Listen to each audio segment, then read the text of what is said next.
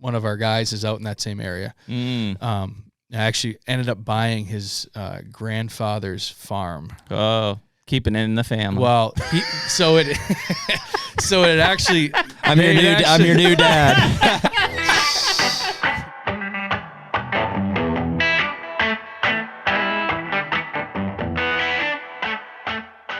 HUNTR Podcast is brought to you by Deer Grow. Man, we've been using Deer Grow products for a long time. The Plot Start and Plot Boost, more recently Plot Till. Now we've got 3 new liquid fertilizers that have been put in the mix that will cover everything we could want for a food plot program. It's huge, man. The more food plotting we do, it's like, man, the liquids just make sense. Like whether it's herbicides or the Plot Start and Plot Boost, and now the fertilizers getting mixed in. It's like, man, I can combine all of those in certain cases and do less passes for more results. I mean, it's all about efficiency. I mean, like you said, less passes. If you're out there treating your beans with glyphosate in the summertime, you can mix in this fertilizer, do that all at once. You have the boost in there to help some metabolism. It's all about efficiency when we're talking about food plots. And really the big difference on these liquid fertilizers is you're bypassing some of these soil limitations, pH limitations, the soil type. In a lot of cases, we talk about dry fertilizers only being available for 17% of what you put down in the first year. These liquid fertilizers straight into the plant are 90% available in the first year. Huge difference in what you're going to see in growth. It's huge. And so right now you can use code HUNTR15 for 15% off any of the Deer Grow products on their website. And as always, better food plots, bigger deer. And we're back. Hey, HUNTR Podcast, episode 231, last episode of the year. So it's the night before New Year's Eve. Christmas. Well, as we're sitting here, Christmas coming up. But yeah, it's Christmas Eve today. Yeah, and feels like it. I wish every podcast was like this way. So it's like just a very relaxed schedule today, and it's like, nothing to be ready. It's like, holidays coming up. Well, we're back on one podcast a week. Yeah. Starting so pressure's today. off there a little bit too, so we can focus. Focus. So on what? I don't know. Yeah, to be determined. But hey, wherever you guys are listening to us from, whether it's YouTube, Spotify, or Apple Podcasts, we appreciate you guys tuning in.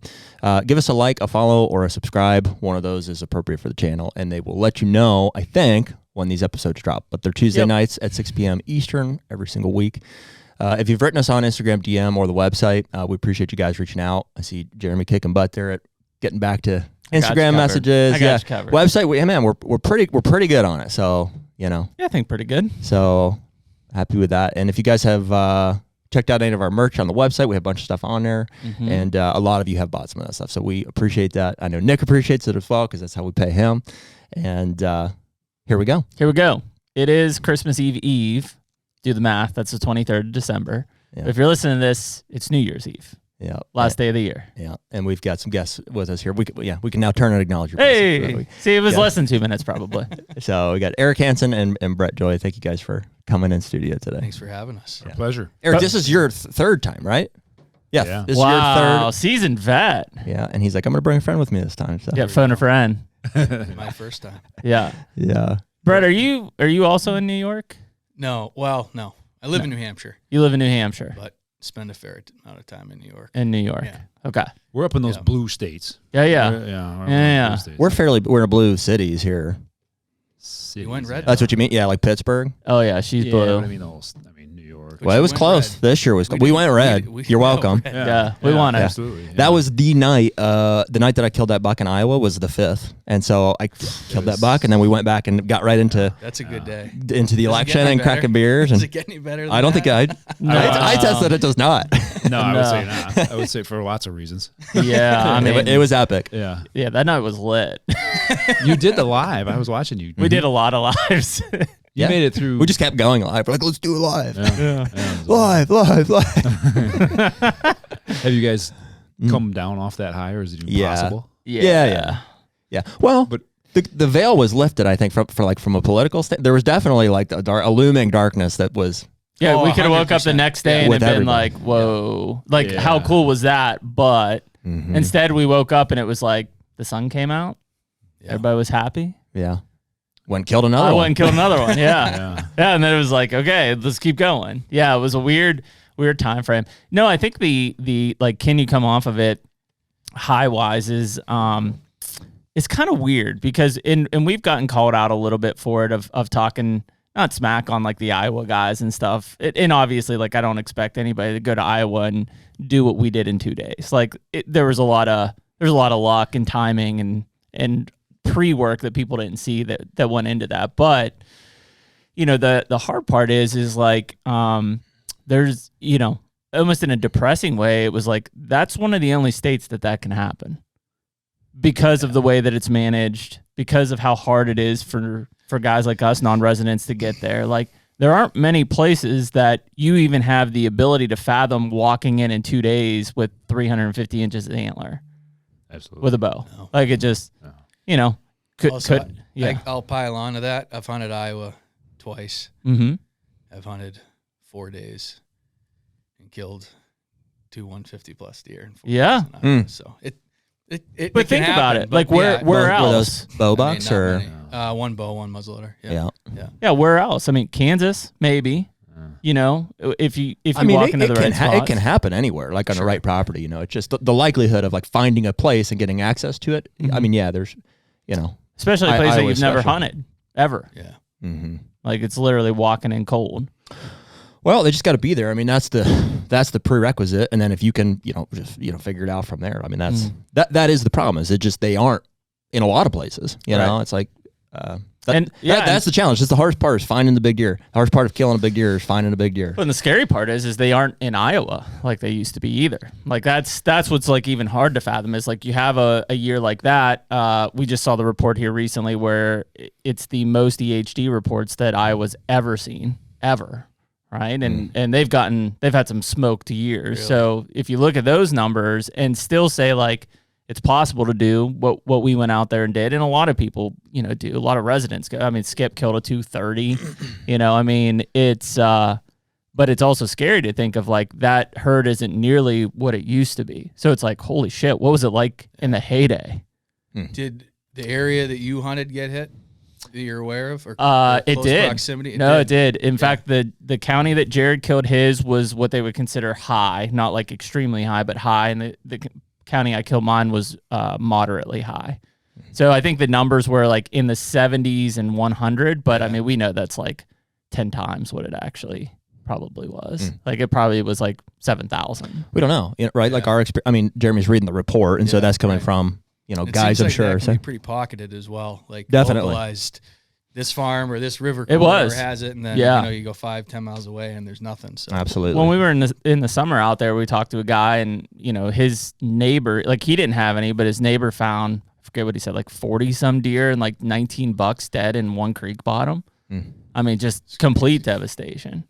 And I mean, that's the hard part. Like I was talking to a couple guys the other day that are like, they're thinking about moving to Iowa for obvious reasons. And it's like, boy, with EHD at play, it's like, if you're looking at pictures from 2020 or 21 or 22, it's like that farm could have got smoked. Yeah. And like what you're walking into is not what you think you're buying. And I don't know, like there's not really, sure there's the honesty policy from the landowner or the real estate agent, but I don't think you're getting that if they're trying to sell out. You got to think that if you're going to buy a property, unless you're trying to flip it, it's probably a long-term investment. Sure. It's a long-term play. So if EHD did hit it, it's going to rebound and continue to get better. So while that's unfortunate for the first year, it takes time. I think it's. Would you not buy one? Do you think if you found like a real good farm, appropriately priced? If I'd buy. I think I would. Yeah. Well, you'd have to look at.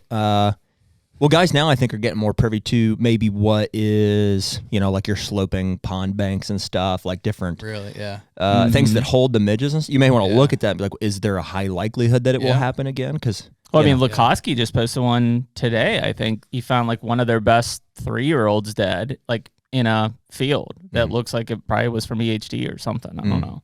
I saw that. I didn't read the whole post. And it was like, was he just kind of like asking, like, is anybody? Yeah, he was just kind of puzzled because it's December. It is wild. Well, dude, I had some deer turn up dead that I couldn't explain. The biggest being that 4-year-old, and I didn't see it. I didn't see it for myself. From an inspection standpoint. To inspect it, yeah. Dad seemed to think there was like an arrow hole in one of the back quarters or something like that. But who knows? That could have been a coyote or just decay, anything. Yeah. And that was one of 3 or 4 that we found in 8 dish. So we never so I'm talking about, this is the Ohio farm. We never get slammed with it usually, but it does seem like every couple years there's a few that just turn up and that are unexplained. It's not made it your way, right? Not to my knowledge. I mean, it seems like our southwest corner of Pennsylvania is really like the threshold. That's what I was going to say. I did heard of it in New Hampshire. I think it was 2 summers ago or Septembers ago. But it seems like most of the Northeast is, I want to say, immune. Maybe it's just the habitat for the midge is not ideal. You don't see a lot of muddy pond banks, or you don't see Southern Michigan got slammed, like smoked this year. And so if you think of it latitudinally, like that's up there, right? But to your point, from a habitat standpoint, like that's probably what it is. Big difference from farms, cattle farms, and things like that. I always would like, it's great. I'm glad that we don't have it, but I've always thought about that. Like, why do we not have that? But it must be that. I mean, I think it does exist sometimes, but I think I've heard of them in New York, and you haven't? No. I thought I heard reports of that. And even in Ohio, maybe some have you heard of much in Ohio at all? Yeah, I heard it. Columbus area. Yeah, Columbus got torched this year. Well, think about how easy, like if the midge is the culprit, and they live in like a mud, how easily that stuff can get, whether it's a storm or like, moving cattle, is like probably a giant culprit. Yeah. Like the cattle get loaded onto the thing drives across the state, and then the mud's there, and then, there's the bug. So it can happen that easily. I think the big conversation was like, it used to be like, we had it in 2012. And then like not again till like 17 or 18. And so there seemed to be some sort of cycle, like a cicada or a locust type of thing. But the other thing was, because these larvae live in the mud, if you think about like the harshness of winters, for a lot of us, like the winters have not been near as severe as they have, in the past. And so the more mild the winters, the less freeze you're actually getting into that soil depth, what's probably keeping those midges alive. I think a year, maybe even like this year, like we've been pretty cold even here in December. Like if we see January and February repeat that or be cold again, I bet we have like no EHD next year. But I bet it smokes the larva. I bet it kind of resets everything. Sure, there's some cases that are going to be out there, but not nearly as much as like back-to-back like mild winters, which are easy on the deer. Yeah. But also, I think easy on those larvae in the mud flats. With farming, mild winters, you get more disease pressure. Absolutely. Same. We're seeing it with our moose in like northern New England. There's a winter tick, and when we have a bad cold winter, I guess what happens is they fall off in the spring. I don't know, the exact details, but the cold, severe winters kill them and it suppresses knocks them down. It way down. When you have a mild winter, it's bad, and it really hurts the moose population. We heard North Dakota, our buddy lives out there, and he's like, the moose population is decimated from winter tick. Yeah. Wow. I've found a couple of years back, I found a cow that was just covered, and she was still alive. I actually called we call them game wardens up here, but called the warden. He ended up going in and shooting her. Putting her down. Yeah, but I mean, it's... Why is that? She was covered with ticks? Oh, yeah. They run down their physical condition. Is there a difference between a winter tick and just a I don't know. I think so, but I don't know. Because they're smaller. I've seen that buck that Corey shot this year was like covered. It was disgusting. I don't think it's like I could run my fingers down like his back. Deer tick or Lone Star type. Different. I don't know actually. I've thought about that. Everybody else these like nicknames for animals, so I don't know. The winter tick may be the same thing as like deer tick. But that cow is just covered like to the point where like on her bottom side you couldn't even see skin. It was just wow. Yeah, it was. There's like a million of them on her. Significant blood loss. Yeah, I don't know exactly what kills them, but I'm sure it's not healthy heaven. No. Ticks it's parasite. Yeah. Do you guys have a moose season up there? Yeah, we do. Yeah. We have like a 10-day season in late October. Yeah. But it's very difficult to draw tag. I was going to say it's straw based, right? Yeah. It's a lottery. And we used to have like 700 permits or maybe 750, maybe like 10 years ago, and we're down to like 35. Wow. I will say I don't think the population is that bad to reflect 35 or 750, but it's definitely down in a lot of areas. So I've never drawn a tag. It's something I hope to happen someday. Is that a point thing? You just keep building points? Or? It is, but it's not like a true preference point system. It's a lottery. So you just get your name in the lottery more times every year. So you could have, half the tickets could be yours, but you still might not draw off. Yep. So it's a tough. It used to be, I think you had a 1 in 20 chance as a resident drawing. And so it's like you're pretty decent chance you're going to draw in your lifetime. That's a pretty damn good chance. Yeah. And now it's in the 1 in, it's kind of like the Kentucky elk for residents. It's like it's somewhere along those lines, but it's a once in a lifetime. Although I've heard multiple people get drawn at least twice, in a short period. I know people too. Luck of the damn draw. Well, that's cool that you guys have like a moose herd up there. I mean, are a lot of the whitetails, like, does the habitat overlap? And I mean, the whitetails are kind of throughout all of it, but the moose aren't everywhere. I mean, they kind of are, but the population density in some areas is very, very low where, good moose habitat. It's a lot higher. I run into them all the time. Right? It's cool. It's cool. It's frustrating that you can never hunt them. I like see these same bulls year after year after year, and I'm like, oh, cool. Like, someday living out your life. Someday, like big bulls, like you're running into them fairly often. Actually, I'll show you a picture quick. I know they can't see it, but I found a nice shed the other morning going to hunt. They drop pretty early in the just pretty early in the year. So they start dropping like mid-December. I don't know if that's you can hold up to this camera if you want. Yeah. Zoom in on that, Nick. Is Nick operating from outside? No, okay, he'll listen to it after. I was like, this is pretty fancy. He's in the ceiling. Remote podcast. But no, they're awesome. They're cool animals.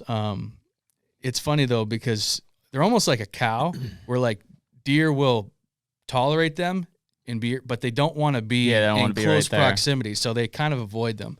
So if you're hunting deer and you're in a bunch of moose, you're probably not going to see a deer that day. Yeah. But, if they move through the next day, they'll be back in there. But I just don't think they like to be around them. I think they're too noisy. I think they mess with the deer senses.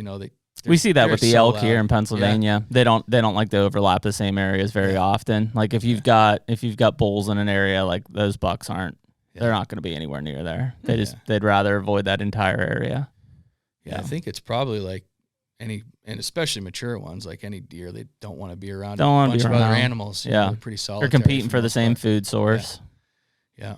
When I'm hunting in October or late September and I hear a moose come, I'm like, oh man, this is done. Yeah. You hear them grunting and smashing brush and this one's shot. I mean, they are loud, super loud. So. It's a giant animal. There was a pile of them where I killed one in North Dakota 2 years ago, and it was the weirdest thing. We were just running into like moose everywhere. I'm like, this is pretty cool. It is neat.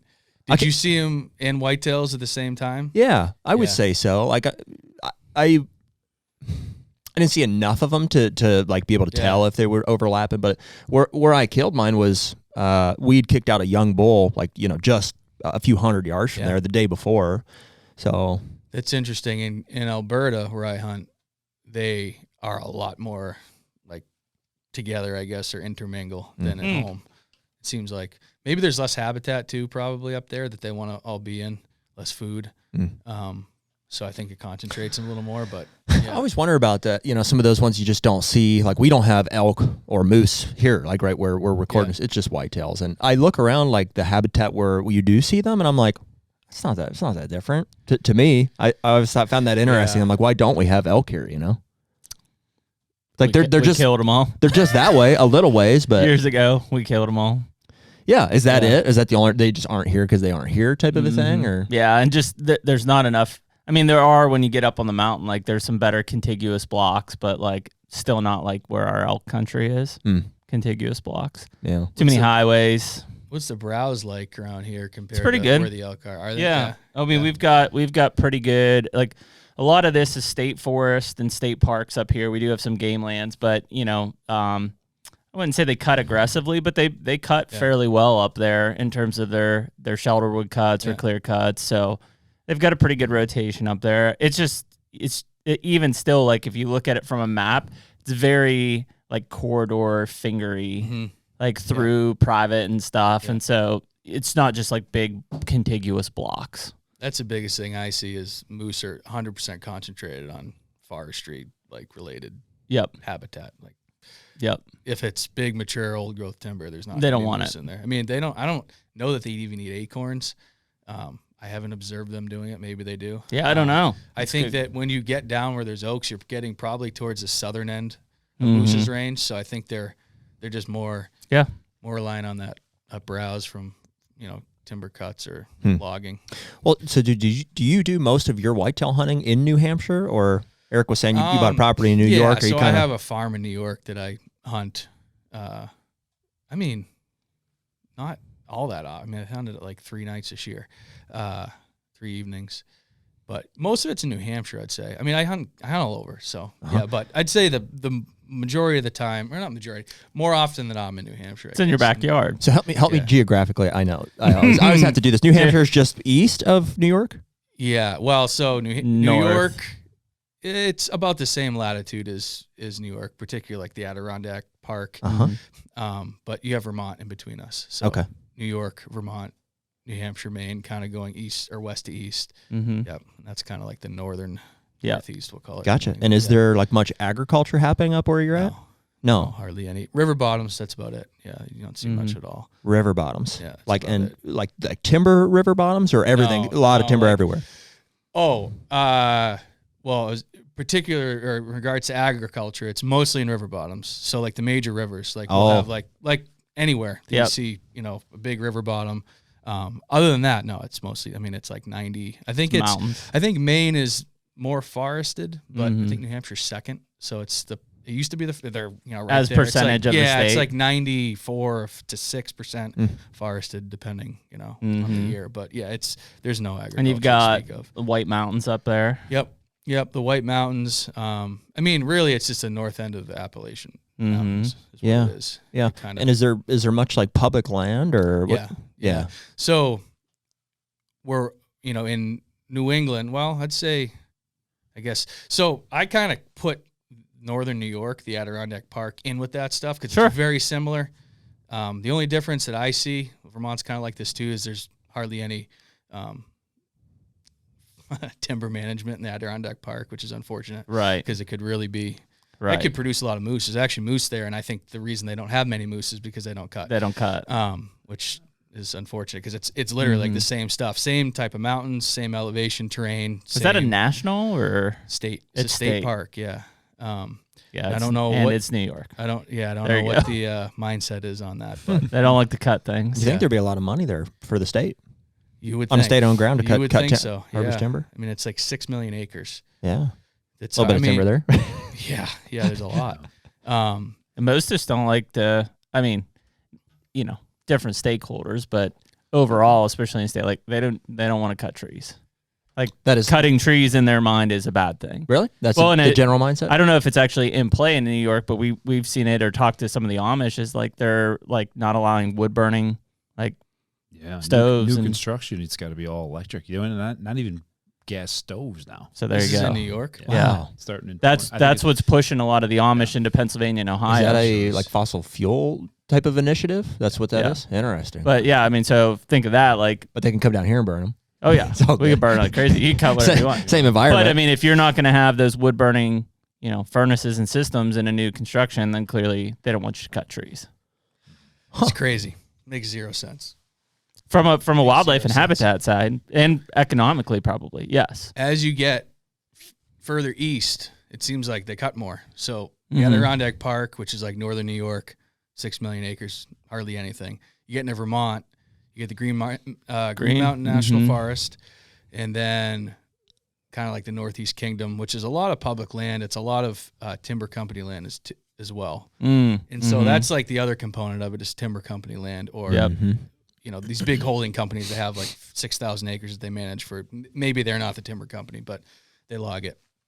And as you get further east into Maine, there's a lot of logging to the point where there's almost some areas of Maine, there's like no mature trees at all. It's all like early to mid succession stuff. But in those areas, you have a lot higher deer density and moose density. So it's kind of a sliding scale. And I think, New Hampshire, where I'm at, is kind of like, I think the perfect mix of both. So it's definitely a lot different than anywhere else that I've hunted for sure. But it's unique and it's definitely challenging. We hear from those guys like everyone. Are you guys hooked up with the Hunt Stock guys? Yeah. Is that Pat? Yep. That's what comes to mind with the New Hampshire stuff. He's like, man, you guys should come up, and it sounds like an awesome event. Have you been to that? Yeah, we go. Yeah, we've been. I was just like, man, it's just so far. It's like, it's about 9 hours. 9 hours for us. Like, it would be cool, but Yeah. and also we just don't experience that like New Hampshire environment very much. There's one in New York now, though. Yeah. I know. He called me the other day and was like, you guys should go to this one. I was like, well, okay, maybe. You're getting closer. We're getting closer. We're getting closer. Yeah. I actually think they should have went a little bit further west or southwest with the second one because it's kind of in pretty close proximity to the first one. Yeah, but just spread it out. Yeah, You guys would be like me going to that. You guys thought it was so funny. I went to the hunt stock and I had no clue who these speakers were. And these guys couldn't believe it. I mean, because it's not what we do. It's just a totally different Yeah, culture. I mean, they're tracking like big these names up bucks. there, and you're like, who's this guy? I didn't know, no idea. Yeah, like who? Give some examples. Yeah. Now the big ones now are the guys that track. All the tracking Yeah, guys. they're like, They won't. I'm trying to like main tracking, like cutting tracks follow and tracks like in the snow. Okay. And shoot a buck. Okay. Yes. They don't call themselves like the track guys. You're saying that's who. No, but they're trackers. what they do. Okay. They're trackers. All right. That's what they're. And I don't want to say they're like solely focused, but that's like their niche. Mm-hmm. And they.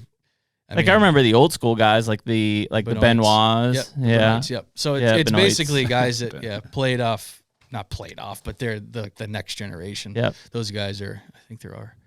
I've seen like one Benoit left, still doing it. There is. Yep, and the rest of I think have passed. I've seen like the Big Woods Bucks guys and stuff up in Maine. So that's the kind of the newer. I mean, they're still a little bit older guys, but the Big Woods Bucks guys. Yeah. So like Hal Blood is like the main Hal guy there. Mm-hmm. And there's a guy from the Adirondacks, Joe Donito, who's pretty popular. Trying to think who. I mean, there's a bunch of younger guys too. I mean, that's the style for most of the guys hunting up there, right? Yeah, I mean that's probably the most effective way to kill. Obviously, that's all gun stuff, though, right? Yeah, I mean, nobody's bow hunting that way. There's in a lot of the bigger woods in the mountains, there's very little bow hunting. I would say. I mean, I do it, but your densities are really low, right? Yeah, really low. Yeah, it's tough.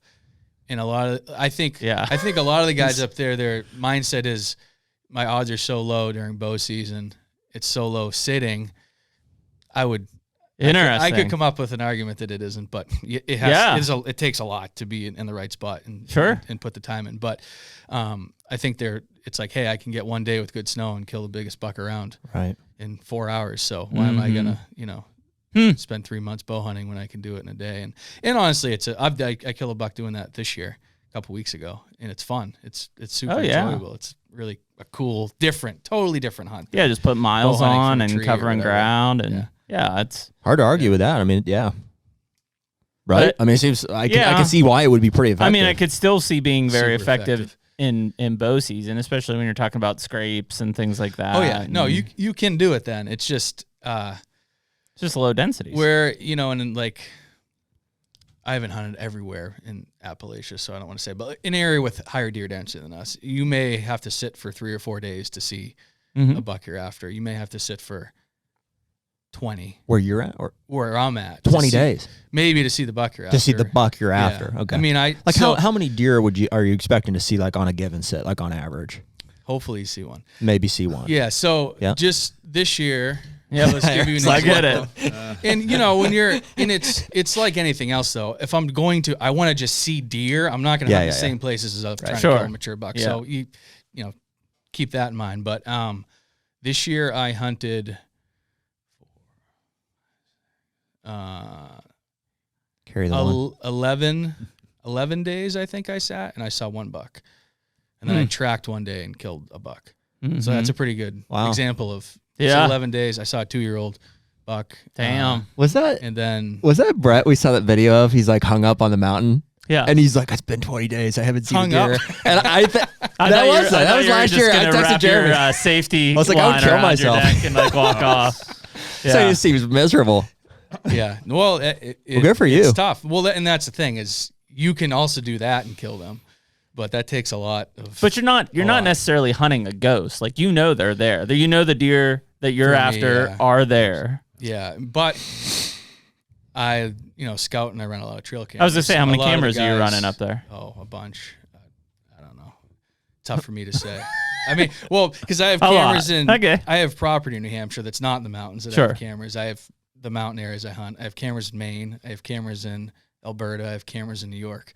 So I have I'd have to look and count up and a see. lot. It's a lot. Yeah, it's a lot. It's a lot of cameras. And the other thing is, a lot of the guys don't want to mess with trail cameras up there. They don't think it's really. They just don't. I don't know what they're. Some of them just don't want to mess with them. Some of them don't think it's, I guess, ethical to an extent, which is an interesting take compared to the rest of the country. Yeah. Like I said, you've seen it, but like that northern New England deer hunting culture is just, different. It's very cliquey and just way different than the rest of the country. We have some interesting perspectives, and some of them I understand, and some I wish I could be like, hey guys, I get where you're coming from here, but like, and like merge it together so they, everybody could see eye to eye. And trail cameras is a big one. Mainly cells, both, but just like anything, like the cells are. I can't imagine the signal than, is great up there, like in the mountains. When you get up high, sometimes it is. When you're in like a valley or a ravine or a drainage, sometimes it's tough. But you can get in a lot of places if you're up high. But yeah, if I didn't run cameras, then I don't think I could sit for a week on a deer that I mean, how many of these deer are making it through year to year? A lot of them. Yeah. Yeah, that is the one thing I'll say that we have is the age class. Yeah. We have old deer. Just because they're hard to kill. That's it. It's not because the lack. I mean, I'd say we have moderate pressure. I wouldn't say it's high pressure, but it's not low pressure. We have pressure. And the problem is they're just hard to kill. Yeah. They're hard to kill. And how long's your gun season where people are going to do most of their hunting? For the majority of, like, we'll say, well, even northern New York, the Adirondacks, it's like all of November and into December. So we get at least 5 weeks of gun. Yeah. Holy shit. Yeah. That's super When long. does it start snowing? It just depends. Like sometimes like October you get some snow, like mid to late October. Nothing like it can be significant, but usually like by mid-November we have snow. Okay. Yeah, and it's not like snow straight through to spring. We'll get some melts off. Yeah. But yeah. And do a lot of guys just kind of like hold out? They're like, I'll wait till it that's what I'm snows. saying. And They literally will wait and they'll wait Which on gives snow. you most of October to have free reign. Yeah, October and usually into November. But I mean, honestly, I've found that those guys, they're not in the woods that often. And when they are, they're covering ground. So like it doesn't, I don't think it affects the deer that much. It's kind of weird. Like you think that they would like almost be scouting or something. They do. Some of them do. Like I said, it's some guys run cell cameras and scout and bow hunt, and then if they can track, they track. Some guys don't go in the woods until they get snow, and so it's everywhere in between. But I would say the tendency is to not scout and bow hunt for a lot of people. That, like I said, it's their niche. That's their thing. They're trackers. So anyways, the long way around getting back to Eric's point is some of the guys that people are most interested in are those guys that really specialize in tracking. It is interesting. Yeah. And I think Joe Donito, I think he says he hunts like 2 or 3 days a year. That's it. Wow. And that's it. He says, I don't have time. Well, I think he's a dairy farmer. So yeah. Well, I mean, if you can find the track and get like when in gun range, it sounds highly effective. It can be. Yeah. It's like anything, right? Like the one I killed a couple weeks ago, I caught him in his bed and I was on the track for like an hour. It doesn't happen very often. But there's everything. I mean, there's so many things that can go wrong, but if you have a handful of days and you kind of know what you're doing and you're in an area with a good density, or not even a good density, just it's actually or some a fresh detriment snow, I'd imagine. to have fresh snow is number one. Yeah. But it's actually a detriment to have a high deer density because when you're looking for a big too buck, many. Oh, it's just a mess of tracks and you could spend an hour and go 100 yards trying to figure out what this buck did and where he left. So you actually want a low deer density, and that's another reason where it's most effective than these big, vast timber areas with low density. Do you feel like you can ever get on a track and have a pretty good idea of who it might be? Just because of low deer density, and if you're running cameras, be like, it's a big enough track. It's probably this deer. You could say it's probably one of a few bucks. Yeah.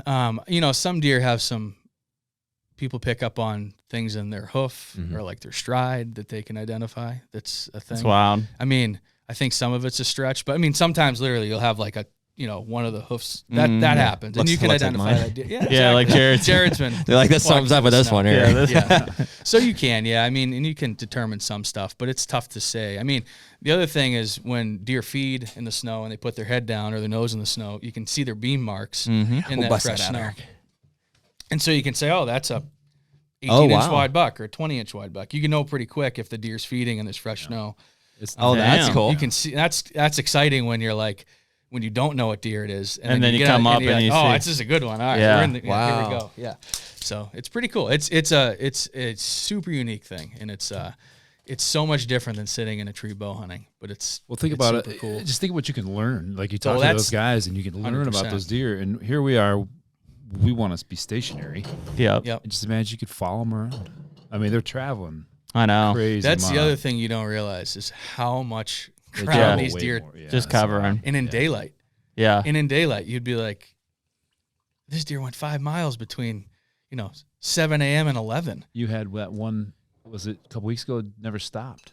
Who was that? Not me. John tracked one. Yeah. And he never John Lewis. He never caught it. And that happens sometimes. And that's why the timing of when you're trying to track is kind of important too. I would rather track a buck in our area is like late October through the first week of November, and then I don't want to track them after that until like the last week of November because they cover so much ground. You'll never catch them. You won't catch them. We've had that conversation so much, and I mean it varies. Like I don't know, like what about where you're at, Eric? Like what do you think? How far do you think some of these deer are traveling where you're at? You think they're moving much? Oh yeah, but nowhere near what he's doing because they find what they like a lot quicker too. Yeah, I think that's kind of what you're seeing. Do you ever Ohio. go up and do this with him, or you're like, nah, not for me. Here's not for me. These poor interns that we have every year.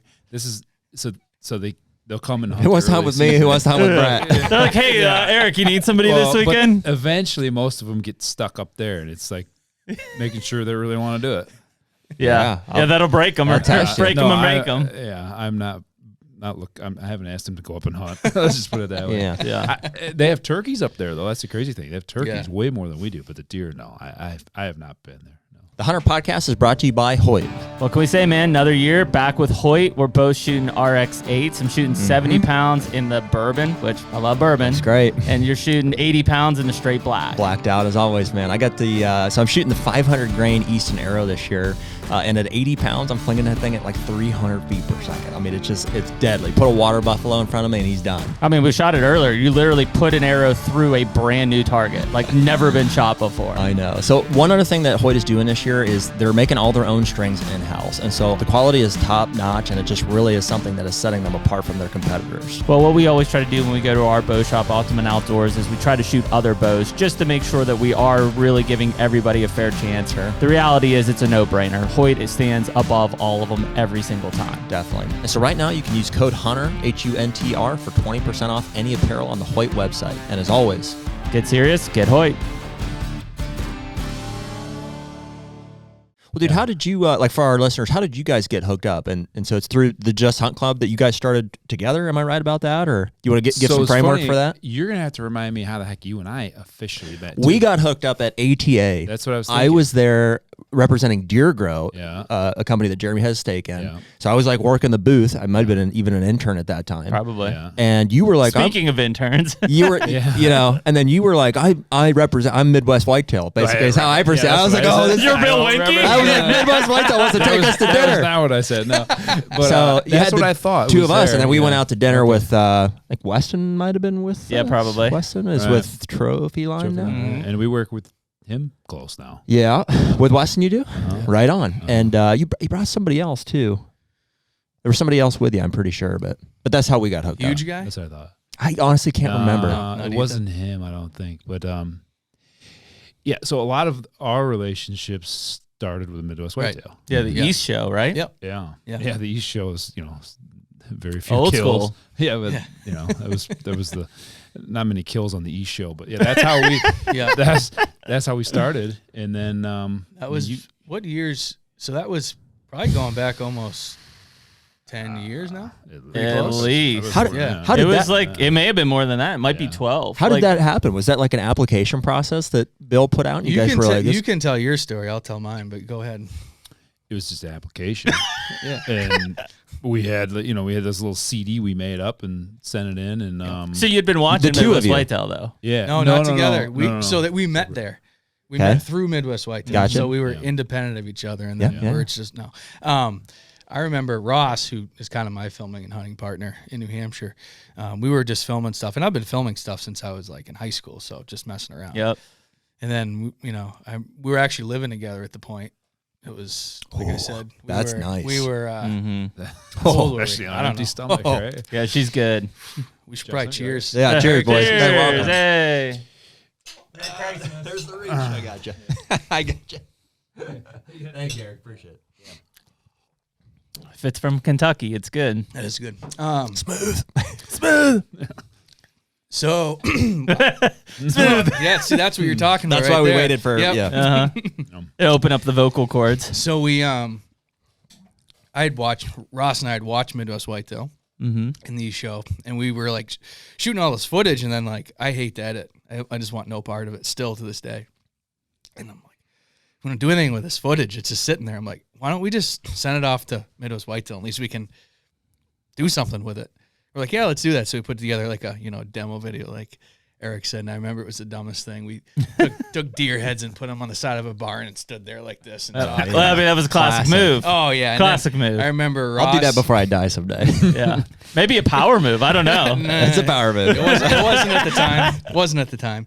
I remember the video. Ross, he has ADHD, and he is one of the most productive people you'll ever meet when he's zoned in, and he'll blow your socks off. But sometimes if he's just all over the place. And I remember you watch the video and he's just looking around.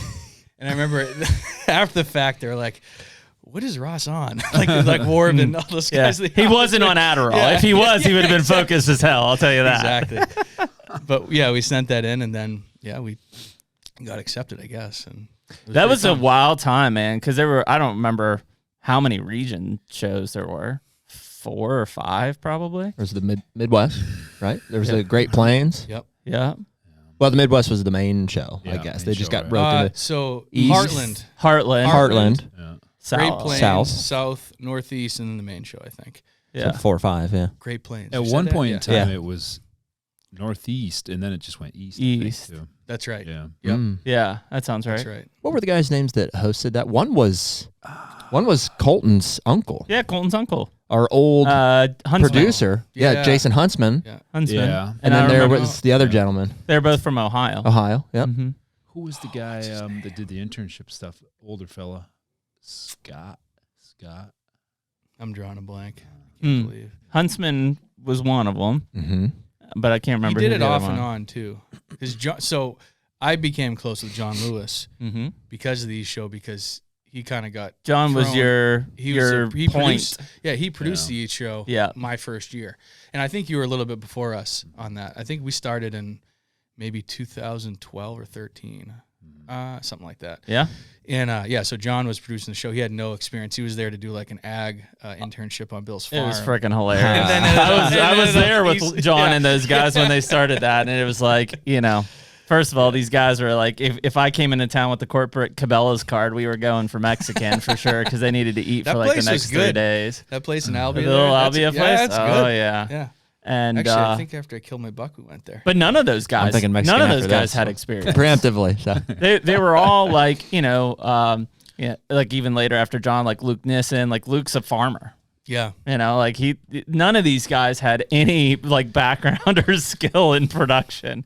They just went right into the. They got into good the at jaws. it, though. Yeah. So how many guys were like contributing to the East or the Northeast show? Man, that's a good question. So who actually contributed was probably not that many, maybe a No. handful, but who was on like the Yeah. pro staff, Right. they were huge. There's a There's bunch. There's a lot It of was a- turnover. That's when we Yeah. had like year to year. 'cause there were like 340 or so. It was like wild. Midwest Whitetail pro staffers. Whoa. It was Dang, an that's extensive huge. network. Yeah. Well, who wouldn't want to be a part of that? I mean, of Yeah. course, yeah. It's like as I'd say successful as the main show was. Yeah. Yeah. There's probably only 8 or 10 that were serious about it. I'd say. Yeah. May- It's just in probably the not East. even on the East, though. I don't Yeah, think maybe there's that not, many. Yeah. Yeah, you guys both had kills on Yeah. the East show, right? Yeah, John edited some of mine. Yeah, Mhm. yeah, and that's how we. There's a little bit of a. What's Yeah, that? go ahead. Yeah. Well, these guys had a little bit of a hiatus, and so did I, Yeah. and then we ended up getting back together with this deal. The Right. Just Hunt Club Yeah. stuff. Yeah. hmm Yeah, Which was, yeah. Was the hiatus around when John and Aaron and all those guys left? Yep. Yeah. So at the same time frame. Essentially. Yep. Mm-hmm. Which was about when? Well, 16, 17, yeah. 17, Yeah. I believe. I think the last year that I contributed to Midwest Whitetail was 15. Mm-hmm. And then 16, I didn't film anything, which was kind of nice. Mm-hmm. And then got kind of back into it a little bit in 17. And then 18, I did a little bit with a buddy in Kentucky, just kind of messing around. And then 2019, well, so I guess all the while we used to, not Eric, because he's not a turkey hunter, and I know you guys aren't big turkey hunters either, but we used to film. No. What do you mean? I've got great turkey hunting farms. I love turkeys. Yeah, they're great. We contributed to the Spring Thunder. Oh, yeah, Spring Thunder Warwood, stuff. Yeah. And then we ended up, John and myself ended up doing a series. The waterfowl. At the time. Yep, he did it for Cabela's. Mm-hmm. And he was the waterfowl guy. And then we ended up doing a series for Scout Look, which is now Hunt Stand. Yeah, yeah. That was wow. That was a turkey series. Mm. And then that more kind of went for a couple of years. And then we did it for a year for Mossberg. And then finally in 2019, we ended up we decided, because we had stopped, and we had done the East show, but I felt like there was no real like well-produced series that showed the Northeast. There wasn't. Yeah, so we ended up pitching a series to Bill and Realtree 365 on their platform. Just, hey, it's all Northeast. And that's when Bill was in charge of that platform, essentially, on the decision making. Yes, that's my momentarily. Like I said, I don't know, like momentarily. Yeah, exactly. Mm-hmm. And you remember that? I didn't know that. I remember Realtree 365, but yeah. Bill had oversight of it. Yeah. Oh wow. Yeah. So we pitched a series to him, and we did a series called Seabucks for Realtree. Yeah, I saw that. Yeah, and that was in 2019. That was cool. That was really well produced. It was. I do. Yeah, I do remember that. Yep. That was when you guys were killing some big deer, like on low island stuff, right? Yeah. Well, yeah. I remember that. Guys in Maine. That was. We cool. were terrified we weren't going to kill anything. That was a valid fear. We're like, Bill, we're probably not going to kill anything, but we'll like tell a really good story and cool, show like really unique, cool stuff. And we're like, man, I hope we at least kill something. And we killed like 5 or 6 bucks that year. Wow. And so it worked out really well, but we were just like amazed that we killed. I mean, we maybe killed like one deer in New Hampshire in the Northeast on video. Up at You guys point. did something with that though. I mean, I remember that Seabucks thing. I was like, this is cool. It was different. Obviously, it was successful, which helps. But it was just it was nothing. There was nothing like it out there. Right, and that was kind of the goal with it. That was after the East or Northeast thing with Midwest. That had wrapped up, or that was like a part of it. No, it was completely separate. Yeah. It was through John and his Cold Front Creative, his media company. We produced it for Realtree. They owned it. It was a Realtree, Cool. Because at that point, I don't think Bill was even, or he had just sold or was about to sell out of Midwest. It was right in that transition time. I don't remember the exact timing. Because I think when he was overseeing Realtree 365, he was kind of done on the Midwest whitetail stuff, ownership-wise at least. Yeah. I think he had like a weird transition where he was like in them, but he wasn't an owner anymore. Yeah. It was weird for everybody who had like been involved, and a lot of people were involved or were years, watching. Yeah. All of a sudden you're like, wow, like Jared's getting a lot more camera time, or who's this Mike guy? And I remember when Bill there'd be a new like, who's this Owen guy? I remember when Bill did like his sign off, like his last one. Yeah. It was just like, now what? It was strange. Yeah. It was strange for sure. But that's when he was Absolutely. starting to do that oversight on 365. Okay. So yeah, we did that series. We thought it went pretty well. Realtree said it went pretty well. I guess, I don't know, it was right around COVID time, so I'm not sure what happened with budgets and whatever, but we ended up doing it the next year. And, it always... You did not end up doing it. No, we did it Weird. first. Yep, the one off. Did you pitch a re? Yeah. Like I said, I don't know what happened on... I don't know. Well, like, because like Jared said, like, it resonated with a lot of people. It was one of those things where it's like, I'm not going to go do it, but it's cool enough that I want to watch it. I watched it. Yeah. They told us it was the best series on their platform. Then why the hell wouldn't you renew it? We couldn't really figure it out. So, whatever. Honestly, now I'm happy that happened, because what we're doing is so much more fun. And so is that what then pivoted That's to really like what happened? John and I were talking, and we were doing all these series, and we're always on someone else's platform. We're like, let's just do it. Let's do our own thing. just Yep. and go. And then we got back with Eric, and it's fun. So we got just Hunt Club, and we've been doing pretty good, and we have a good group of guys, and we have a lot of fun. Mm-hmm. Pretty diverse group too, and a lot of different personalities, a lot of different styles of hunting. I mean, based in the Northeast, mainly, but we hunt all over, and it's just, I think we have a good outlook on hunting, and we do it for the right reasons, and we try to showcase that. I think it's a cool niche because and maybe even kind of like how we opened up this podcast, kind of talking about Iowa and stuff. It's like, it's like, how much content can you honestly continue to consume from those areas? Not that it's bad or anything, like, because we've talked with Hunsucker and Heartland, like those guys do a fantastic job at their production and their storytelling. But at some point, it's like you want it to continue to stay relatable as well. And so for most of us, me included, that grew up in the Northeast in Pennsylvania, like that stuff was all super cool. Like watching it growing up, we talked about the Real Tree Outdoors and the Buckmasters growing up. Like, don't forget prime time. Yeah, primetime bucks. Yeah, of course. Like you were envious of what these guys were doing, but it was because it was almost so far out of your reach that it just was cool. And then obviously now, because of the way digital is and just knowledge is, to be able to like just get in your car and go to, Iowa and kill big bucks, or Illinois, or wherever, it's now like, okay, that's attainable. Now I want something that's relatable as well. And so I think for most of us here in the Northeast, it's like, who's doing stuff for us here? It's almost like I'm just thinking about my own like habits, of what I watch. And like there was a time where I'm probably not correct on this, but I felt like I'd watched every deer hunting video on YouTube, like everyone. Especially the Midwest. There was like a 10-year streak there that I don't think you missed a Monday Midwest whitetail drop. Yeah, no, I was obsessed. When I found it, and funny enough, that's how Jeremy and I got connected too, was through Bill. Oh, was it? Yeah, he put out an internship application deal, and I was like, hey, I'd like to be considered. And I was a sophomore, I think, in college. Bill did, or Jeremy? Bill did. Oh, okay. For Midwest Whitetail. Oh, Jared's like, I like to kill deer. Yeah. Yeah. So That's usually how it goes. Wrote him a long email. I think at the time I was like, I want to get into habitat management. It was a long email, and that's exactly what it was. You're like, I want to like manage farms and like plant food plots, and and he responded like pretty promptly, and basically was like, what you're describing is not necessarily what we do with the internship. It's more on the production side, but he's like, this Jeremy guy that works. So Jeremy was working for Cabela's at the time, and that was the title sponsor of Midwest Whitetail. Yeah. So he's like, I don't know. He's like, why don't you guys get connected? And so that's how I met Jeremy. And Jeremy hired me for a company that never really took form, which was Buck Advisors. That is true.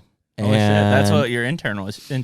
Which in theory was like a land management type of a premise that quickly evolved into Stone Road Media, which is ultimately the company that has the ownership in Deer Grow, coincidentally. Buck Advisors. Yeah, right. So back up. Say that again. Buck Advisors has. I'm the sole owner of it. Okay. But it has it owns 44% just the LLC structure, of Deer Grow. Yeah. But that's how that even came back. Like Deer Grow came into motion because the guys, my business partners at AgriGrow, had gone to Grant Woods because they were in Missouri, and basically said, hey, we're thinking about, we do this in the ag side, we're thinking about doing it on the food plot side. And Grant's like, yeah, it's a great idea. Grant tested it. Some of our early numbers from like some of the testings on protein levels and stuff came from Grant's farm. But Grant was working with Antler Dirt at that time, which would have been essentially some sort of around.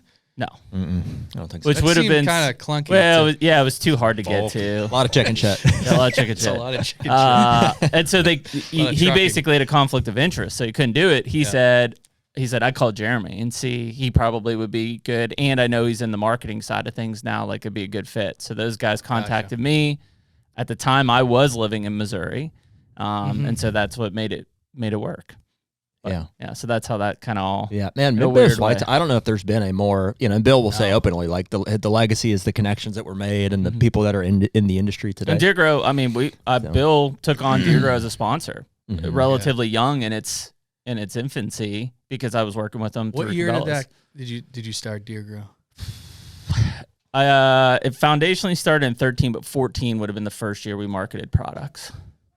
Yeah, so we used it right at the Like beginning. right at the gate. I Yeah. remember in New Hampshire. It's like right out of the gate. Yeah. So New Hampshire soils. Oh, jeez. That'll work. I remember They're taking a pile of bottles to whatever the annual get together for Midwest Whitetail, and I guess I was in Iowa, right? Was it in Iowa? Yeah, Albia Country Club. Yeah, Albia Country Club. Yeah. Yeah, and it was just, but it's weird how like all those pieces kind of came together. But really, it was and Bill was one of the guys that I talked to about Stone Road Media, which was what I left Cabela's for, mainly because he was finally at that point where, if you remember, you could only watch Midwest Whitetail through Midwest Whitetail's website for quite a while. And then he finally made the jump to YouTube. And that really sparked a lot of discussion between him and I, because again, Cabela's was the lead sponsor. So it was like, hey, if you're going to do this, we need to make sure that it makes sense. And we were airing stuff on YouTube that was getting no views as Cabela's. It really was so recent. Like, to think, it's crazy how much has changed since then in terms of like how much is on YouTube and how everything's restructured. But I remember when I found it, like I was so hungry for that. Exactly. Like I was looking for, bow hunting and the land management, and like, obviously the Iowa thing had the appeal and stuff. But when I found that, they were already, I don't know how many seasons they had under their belt, several. Mm-hmm. When I found it, I was like, this is what I've been looking for. And I just like missed all my classes, and I just sat and binged Midwest Whitetail on the Midwest Whitetail website for like 2 days straight. But it was the first one that was the semi-live.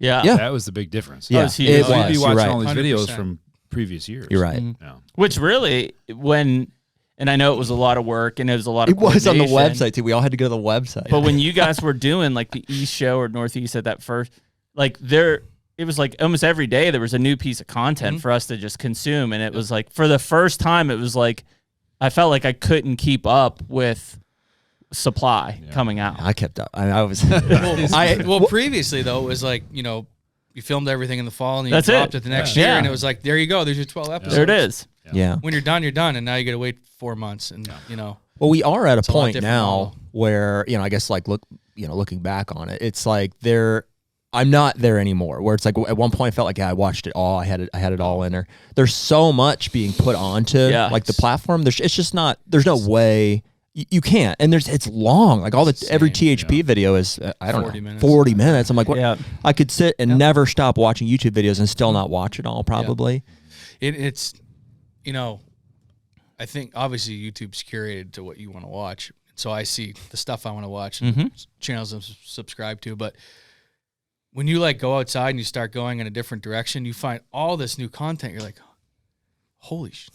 I know, so man. much. Yeah. It's the insane. one-offs And that's just the and you're stuff seeing. too. And there's so many of them. And some of it's pretty interesting, honestly. Like, Yeah, even it the doesn't guys have to that- be over the top No. produced. As long as it's engaging and it's cool, and again, it's relevant to what I'm looking for. I mean, I've watched some stuff that unfortunately, a guy or a couple dudes never did anything else, and I was like, man, guys, like that shit was great. Well, they're just in the prime You example heard of Sea-Bucks? Bingo. Yeah. There's a guy in Vermont. I think he's from Vermont. Hopefully he's from Vermont. But anyway, he was tracking. This is like a couple weeks ago, and he shot this buck on a mountain in the snow, and it's really cool. And he has a GoPro over his shoulder, and the deer, he shoots it, and it runs at him, and it comes through this like spruce, and it's blowing snow everywhere, and it almost runs him over. And he Holy shoots shit. it again, like from the hip at like point blank, I think. And it's like it went viral. Like it's got like 1 million views, I think, on YouTube. And I think the guy's name is Zeb Cox. To to plug him there, but Yeah, that video is like insane. And I don't. Is he going to do another one? I don't know.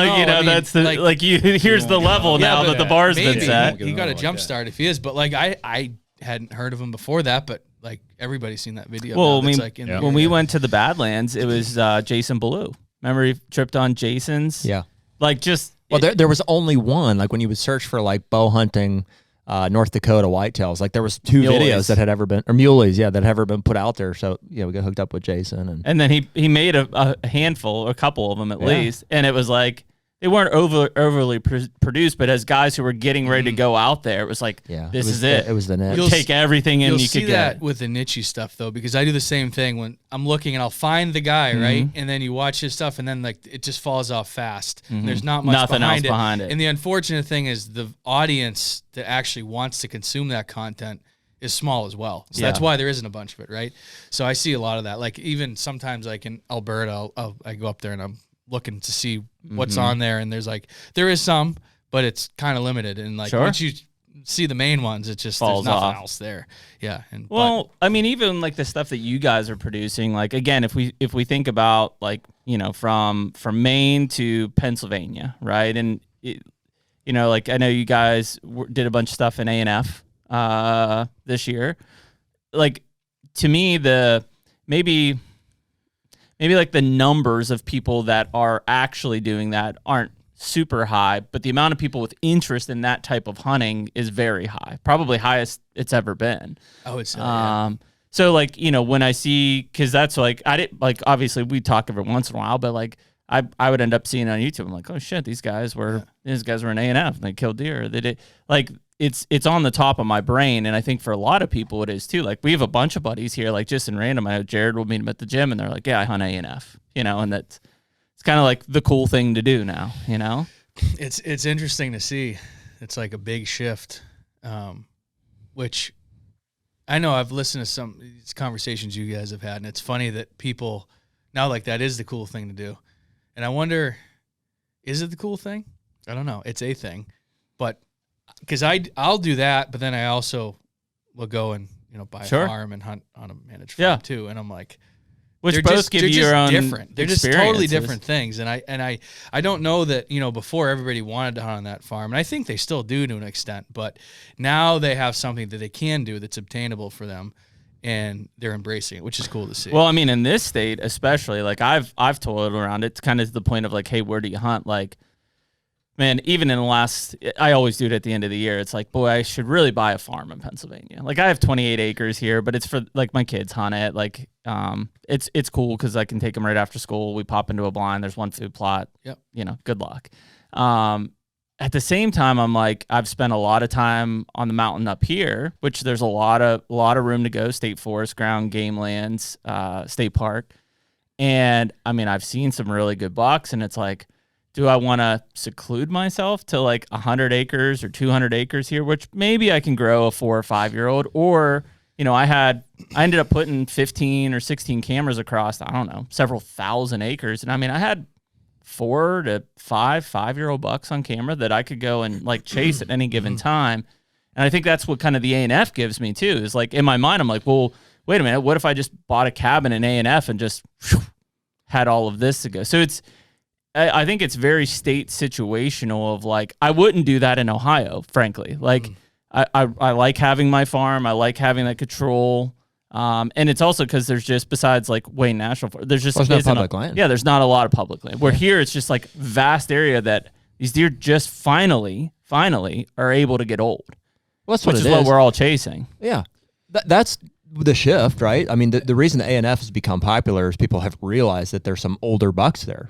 And that's what they need to get big. So, of course, guys are like, well, maybe we should check that out. It is hard to pull away from, like, it's hard hunting, though. The known states. You know what I mean? Like, if a guy is, like, here where we're at, it's like, am I going to go to Ohio and, like, just, see what I can figure out on the limited public land or try to find a lease or something like that? Or, and that's, you and I probably are in that boat. We're like, what are we doing? We're like, from a management, like, from a state regs standpoint, like I think Pennsylvania's doing a lot of stuff right, and the A&F is, and there's some other areas that have vast contiguous land with no baiting. It's got reasonable and we all love the management aspect, which is the thing that is disconnecting me from that, because it's like if I have a farm here, I can plant food plots, I can manage it. I love that aspect of it, but it's the vast opportunities that exist. You can't have the impact managing a 50 or 100 or even a 150 or 200 in this setting that you could in Iowa or Illinois or even like kind of where my farm is. That's what I found. I had over 100 acres in New Hampshire. I sold some of it. I still have some. And I have a way better chance going on state, agree. federal, public land chasing deer than like at a good deer, like 100%. Like you just, some years during some parts of the season, I have a good chance on that one property, but the vast majority of the time, and you see that probably from where you're at, well, even from Maine through the Adirondacks, and then there's a gap, right? Where I assume where you're at, like in New York, that's more like you need private land here. Mm-hmm. Yeah, is that right? Oh, I would all say private. Yeah, it's all private. I mean, yeah, for the most part. And then you gap down to the A&F, and it goes back to you might as well not own land and just hunt the vast. 100%. I would argue though that the area that we're in is more similar to the Midwest than the Northeast. Yeah, I would say. Yeah, there's some really, really good soils in New York. Yeah, you're on like the Finger Lake. Yeah. yeah. I mean, he's west farther. Yeah, and he did a lot of research. Before Great Lakes was the other one. The Great Lakes. Oh, it was Great Lakes. Show. Yeah, Great Lakes show. Great Lakes. Yeah. Well, so not to interrupt you, Eric, but like if I'm thinking of New York and I'm thinking historically, like is it Steuben County? What's the county? Steuben County's the highest buck. Okay, because that used to be like, in the early 2000s, I remember like everybody was just hunting that county, like just beating the hell out of it. Yeah, and that's still kind of a thing. Yeah, right. I got 220 acres there. You do in Steuben, right? Okay, but that's not the home farm. Okay, so where I make my living is more flat. Yeah. Lakes, better soils. And Steuben County doesn't have that great soil. Doesn't have it. But it just has a high, it's a high hunter numbers, high deer numbers. So it's just a number county more than a quality? Yes, I would argue that. More wooded. What's our regulations in New York? Is it a $1 state or? It's two. It is a $2 It's state. two, and it's a marathon rifle season. It's, it's a long time. It's too long. Wow. And now we got this holiday hunt. Like, we're getting ready right now. We have a season. We're out right now. Uh-huh. We got the 26th through the 1st. We have a holiday season. This is only the 3rd year of it. Standard gun? No. Muzzleloader. Muzzleloader. In archery. So it's right up our alley. That's a gun season.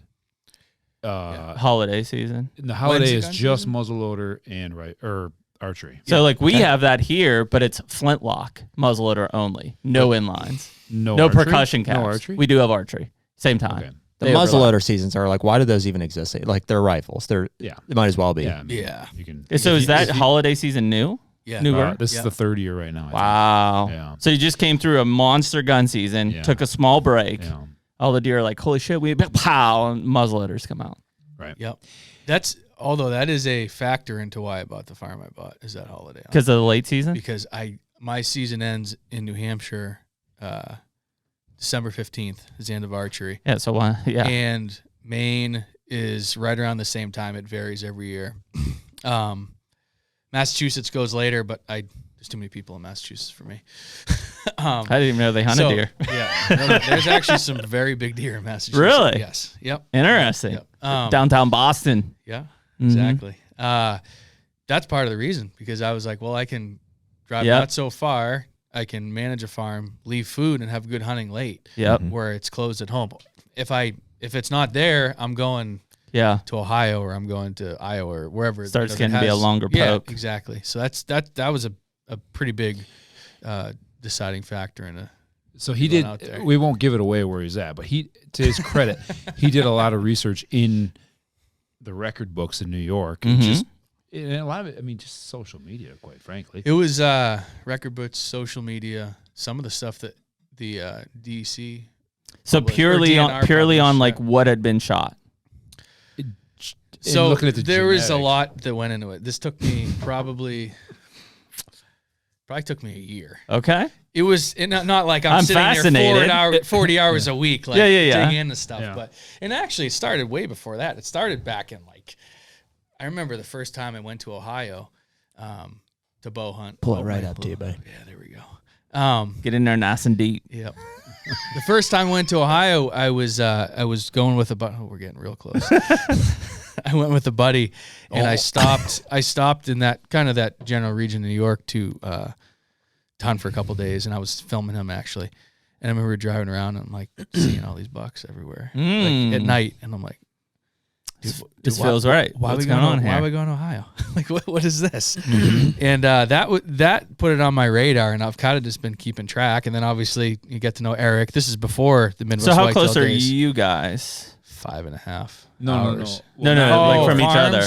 He's west an hour and a half. Yeah, Okay. roughly. 2 hours, Something like Okay. that. And I just like, this is pretty good out here compared to like what I'm used to, right? Though. That just gave away your location. Nah, you're right. That's right. Yeah, people don't know east and west. Don't worry. Yeah, good luck. And so I just started paying attention to stuff, and then looked at like a bunch of stuff. You can learn a lot from social media. Oh, Just paying dude, attention. absolutely. It's like you got to be careful what you put on there, honestly.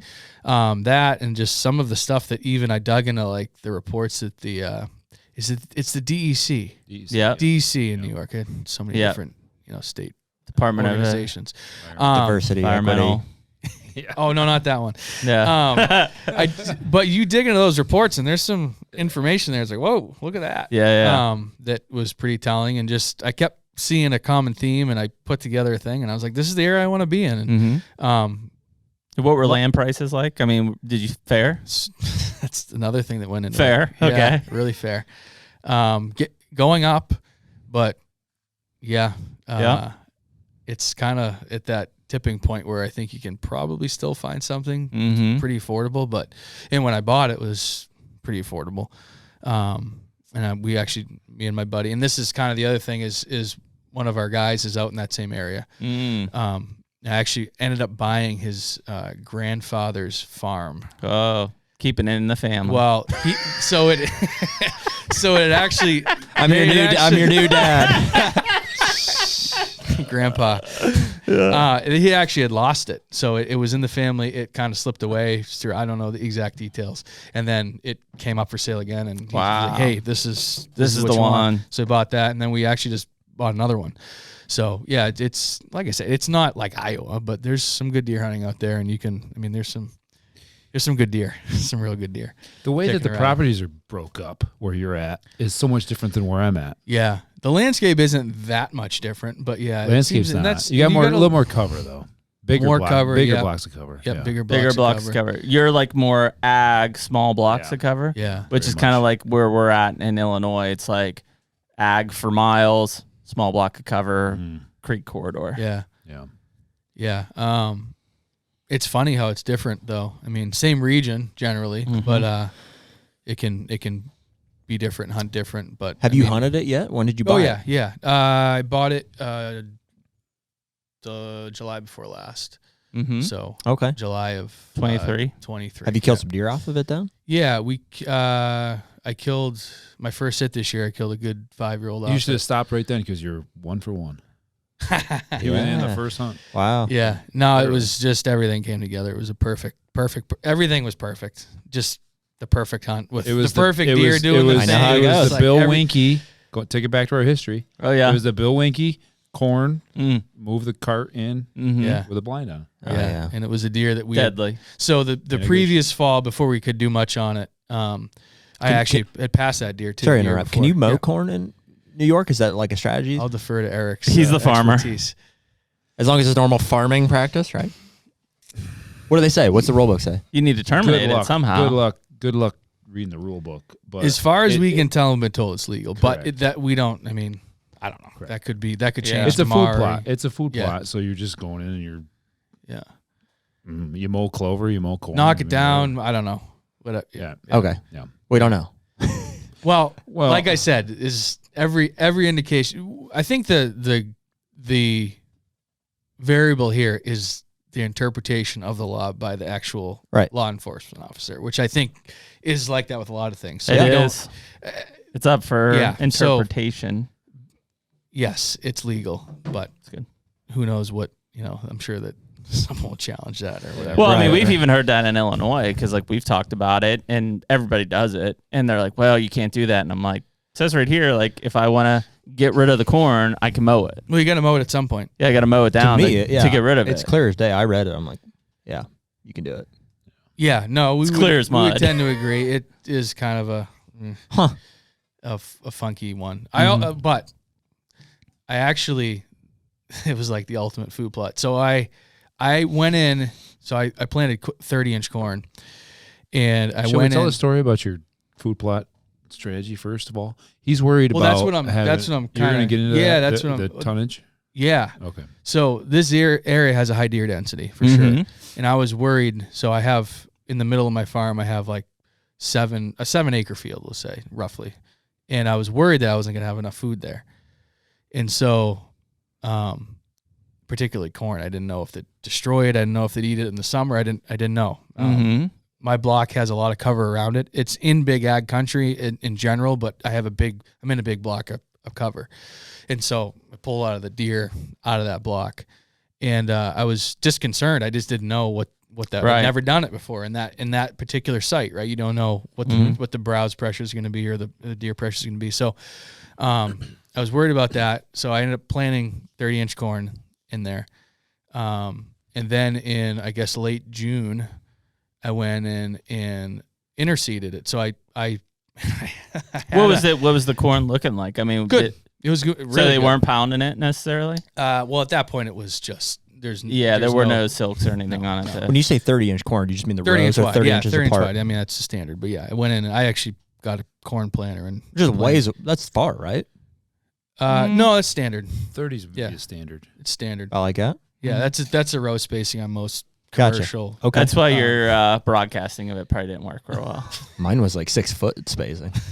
Well, you may have some good ears on 6 feet and double ears even. Yeah. But so I went in, I did that, and then I was worried about that. So I went in and Eric was like, "It's not going to work." Well, you didn't say that. You were like, "You're going to struggle." No. Listen, I'm a farmer. This is not going to work. I'm not throwing him out. No, let me explain because I'm not saying. Oh, he looks really good at the end of the story. So. Well, there was one factor that really helped me. No, Eric was right though. Usually you can't get anything to grow under corn because it's just robbing the sunlight, right, of any seed. What'd you seed down? So I was stubborn. I'm like, I don't care. I'm going to try it. And this is where Eric, and he was right, but we had something else happen that changed the whole scenario. I seeded brassicas, Austrian winter peas, and like annual clovers, red clovers into it. Late June, early July. I can't remember the exact date. And I had an interseeder. All 7 acres? Yes. Like you walked all the rows? And we're getting there.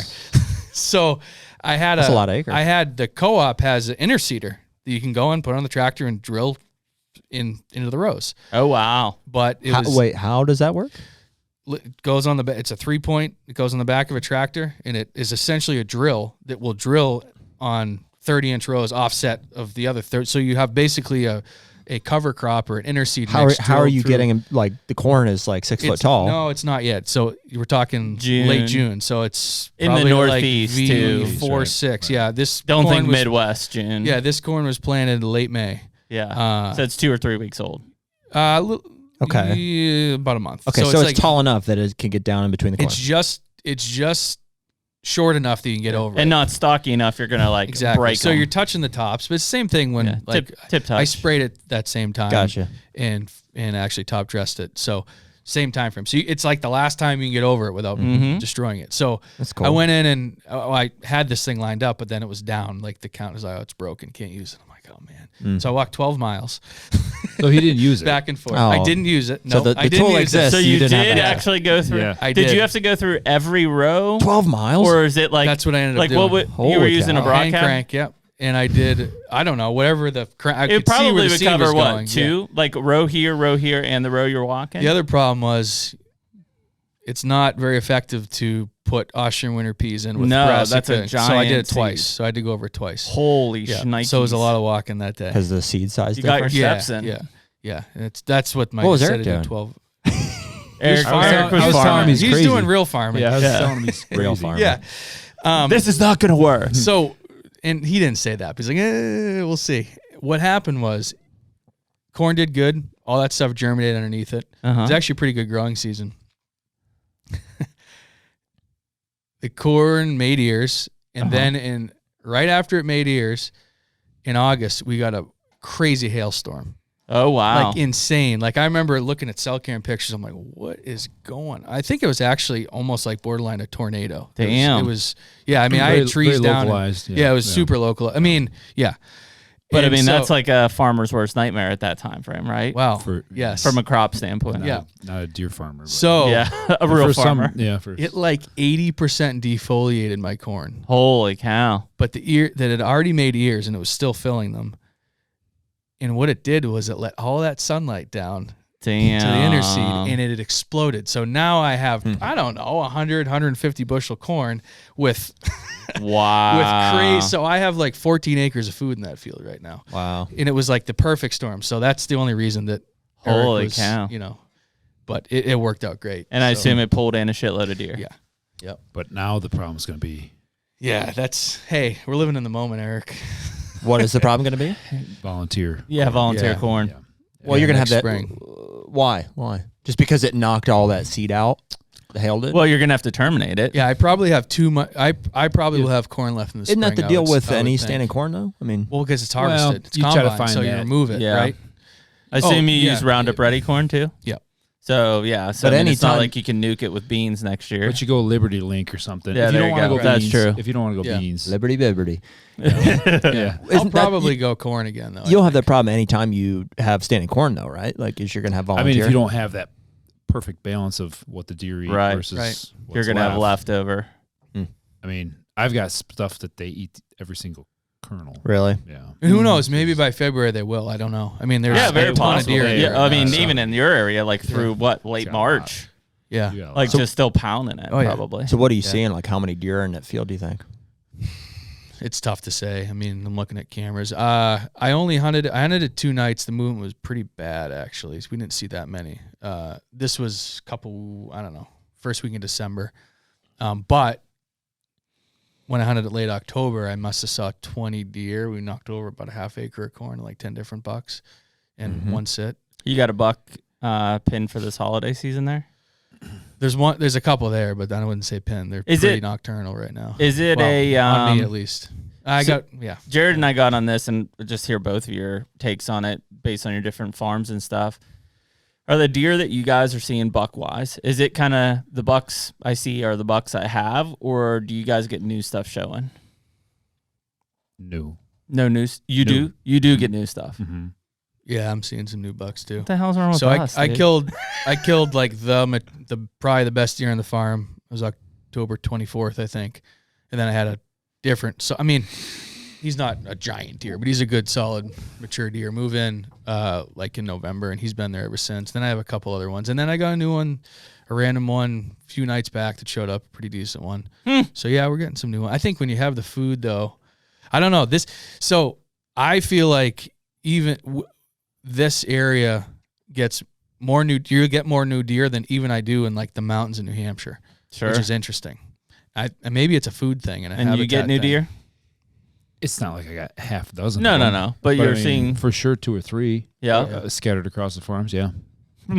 I would say it's probably just like you said. You're connected to a big contiguous cover.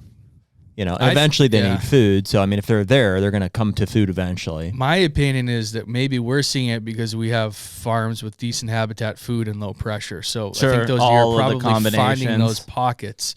That would be my guess. Maybe other people are seeing the same stuff. Maybe we're seeing it more frequently than other people are because we have that. I don't know. It's tough to say because, you know. I would argue that the cover is more important because the bucks will travel at night a long ways to get to that long line food source, right? Mm-hmm. So what? I've got 3 acres of corn that I mowed. They'll come from a mile away, and I'll never see them in daylight. Yeah, they'll just hit it. Really? So if you're going to attract them to the cover during season, bring them in that way. That would be my preference. What are the parcel sizes where you guys are at? Well, where my main farm is way smaller than where he's at. I mean, we'll have stuff. I mean, I got stuff I hunt that's 5-10 acres. Wow. But I'll own all the surrounding. Yeah. You know, so I'd say they're relatively small though in general in that area. I mean, if you get 100 acres, that's a pretty big one. It's real big, yeah. The farmers got the fields. Sure. They don't. The woods are. They don't want them. Woods. They don't and care. then they're starting to lease the woods off.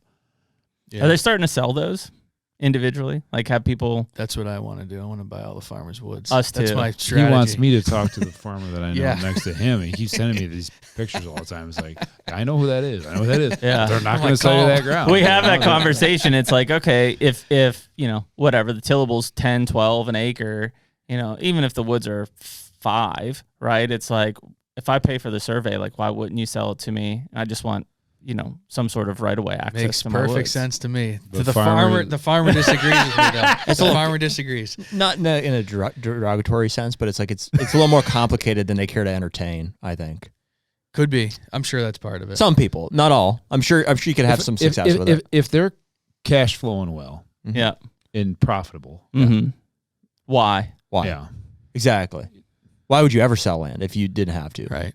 pretty much. Well, and I think probably from a farmer's stake, I would assume is like, if I control those woods, and again, even thinking on a deer hunting standpoint, is like I can influence who's in there, who's killing what, versus if you come in, you're not coming in there to shoot 10 does. You're coming in to leave it unpressured and kill a big buck. A lot of them aren't too focused on that, though, I'd say. I don't know. I mean, deer damage is deer damage, right? Oh, you're saying deer. Okay, I'm saying from a deer damage control standpoint. Like, if I have a block of 50 acres in a 500-acre tillable block, I want people in there killing every damn if I'm a farmer. Yeah. I want people killing as many damn deer as possible. I think it's that, plus it's also the aggravation of having a neighbor. That's a good point. We buy a house that's for sale. It's surrounded by our fields. Mm-hmm. We don't need the freaking house, but we buy the house. Yeah, because you don't want somebody in there. Neighbors. It's the spraying. I get it's it. the travel, right? Or, they've got this woods up in there. Here they come. They block the laneway. I'm not saying I wouldn't accuse Brett of doing that, but I'm just saying that the sounds concept, like a previous example. I can speak firsthand on that stuff, but that's what that's what you're is. trying to get into that's what it is. Yeah, it just wastes time and it's headache. If you're struggling, not cash flowing, maybe you're gonna look at that. You're also gonna sell off house lots. Sure. I could write the book on the history of my area. Who's selling the house lots? Mm-hmm. Most of them aren't in business anymore.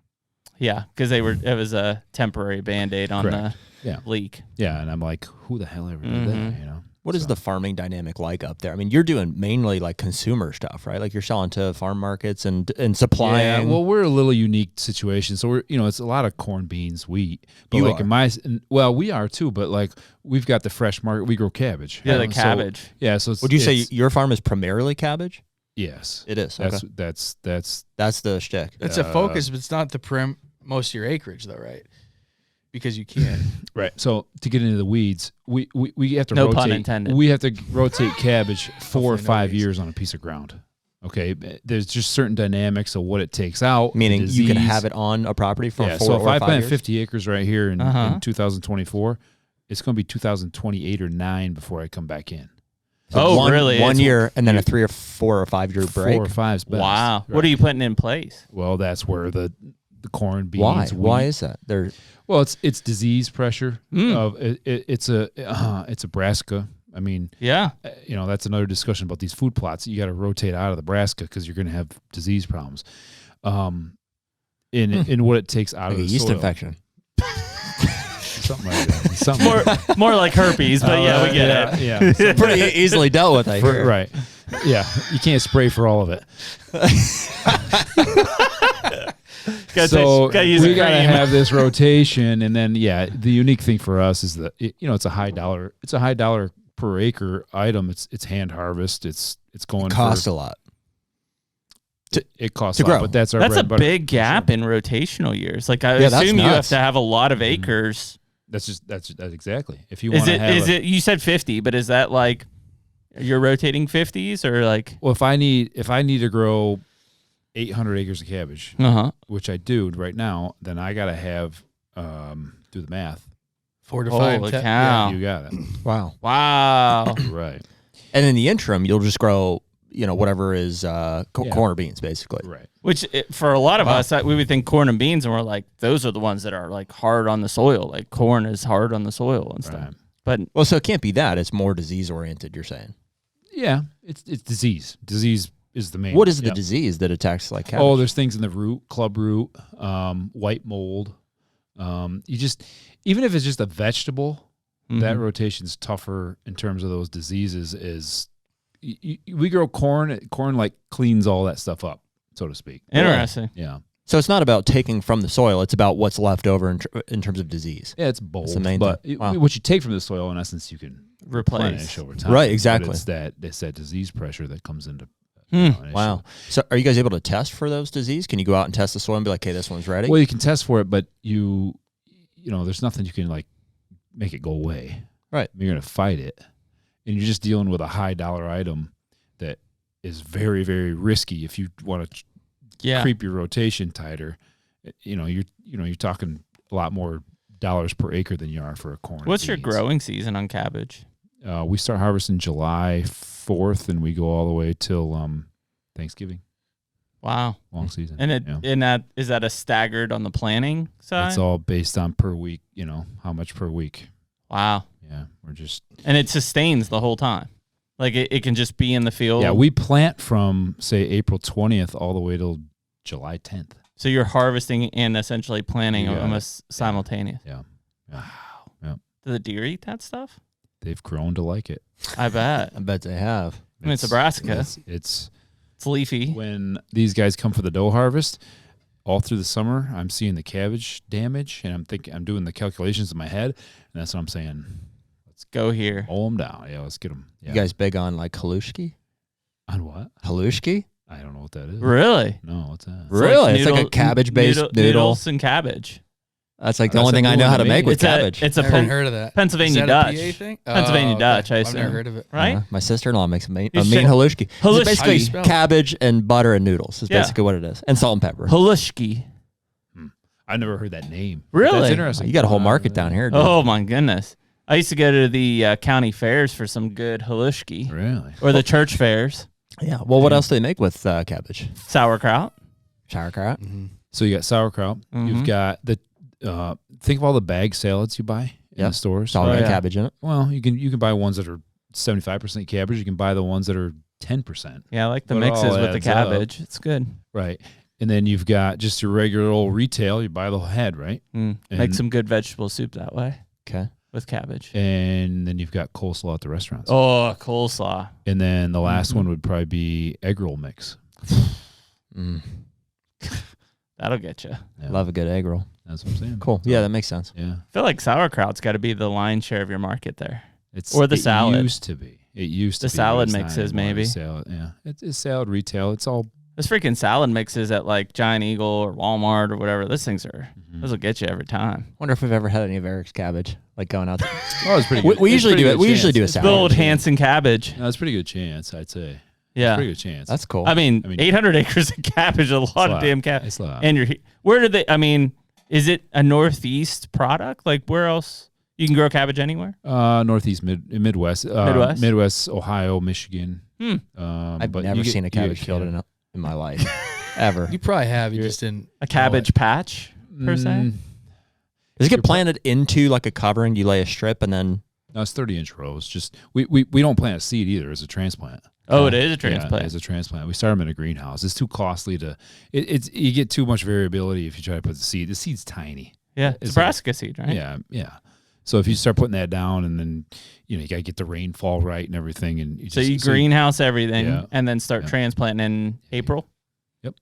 Wow, if we're lucky, we've been years when it's May 15th because of snow and cold. Yeah. Because it has to be after like no frost, right? Or can it tolerate? They can take a frost if the greenhouse grew them right. Yeah. Yeah.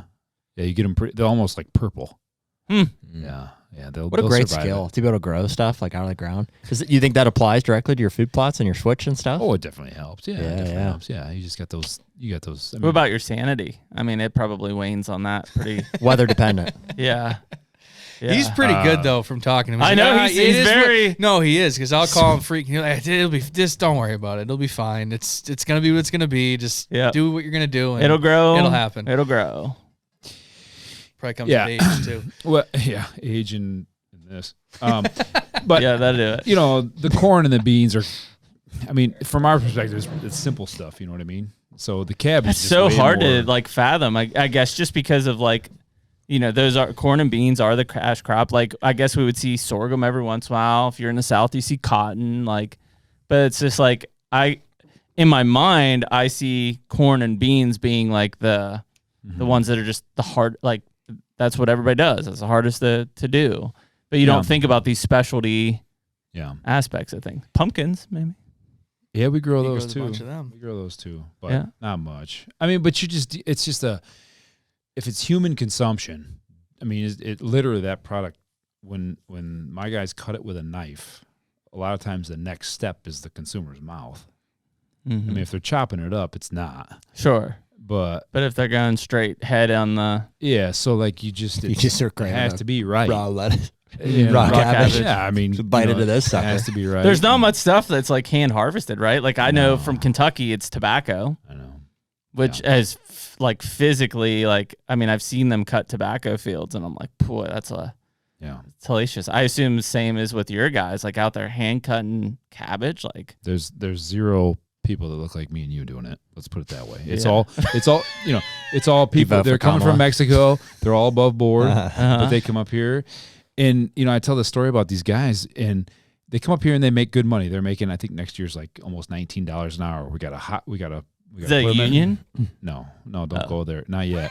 They're trying. Cabbage union? These guys don't want a union. No, it's through an H-2A program. Uh-huh. H-2A is the name of the visa that they get. They come up, we house them, we pay them good money. But, they're hard workers. The human side of it, they're tremendously hard workers. They're happy. They come to work. I tell the story. It's like November. And it's 40 degrees out, pouring rain. And these guys come to work with a smile on their face, and they're going to go out there with their rain gear on and cut. And if I told them to go home because the weather is too rough today, they'd be mad at me. Yeah. They want to work. They just want to work. They want to work. It's. You ever catch one gutting a 140? They just got to eat. I was going to say that Shrams, right? Yeah. Those guys, they used to have a lot of... We don't have any 140s. They would have a lot of people from Mexico come up and work there, and those guys would eat a lot of deer meat. Yeah. A lot. I've caught them throwing rocks at turkeys. Well, yeah, but nobody cares about that. Yeah, exactly. I throw rocks at turkeys. Yeah. Do you make it known? You're like, hey, listen, I know. They know the deer are off limits. Yeah, they know that much. Boss is a big deer hunter. I could throw them I could take them a deer hole if I wanted to. Sure. And they'd eat it. Do they stay in one of the houses that you were talking about when you buy a part? That's awesome. Right, but the human element is, okay, so I know it's hard, but you're in Mexico and you're not making much money, right? Right. So, but you have a family. Yeah. A wife, you got kids, okay? So you have an opportunity to come up here and make really good money, but you're going to miss your family and kids for 9 months. Mm-hmm.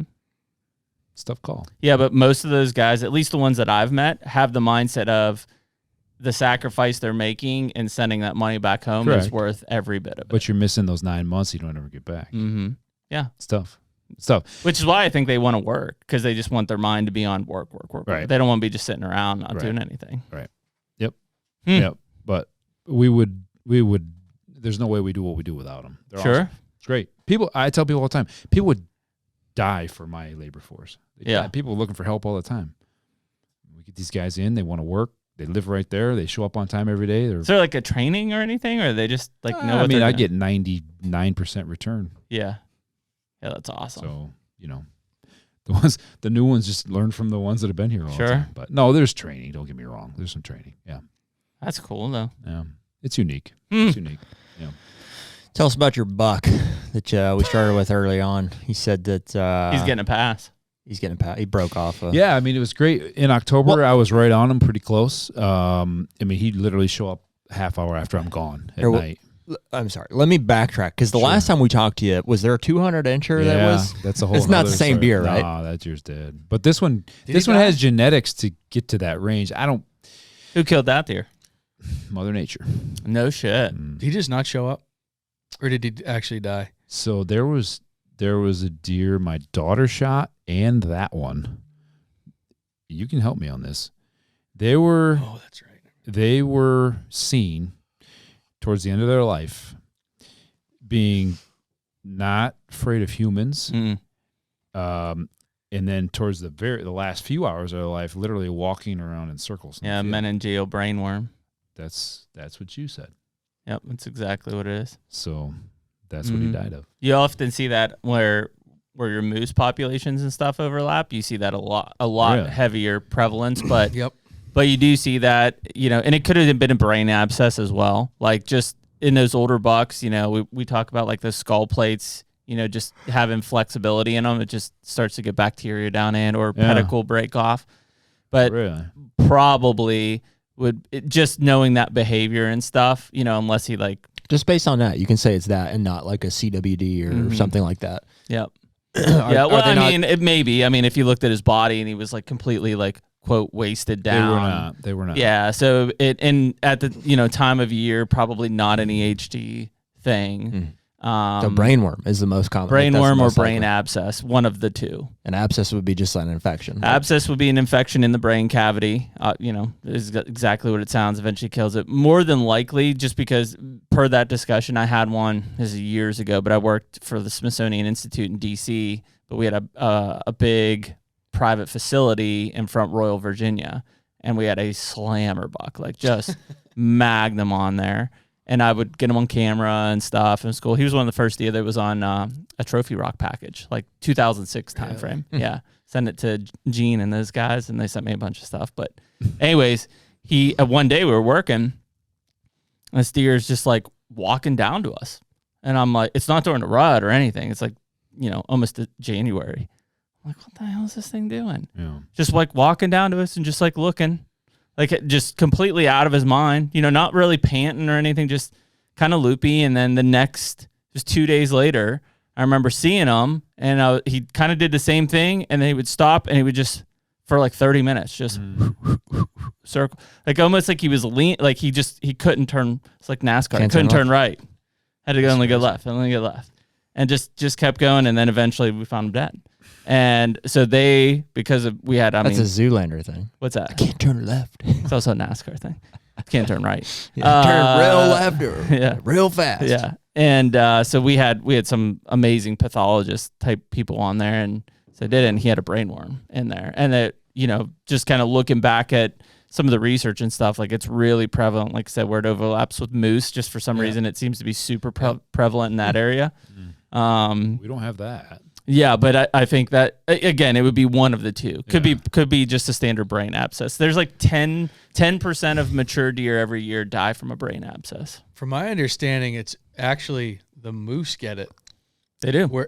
Where the deer and moose overlap, because that's I guess an argument for keeping the deer population down in the moose country. Yeah. Yep. Yeah, that's. I haven't seen one place that I know of. Well, think about like the and again, this is on average, but think about 10% of your mature bucks, which there aren't that many to begin with, right? Yeah. Dying from a brain abscess every year. Those two the same year within a mile of each other. Yeah, and the it's called meningeal worm is what the brain worm. I think that has some sort of like contact to contact, like passing, which that would make more sense from a proximity standpoint. Does don't get it? No, they do. Yep. So to answer your question, that one who actually went down in score on the year he died.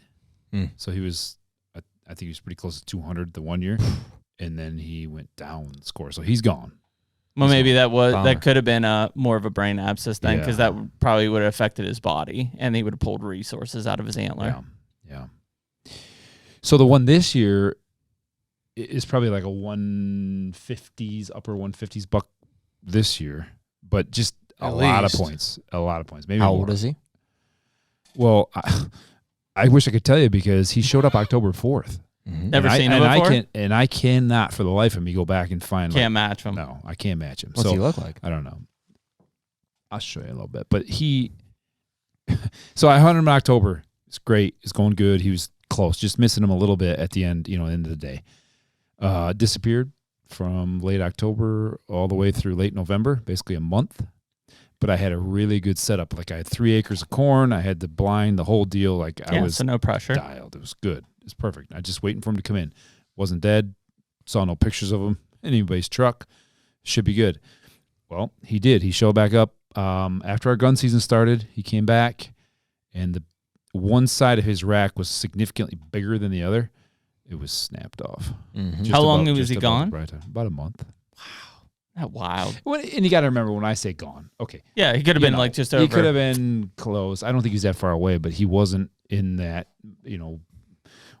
my particular block. And but he's alive still. He's got one eye totally gouged out. So how's that going to affect his? Yeah, I'm interested in that too. I had another one that won't do. I mean, that'd be fine. The other day. Yeah, probably. Unless it gets infected, and it'll take away from the same side. He'll just be easier to kill. Same side. That's what I say. That's the first thing I said. It's like, perfect. Well, just be on the right side. This year was blind. Remember that? Was he? we didn't know it at first, but when he came up on me, one eye. I remember, this whole thing was like like it looked like he just got torched on one side, and that was the side coincidentally that I was drawing on. I still put it in his shoulder blade and he didn't kill him, but that buck I killed in his bed a couple weeks ago had a blind eye. Yeah. It's gonna happen eventually. You got sharp tines pointing at your eyes all the time. That Lebrowski buck the dad killed was blind in one eye. Always makes you wonder when you like that. I don't know what that side looked like, but when you pick up some of these things, you're like, damn man, it's gotta be some force to break that sumbitch off. Well, and what the novice guys always say, you got to find the one that broke him off. Novice guys. All right. Anyways, it's going to be really big. It's probably just an Amish slinging lead. Took it right off. Yeah. But no, so the side that's his eyes gouged out is the side his rack is still intact on. So how's that work? Nothing's going to change. That won't affect his horn growth. Just maybe general unless it gets infected. Just maybe general health because he's going to have to. I think it'd be fine. All right. So unless he gets infected, like Jeremy's saying, an infection's never good. But he's just one of these bucks with the eye's just the eye. They don't really need that. I'd be surprised if he doesn't drop really soon though, just from like stress on the body and stuff after all that. Yeah. Think so?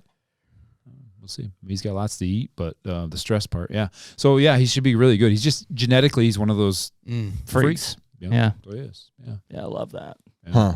Yeah. I did get a chance to, just speaking of like pedicle injuries and stuff like that, I got Corey's European mount back. Yeah. And I was checking. So it's just like one side looks fine and the other side is like a little, like a whatever you call it, cow horn type thing. And sure enough, I was looking at just like the skull. So now it's all exposed. I can see everything perfectly. Yeah, a lot of weird twists and knots like kind of coming up. At one point, there isn't even like I don't know. No back burr. This burr. Yeah, it's just straight. It just straight so he into broke that pedicle off would be my Are guess. you seeing that on the pedicle or the actual antler? He's looking. It's connected to the skull. Yeah, it's a European mount. On this thing that I'm talking saying about. So. The indicator, whatever you're saying. I'm seeing it on the skull itself. On the skull itself. Yeah, okay. so like, I gotcha. if you look on one side, it's like it just looks normal. It looks like what it looks like. It comes up to the pedicle here. On the other side, it's like there's some weird like twists and knots on the skull itself. Up to, and I should have brought it or taken some pictures of it. Yeah, he broke his pedicle off, and that's just what happens. We talk about these pedicle injuries. I'm like, what does that look like? It's like literally the skull has some weird, and he character to it. He will not repair that. He cannot repair. Okay, so that brain worm thing, is that a way for it to get in, or is this am I overthinking it? No, brain worm's different. It's more of it does. I'm trying to rack my brain on. I think it does come through like on a saliva contact type of stuff. But and then it works up into the brain cavity. Basically, your abscess would come through via like a pedicle injury. Like if he shed that off, and there was a little bit of like people look at it and are like, oh, look at this little bump. Well, that's pedicle. That's straight down into the brain cavity, and that's the pathway for bacteria. Straight to the brain, just open brain, just straight down in. Mm-hmm. Depending on how much weird is that they're there. that vulnerable, I mean, even if he broke a little bit, that's not straight into the brain cavity, but that pedicle doesn't grow back. Like the pedicle base is what it is. Like when you break it off, it'll always throw weird stuff. You see those bucks with all that extra skull. Mm-hmm. Is that what you're talking? Mm-hmm. Yeah, and that's not good. Do they always grow back funky the next year? Not always. Because I feel like I've seen one with a lot hanging off that. Not always, but I mean they should. Okay. Unless it's uniform. Like if it's a uniform break off, then maybe. I don't know how that would be, but most of the time it happens. Like what is that like? Well, I mean that's the big one around. Whether you're for it or against it, that's the big one around. People doing shed traps is like the antlers. There's literally a line that basically eats away. It's called the abscission line, and so that is like if we're looking at this antler. Like this is the abscission line, right? Where the pedicle and the antler, and it eats itself away over time. And then eventually, if like this deer gets caught in an antler trap, and let's say the abscission line's only to there, it'll break off the rest of the pedicle because it's just leverage. right? So like So it naturally, could be anything. It could be a branch or a fence or anything. whatever. Yeah. Another Or buck. Yeah. Yeah, absolutely. But naturally, when like a deer's normally walking through the woods and like shakes his head and comes off, it's because this incision line it's ate the whole way through. It's gone. So yeah, I mean it affects a lot. But I mean, even like look at these two deer. Like look at the way that those two are kind of different. Yeah. Like this has probably been broken off at the pedicle before, and like just see how much is like just on the burr has been grown onto that versus this one. You don't think that's just like a year to year, like that deer's just like an Eddie, that one's an Audi? That's okay. No innies and outies. No, it's all. Well, I like how you think. Like that one. Well, I'm definitely had pedicle a skeptic injuries by nature. before. Yeah, Like, I would look at the agree with burr you on that. You could see that back. This is what There's no burr uniform around there, so this probably broke off part. It might have been just a small piece of pedicle. And I wouldn't say that But he antler is grew a normal abnormal. rack. from that. No, it's exactly. Right. Okay. Uh-uh. All right. No. All right. That makes sense. No, and it's probably because it was at the edge and stuff. It's like really when they start breaking off chunks, and I mean, So that bullhorn thing is probably a probably severe type probably. pedicle injury. Yeah. Yep. Well, There there was was one on the new farm that we bought, big 5-point side. And Single up. it's like, Or he had some sort of significant body injury that Yeah. it might even be grown over until you skin him out, and you're like, all of a sudden there's this giant infected area or something. And it's that back end affects the cross. opposite, yeah. Yep. Front, anything front is same side, including eyes, heads, etc. Well, we had a deer this year in Illinois that last year had like a weird. It wasn't a cow horn, but it was an abnormal growth. Just for like- sure. I would guess probably a pedicle injury or something early in velvet. You know what I mean? He's also old too, so who knows? But Sure. maybe. So he had this weird side, and we were hunting him and didn't get him. This year he was perfectly normal, Like 160-inch 10-point. clean, No shit, 160-inch tempo, like just straight back to normal. And we don't know. He's mature. I mean, was he's it at just least one 6. side? Yep. The previous. Yep. Yeah. Yeah, he's ancient. I mean, I would assume that deer's 7.5 plus. So that was an example of like, I wouldn't say just kill him because you think it's a call buck. he type of he a thing, cleaned but- himself up, and you will. I mean, even with pedicle injuries, you still will see, like, part of it is just how much damage is there, right? Because, like I said, it's not going to heal, but essentially, as long as it's not a significant, it's like a trauma type of thing. After a year or two, like that trauma subsides to where it's not going to heal itself, but it might just clean itself up a little bit. Still may not be a perfect match to the other side ever, but it just like, how many deer have you seen that are like a really nice 4 or 5 on one side, and then this one's, it's not weird, but it's just like weird or up or just twisted a little bit different. Like it's not just perfectly symmetrical. It's kind of scary, like how fragile they really are. Like, I mean, they're tough sons of guns, and like, Sure.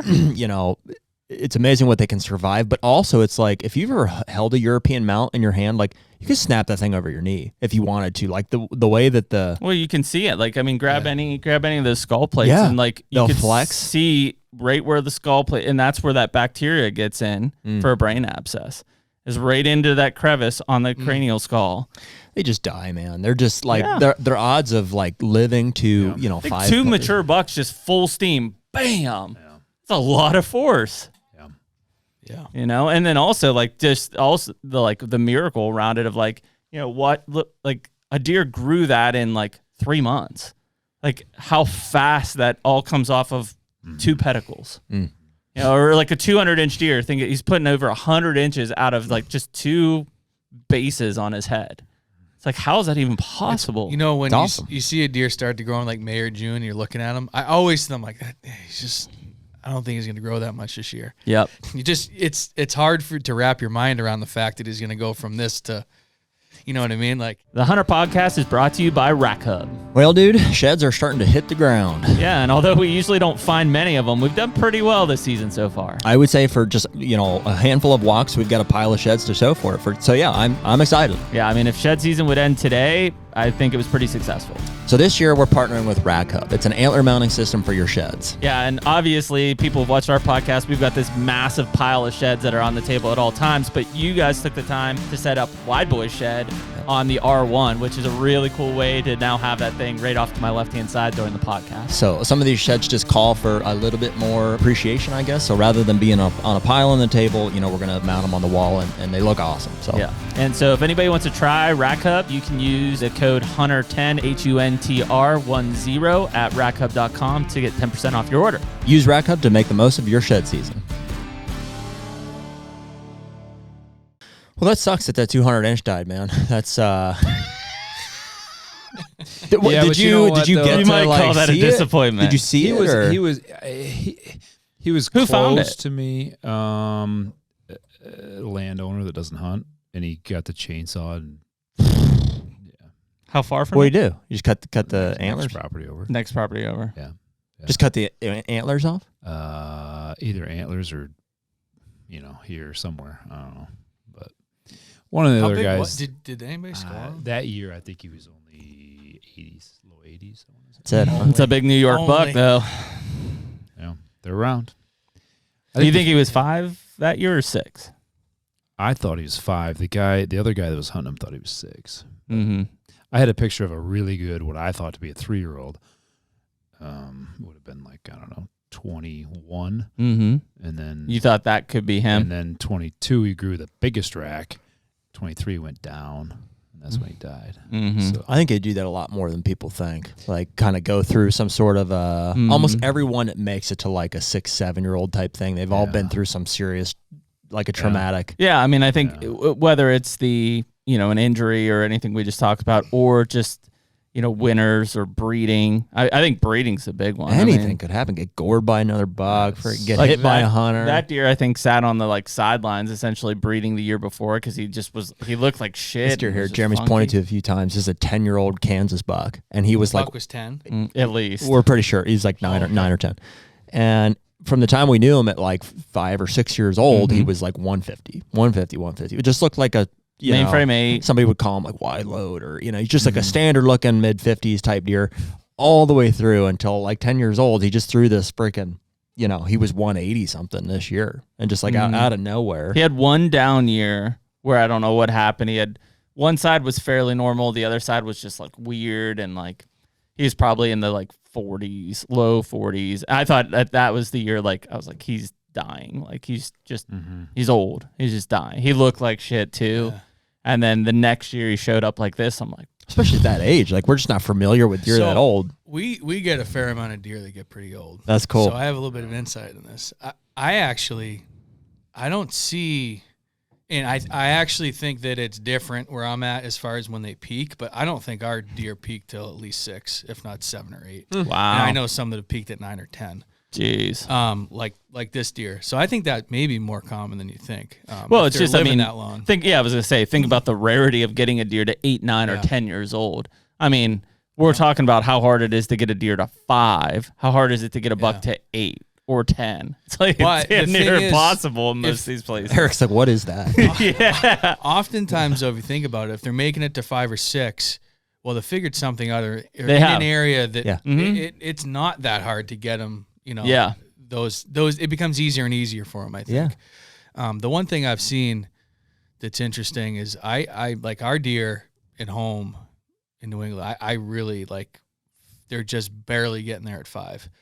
Like, in terms of antler growth? Yeah, I've seen it time and time again. Like, it seems like to get like really big, they got to be like 6, most likely 7. And it seems like 7, 8 is like the peak, and then like I said, I've seen a deer peak at 9 or 10, and then I've seen a little drop off, but usually it's just like their frame. Yeah, keep the points, keep the mass, but they'll be, or even more points in mass, and then it seems like after 10 is like when I've seen maybe they start to fall. But that's even rare. It's so hard to think like a deer can, like, especially in those areas, because like I don't know. Well, both your New York places, like I'm sure you guys are getting like some of this heavy like effect this year, right? I'm not in that. No. So you're not either. You're a little not really. Yeah, we don't get some of it, but not. Which is probably fortunate, right? Correct. I mean, you don't want you don't want these deer having to trudge through 3.5 feet of snow in December. Trying to survive, knowing that they got 2.5 months of winter ahead of them still. Yeah, absolutely. They turn into like a different thing. Like, and they're so cool because you just don't see them that often. But it's like you have those age classes of like 3, 4. Where you're like, okay, I know what those look like, and they do this thing.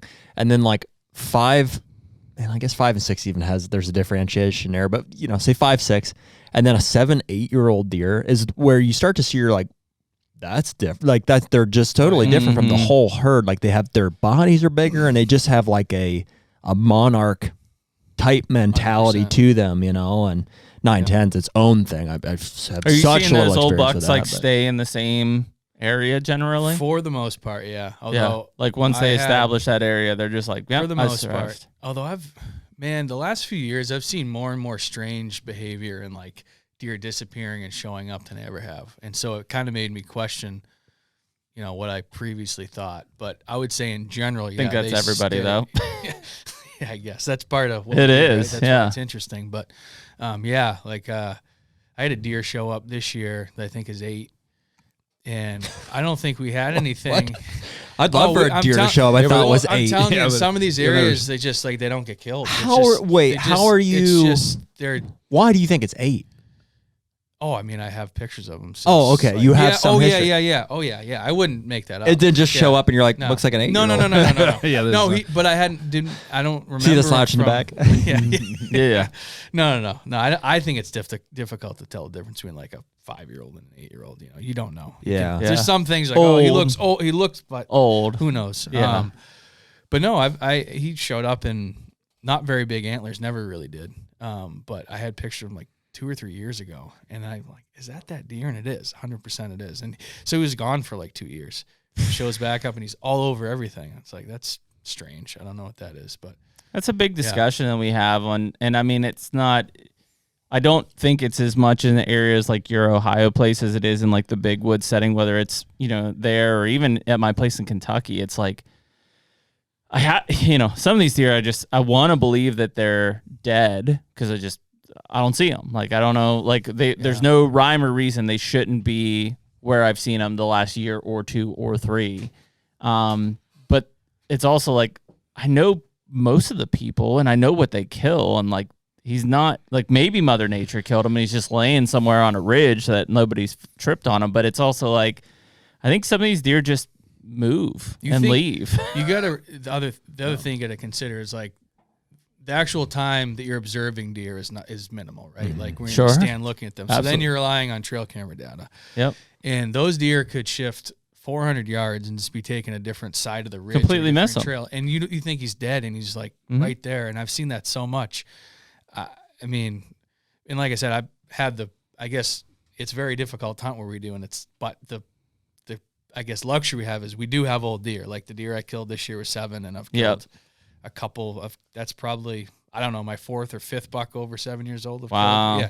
I mean, that's what we have. And it's awesome. But so I get to see these deer year after year after year. And then, but they might skip a year or two. Like you might, like they may disappear. One of the bucks I killed, I think in 21. I never see that. I know. It's just the weirdest thing. Well, I had him in one area for like 2 or 3 years, and then he just shifted, and then I got him and I just happened to be in that area too, and I killed him in that area. And if I had been in the other area, I would have like, what's this deer? I do think that happens do see in that. Illinois. I think it happens at our Illinois place. It does. I mean, this buck, that 8-point, I think he's there. I think he's fine. I think he's just shifted the more, for whatever reason. So we, obviously a lot of the South had this Hurricane Helene come through, right? Major damage in North Carolina and Tennessee and Virginia. I'm in Eastern Kentucky where one of my farms is. And I finally took a walk here a couple weeks ago. And like, I had a couple decent deer. One of them got killed. I know for sure. The other ones, I didn't know them, but I probably could look back and find them. But like the deer I expected, I had like 4 deer that should have been 4 or 5 this year, at least. None of them. And I found sheds. Like they survived the season. It's the same thing. Yeah. And just like disappeared. You have the same thing? Really? Now and then there's I think this year's made me question Everything.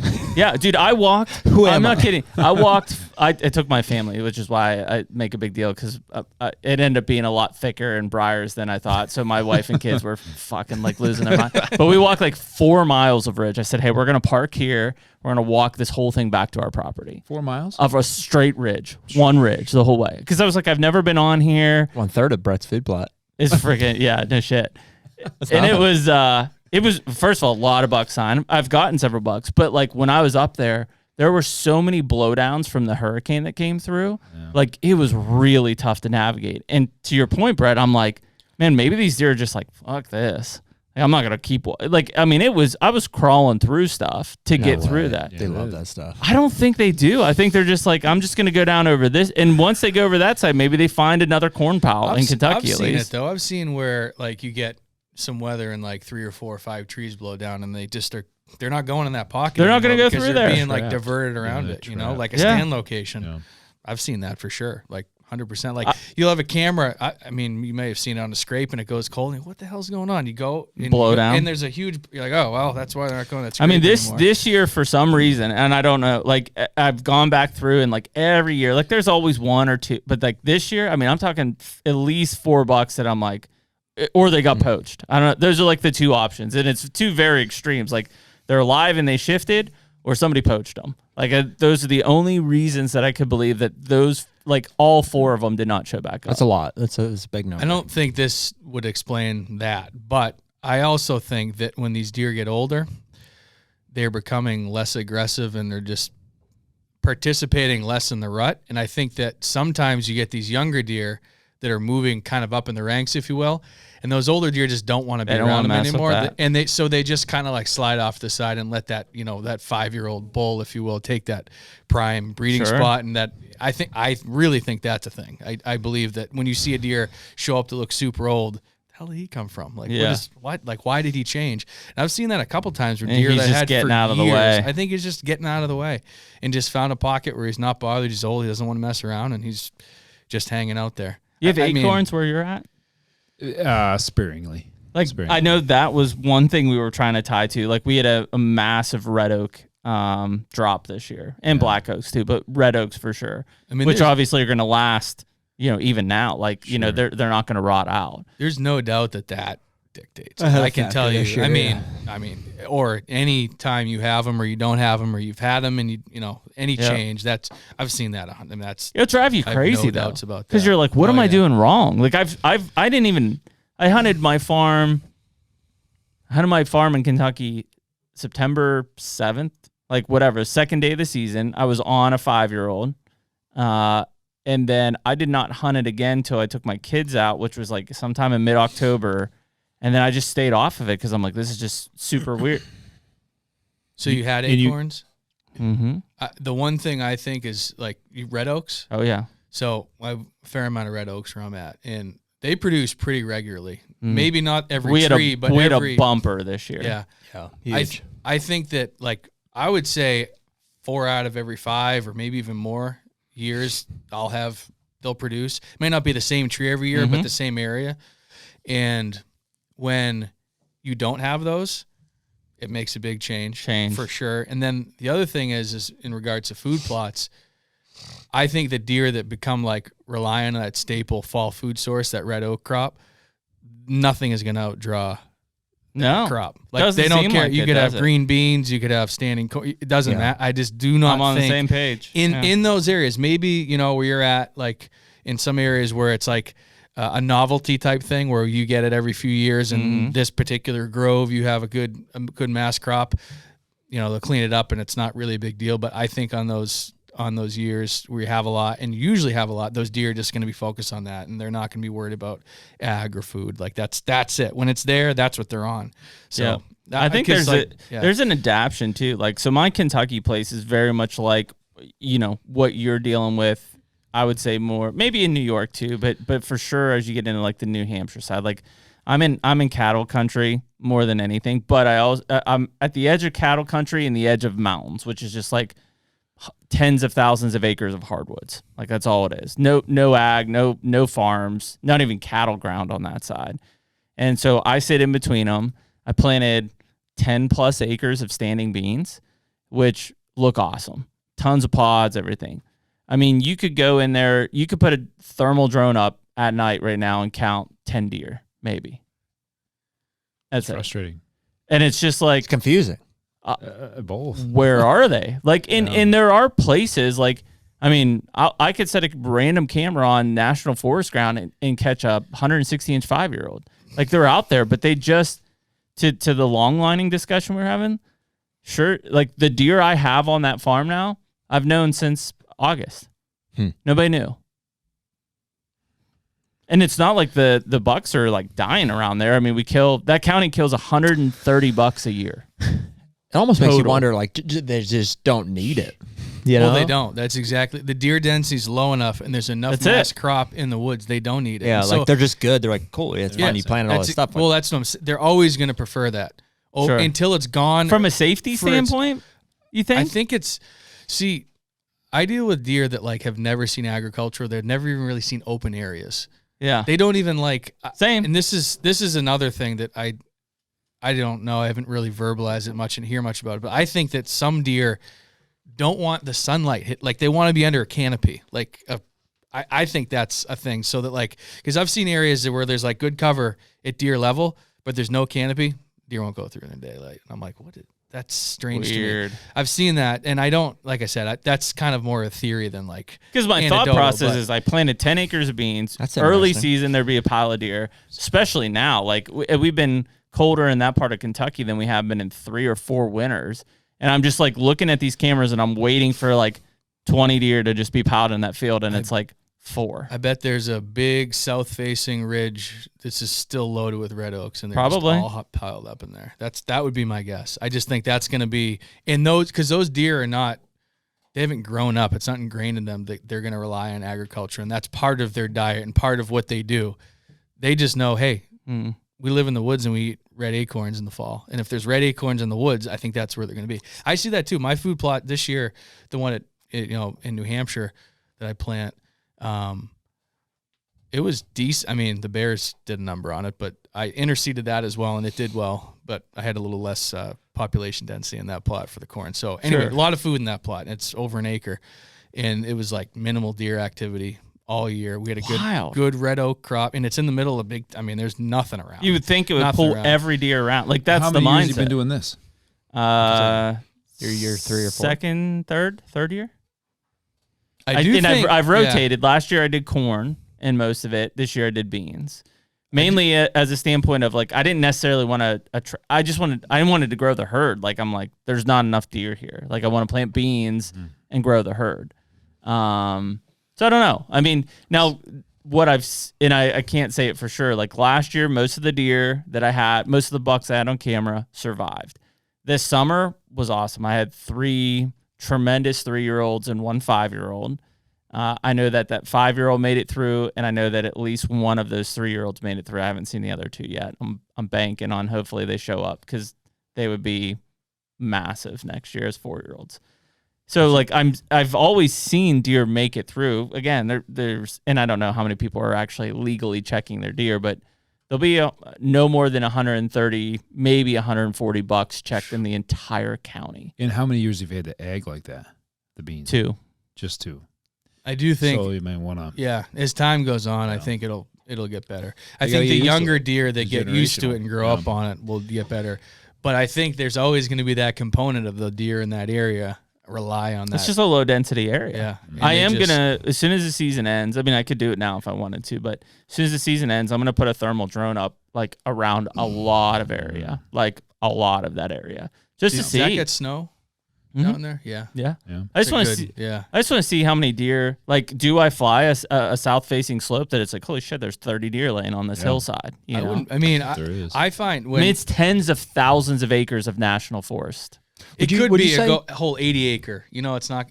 It could be 100, 200 acre area. But I mean, when I find areas that those deer in that country, especially now, like I just did that on yesterday. I took the dog for a walk. We walked 4.5, 5 miles. I cut 2 sets of tracks the whole way. Well, guess what? Deer weren't there. Yeah, you're in New Hampshire. Here, New Hampshire. Oh. Yeah, it sounds the same, right? Yeah, about to say I cut a doe track and a fawn track. Right. Yeah, sounds the same. They were together. So I'm like, there's no deer. I pulled all those cameras out because I'm like, I'm not gonna hunt late season here. They're not here. Yeah. But when you find them, it's like, oh yeah, here they are. 100%. I mean, I there's some areas where like, particularly when the snow gets deep, there won't be a deer in that country till like May or June. Mm-hmm. They're gone. Really? Like just completely move out. They're gone. They're not there. Like, good luck. They're not there at all. And I don't think that happens probably as much in the area you're talking as we're talking feet of snow. Yeah. Just don't seem stressed at all. everywhere that we're running cameras. I just don't know. I also want to believe my sense isn't that they're hungry. They just seem fine. I want to believe that they move a lot, and then I just don't believe that they like. You know what I mean? Like I want to believe that this guy's got a 5-year-old and I have a 5-year-old, and we'll both see them, and we don't. I see this one and he sees this one, and that's it. Like it's weird. I don't know how to explain it. The reality is there's so many variables. Yeah. There's so many variables. What you're observing, right? Like one person's gonna. I mean, I've hunted and ran cameras in areas other people do, and like they're saying one thing, and I'm like, I don't know what that guy's talking about. I get there's tons of bucks in there, you know. Sure. Like, so there's that, and there's the mass crop, there's the weather, there's all sorts of things. I think the herd dynamic's a big one too, particularly in the low deer density areas. You take 1 or 2 deer out of that herd and it changes everything. Changes it all. Whereas or my farm in New York or in the Midwest, like that's not going to make a big difference. But you take 1 or 2 bucks out of a particular age class, or even like I think one of the biggest factors of what deer do when there's low deer density is those does. Like a mature doe that's been around for some of those does are 10, 20 years old. They're dictating almost for decades what happens. Well, yeah. Yeah. They killed a doe in Vermont that was 22 years old. I mean, that's freaking nuts, Yeah. man. Yeah. Well, I think that no one shoot doe. You're going to go hike 2 miles up a mountain and shoot a doe? Right. No. They just always get the pass, right? Yeah, no one's shooting them. I think a lot of us, like even in this discussion, like when I say like, hey, I'm not seeing these deer, it's like I'm not seeing them with the eye. I'm looking at camera data, right? Mm-hmm. And, I have 5-6 cameras on 275 acres. So am I covering it all? No. Do I feel like that deer should walk in front of this camera? Yeah, to a point. But I mean, when you start to think about that over and over again, even like with our Illinois farm, where it's like there's literally our farm has cover, then there's giant ag and like a little bit of spotty cover around it. And like one of our target bucks, we didn't have a picture of since mid-October, and Jared saw him in person.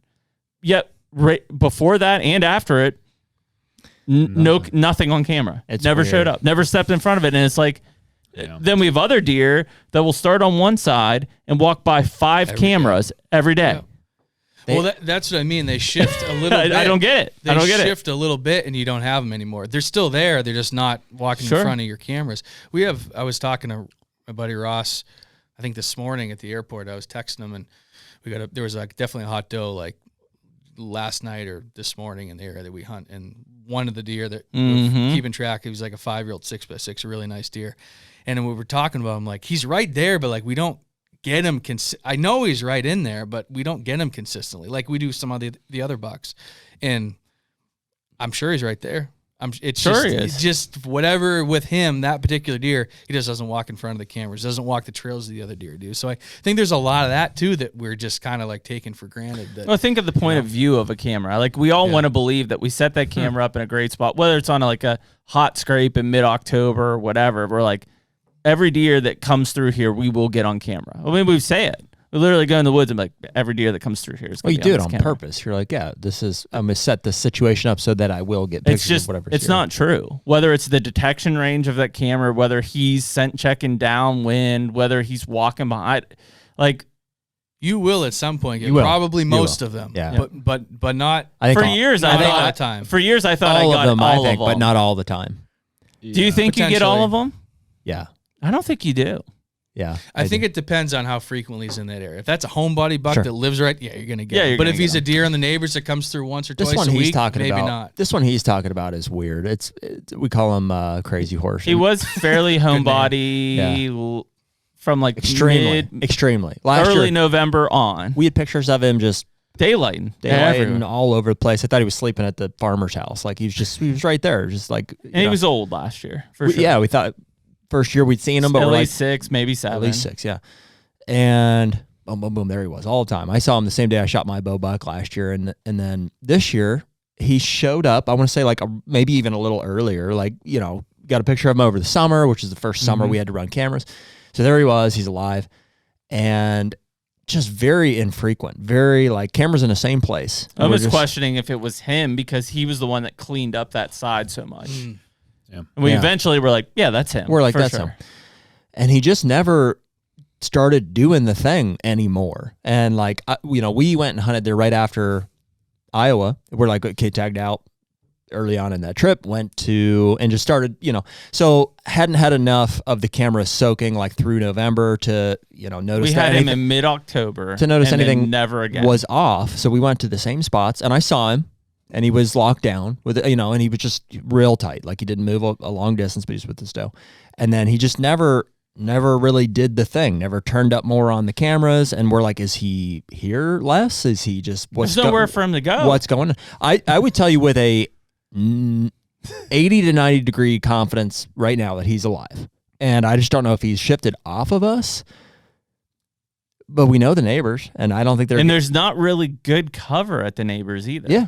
It's just like, there's really no thing to it. There's one other buck who's probably 5, who's a big 6x5 that is there pretty frequently now. We've had enough of him over the course of the season that we're like, okay, got it. He's just on the cameras less than you'd think. And he may be the dominant, right? I was going to say that other buck might be. So let me give you another example, because when you said he's not doing the thing, he's not doing a thing. That's a great. Because when they do the thing, they all do the thing. That's a Chris Brackett thing. That's what that is. Is it? Yeah. Well, he says they do the thing. I feel like I just understand what that means, even though it's such a simple thing to say.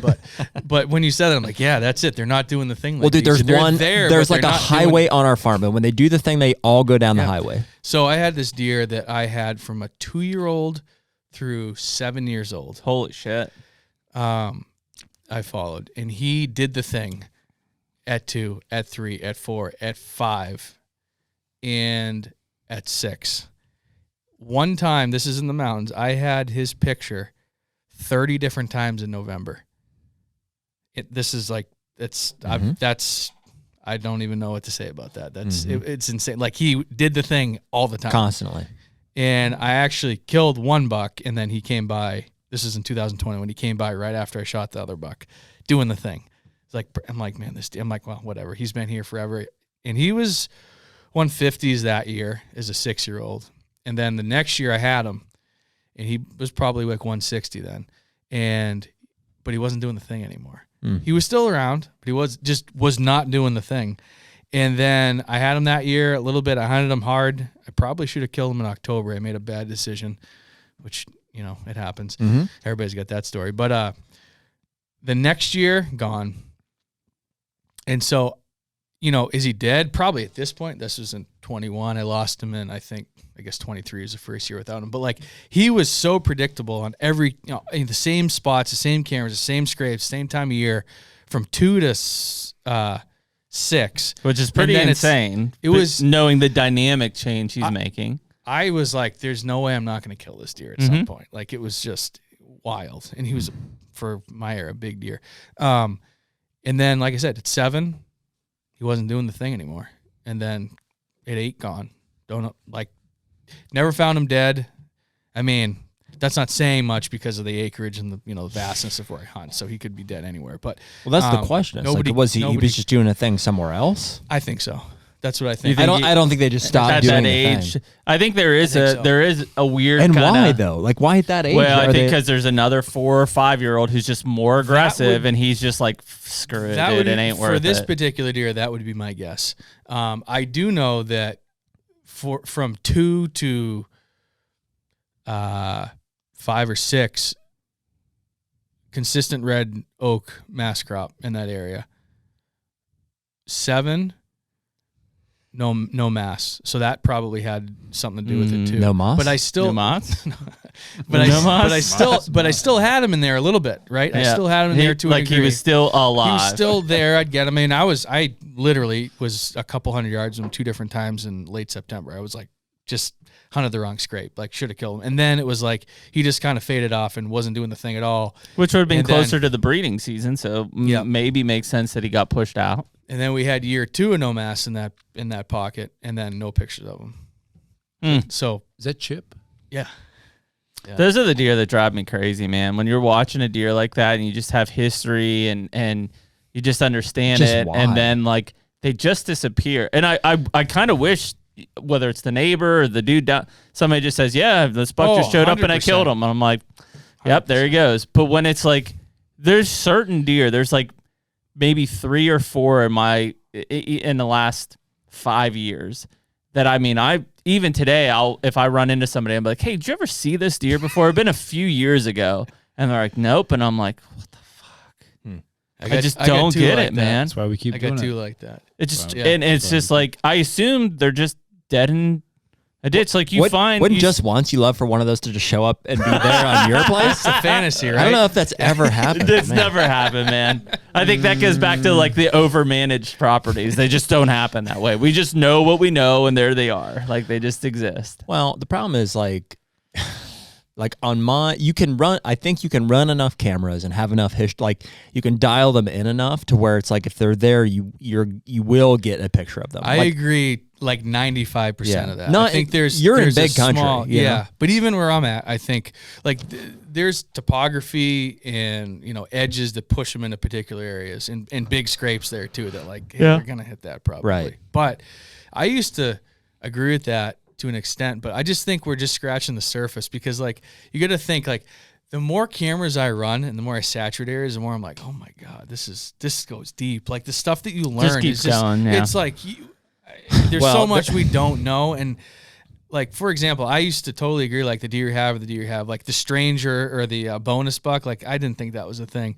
The last 2 years, I've had like 160 plus deer show up out of nowhere, and I'm like, the hell's that thing? What time?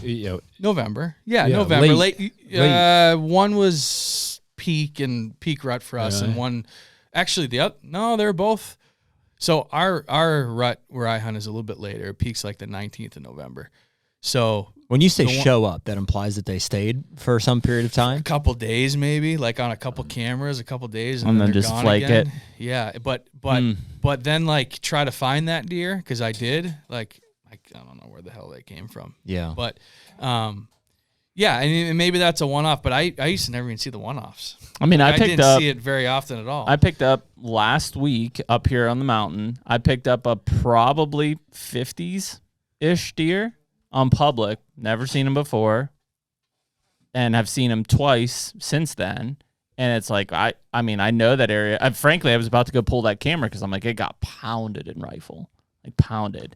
Now it's like, I'm going to go kill that deer in late season. Or I just earmark him for next bow season, and he's going to be a 170-inch 5-year-old, because I think he's 4 this year.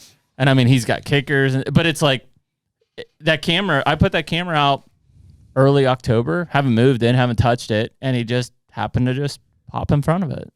I don't know. With probably a 2-year-old 8-point and a 1-year-old 6-point. This is PA? Yeah. It seems like the time of year that happens too is like that mid to late November time frame into early December. You get those bucks that show up. You get your flush in October, right? But those are the deer you're gonna have. Looking to scrape the last does. Also getting hungry at that time. That late November this year was magic. Yep. I mean, another example. We had a buck this year that I had one picture of him last year in mid-November. I think he was maybe 4. This year is a 5-1, and it was on the outskirts of like kind of like it's imaginary run cameras. It was like the furthest camera east I have by a good amount, by like almost like a half a mile from anything else. Had him one time there. This year he is in kind of doing the thing like crazy, like 40 times on camera. It's like what happened there? Where I mean, he's not like a young. I mean, he's young-ish, but I mean he's probably 5 this year. Like how did he?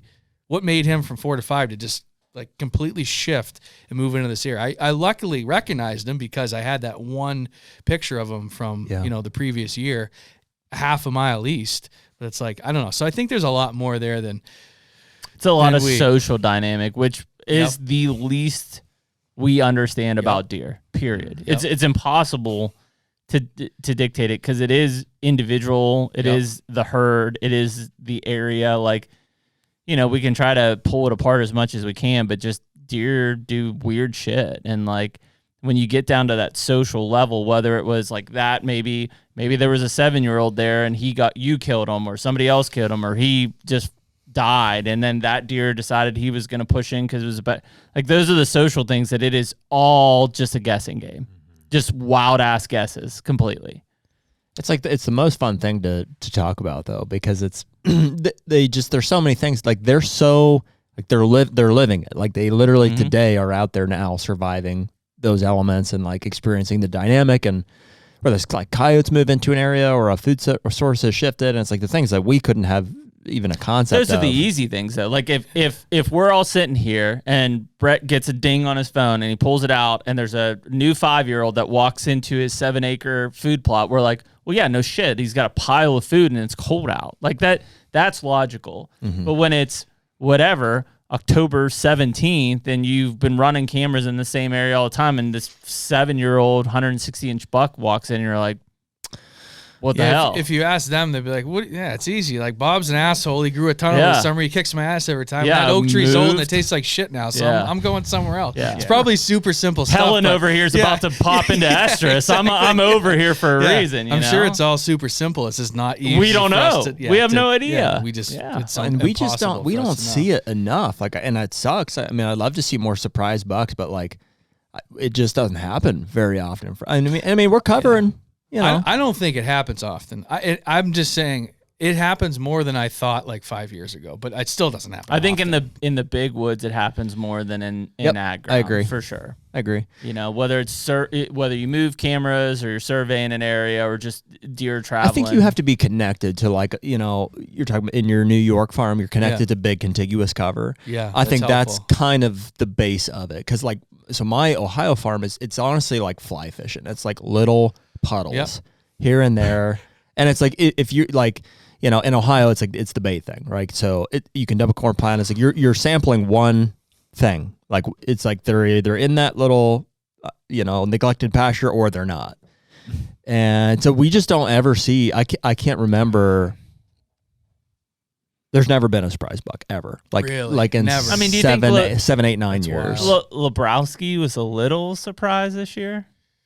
No, not at all. You expected him to show? Well, you know, you can't always predict exactly what they're gonna do, but if you're covering enough acreage with enough cameras, like you're gonna have history. Maybe it starts slow. You're like, oh, that's the first time I've seen him. Where did he come from? Yeah. But then they Sure. ramp up, and then they're I've never had like a 5-year-old show up, like you haven't. ever. And you're saying when you say a 5-year-old show up, you mean you haven't ever previously, and then there's a 5-year-old boom. And Right. you have no. Okay. Right. That's interesting. Like they'll show up, and I'll be like, well, yep, there he See, is. that happens all the time to me. Wow. Yeah. Yeah, we had it. I think that's in just due to the ag nature of ground this where we're year, at. too. But it's 2 days and they're gone. Never seen again. That yeah. I mean, I've that's seen And that's Yeah. okay. That's okay. I've seen that I'll for take sure. that. You know, I mean, Yeah. if they show up, like, dude, cell cameras are. That's what you can Yeah. go and be like, Right. hey, they're doing the thing. They're, you know, they got Yeah. off their dough or whatever. Let's go kill them. I had to that show happens you, a lot. I know we're doing this. I got to show you guys after, but I'll describe the deer. I had a deer show up last year. I've never seen him before. I'm speculating. You know, when you say like, how do you know he's 7 or 8? Like, Yeah. this is one I'm just speculating. He's Right. He looks old. 8, 9. I don't know. He looks really old. He's about this big, Yep. 12 inches wide, huge, like massive palmation, but like this big. Yep. And just looks like his face looks old. He just looks like an old deer. I don't know. That deer showed up last year and blew up everything. And I'm like, what deer is that? Like trying to is it one of the ones that disappeared 4 years ago that now don't think so. Was there like crazy last year? Nothing before, nothing this year. Completely gone. I have no. So what is that? Like, I don't know. So like, it does. So yeah. things like it does happen. Like it's So for me, it's like in Kentucky, and this is 3 years of data, it's opening day or opening weekend of gun pressure. So for the last 3 years, I've had a really good buck show up. Not the same buck, but I had a really good 11 point 2 years ago. Last year I had a really big 9 point, and this year I had another good 11 point. All different deer, all show up within 36 hours of the opener, after the opener. After the opener. But literally have one series of pictures of them that night, never again. Never before, never again. And it's like, I'm so desperate for a surprise buck. yeah. And I wish, like, watching that deer, like, even this year's deer, I'm like, he ran through, like, he was on multiple cameras, ran through 10 acres of beans, 3 acres of alfalfa. Like, that's gonna, like, stick in his brain, right? Nope. Ain't been back. They just do what they do. Ain't been back, you know? Dude, how many guys are like in a position where they just don't have a deer to hunt? A lot. I think the prerequisite is like you have to be somebody who is interested in a certain class of buck to even for that to be like a thought. And unfortunately, like once you get to that point, you're like, okay, I'm targeting. Well, I mean, do you, besides that deer that broke off, do you have another deer to hunt in New York? Oh, he's cool. He looks like that Twinkie buck that Mills killed years and years ago. I'm trying to kill. I have a couple bucks. You don't remember him? Including the broke off. I guess the oldest one he ever and killed. Another one that's like 140, like 10 but yards, I'm not sure reckon his that's age. great. But there's another mature buck there. He's got a crap rack. Twinkie. Yeah. I've shifted to those crap rack ones Like because I'm nervous to run them out. Yeah. I've never done that before. Yeah. That's new for me. I mean, that's where I'm at. Like, I could go, and just like your Ohio one we were talking about earlier, like, I'm not saying I could absolutely kill him, but I'm pretty sure I could kill the 5-year-old in Kentucky. But then I look at what's behind him, and I'm like, I don't have anything to hunt next year if I do that. Like, at least if I let him go, there's a chance that next year he's 6, these other deer become 4, and then I can kill him, and then next year I've got 5-year-olds, right? Like, we were just talking about that. It's a weird mindset to. I think standards go up. Well, dude, the later it gets, your standards go up. You get more. There's a lot of people that just think that it's an infinite resource. Like, if I kill that buck this year, there'll be a 5-year-old next year. No. There might not. If you don't have any 4-year-olds, guess what? Probably ain't going to be a 5-year-old next year. And so at this time of year, especially, you have to think about what's your goal next year as much as it is this year. Yeah, for sure. So to you, like saying, hey, I'm going to go kill this crap, it doesn't matter. Like, that's a mature buck. At least you know if you kill him, these deer likely will make it through. Those are the deer you're going to hunt next year. Yep. There was 2 mature bucks in particular, one on each farm of those bucks I'm talking about. The broke buck and the 140-inch, maybe 3-year-old, maybe 4-year-old. The one buck, the bully buck, got killed by a neighbor, so he's out. You don't have to worry about him. So pretty much from the 26th to the 1st, I'm going to try to kill this other crap rack one that's, I think, mature. So that those other 2. Right. So he doesn't have anything to worry about, so to speak, going to the next And I don't think there's a ton of people at that level, but there is a lot of us at that level, at least, and it's been recent for me because, dude, I can remember for years just like as hard as I could, as much as I could to try to kill a deer until the last damn day of the season. But I was never thinking about next year. I was only thinking about filling my tag this year. Yeah. And then all of a sudden, at some point in a year like this year where I killed one in Ohio and Iowa, I'm like, wait a minute. Like, if I kill even this big buck on it's a public land deer. I've already told my buddies, I'm like, I kind of just want to go up there and like see if I can find him to pick up his sheds because next year he'd be a giant. 2 years ago, me would have been hunting the shit out of him after Christmas because I needed to punch the tag. I think that mindset, though, gives you so much more of a fulfilling experience and that much more of a connection with the deer and what you're doing because, I mean, I feel like most of the time I'm thinking about next year in the future more than I'm even thinking about, like, I mean, there's periods in the season where I'm hard after a deer, but, like, that's most of what we're doing is thinking about anticipating next year and looking forward to things, right? You think about it, like, when are you actually in the moment, like hunting a particular deer? It's like, I don't know, a couple months a year. Probably. Yeah. And the rest probably is just a month. Dude, probably, sometimes you go a whole 4 year. weeks. You can go a whole year. I mean, I know a lot of guys that can go a whole year. I mean, all 4 of us at this table, probably have like a lot of access that over the years we've, acquired or got permission or bought or whatever. And it's like, dude, it's tough. And it's like, it's kind of like depressing in some ways where it gets to the point where you have no deer to hunt and you're just like, okay, well, even I was telling you earlier, I was like, okay, I have this 5-year-old and like the goal is 5-year-old. So what am I doing? I'm like, I don't know. But my mind goes to like, well, okay, how many 4-year-olds are there on the, well, there's 1. So, all right, well, if I do the math, I'm like, well, if I kill the 5-year-old, there's 1 4-year-old and there's 5 guys hunting the property. I'm like, all right, well, that seems those numbers don't not great. So I'm like, so how badly do I want to kill a 5-year-old? Like, well, I already killed a 7-year-old in Iowa. I'm like, okay, well, I guess I can pull off of it. And it's like, it just becomes about getting them to live more than it becomes about, killing them, which sucks. Cause I'm like, I don't want to just pass deer that's not what I'm about. I would way rather be in the game to hunt a deer that I want to hunt. It's so hard to get a deer to 5 years old. There's just fewer so of them freaking than there hard. ever has been. I think.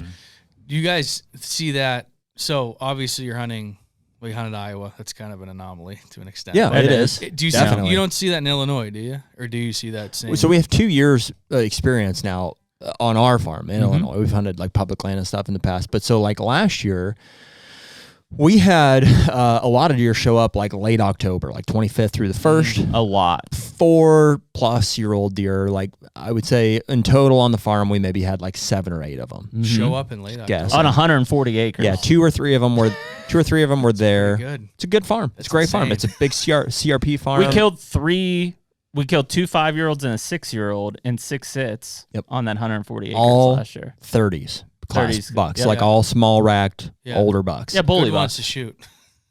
Yeah, get out of that, and that takes some figuring out. You're like, why are these deer living? Are you guys passing them? I don't know. I don't think so. Like I can't believe guys are passing. No, they were I don't shooting think at 2 there's and many. 3-year-olds. I even in like I just think they're don't not think killing there's them. many people passing. No. at No. 135. They just survived. They just knew how to live I don't and think there just is. kept surviving. So that was last year, and unfortunately, we killed those 3 30s class bucks, and I know for sure 2 of the neighbors killed one mid-50s 3-year-old and a 60s 4-year-old. So that happened. That hurt. So then, So that happened. Yep. So fast forward to this year, we didn't have that show up like the 25th through the 1st. We also went from like thousands of acres of corn to thousands of acres of beans, which we thought was gonna favor our cover. Like we thought early season, like Makes sense. Yep. Yeah. So we had maybe a few more deer, and we had the opportunity now to run cameras through the summer, which we didn't close on it until the prior September. So we had this like summer history now that was the first time we're getting it. Right. So we had a few deer. We're like, oh, there's a stud. One of them was that 7-8-year-old 160 clean 160s. one was that 6x5. We had them like once or twice. 6x5. We had some nice deer through the summer. We're like, okay, cool, like looking good. And then we never had that show up, like the 25th through the 1st. That just never happened. And Not at all. I would say we've had less showings of mature bucks this year, but a handful of them were, better antler class. We had, 2 We have 2 60s. But we had another like 3-year-old that was probably mid 50s, like just tank. disappear. Don't know. Probably if it got dead. killed or whatever. Don't know. Yeah. We have a really good 4-year-old that Jared passed after the neighbor missed it twice with a gun. But that's what I'm saying. Like when they do the thing, like this deer was doing the thing. Neighbor, I heard him shoot twice, and then I got the picture of him immediately after Every on that camera. end of the Boom, farm. boom, boom, boom. And then he walked. Here he comes. Then he walked 3/4 of a mile across the farm, and then here he comes that right deer through will my be- finger timber. I walked 8 yards right underneath That me. deer will be all 4-year-old over 8-point. 60 as an 8-point next year, probably. Yeah, he's a stud. It's a great Yeah, deer. mega. So we're like right now, today I got pictures last night of How much low 60s 5-year-old. We haven't talked about this. How much trust do you put into the neighbors sharing pics with you? Which neighbors? To the west. I won't mention their name. Oh, yeah. Good. Because trust. they've Good got trust. some really good deer that we're like, I've never seen this. Like literally across the road. Yeah. Yeah. Are they managing or are they? They are passing What- young deer. What's young? 4-year-olds. They're passing They're 4-year-olds. passing Yeah. Okay. He's But looking for 170 to shit. 200. He's got several bucks that I would say are 4 or 5 that I'm like, he's literally 300 yards from us. I've never seen this deer. Mm-hmm.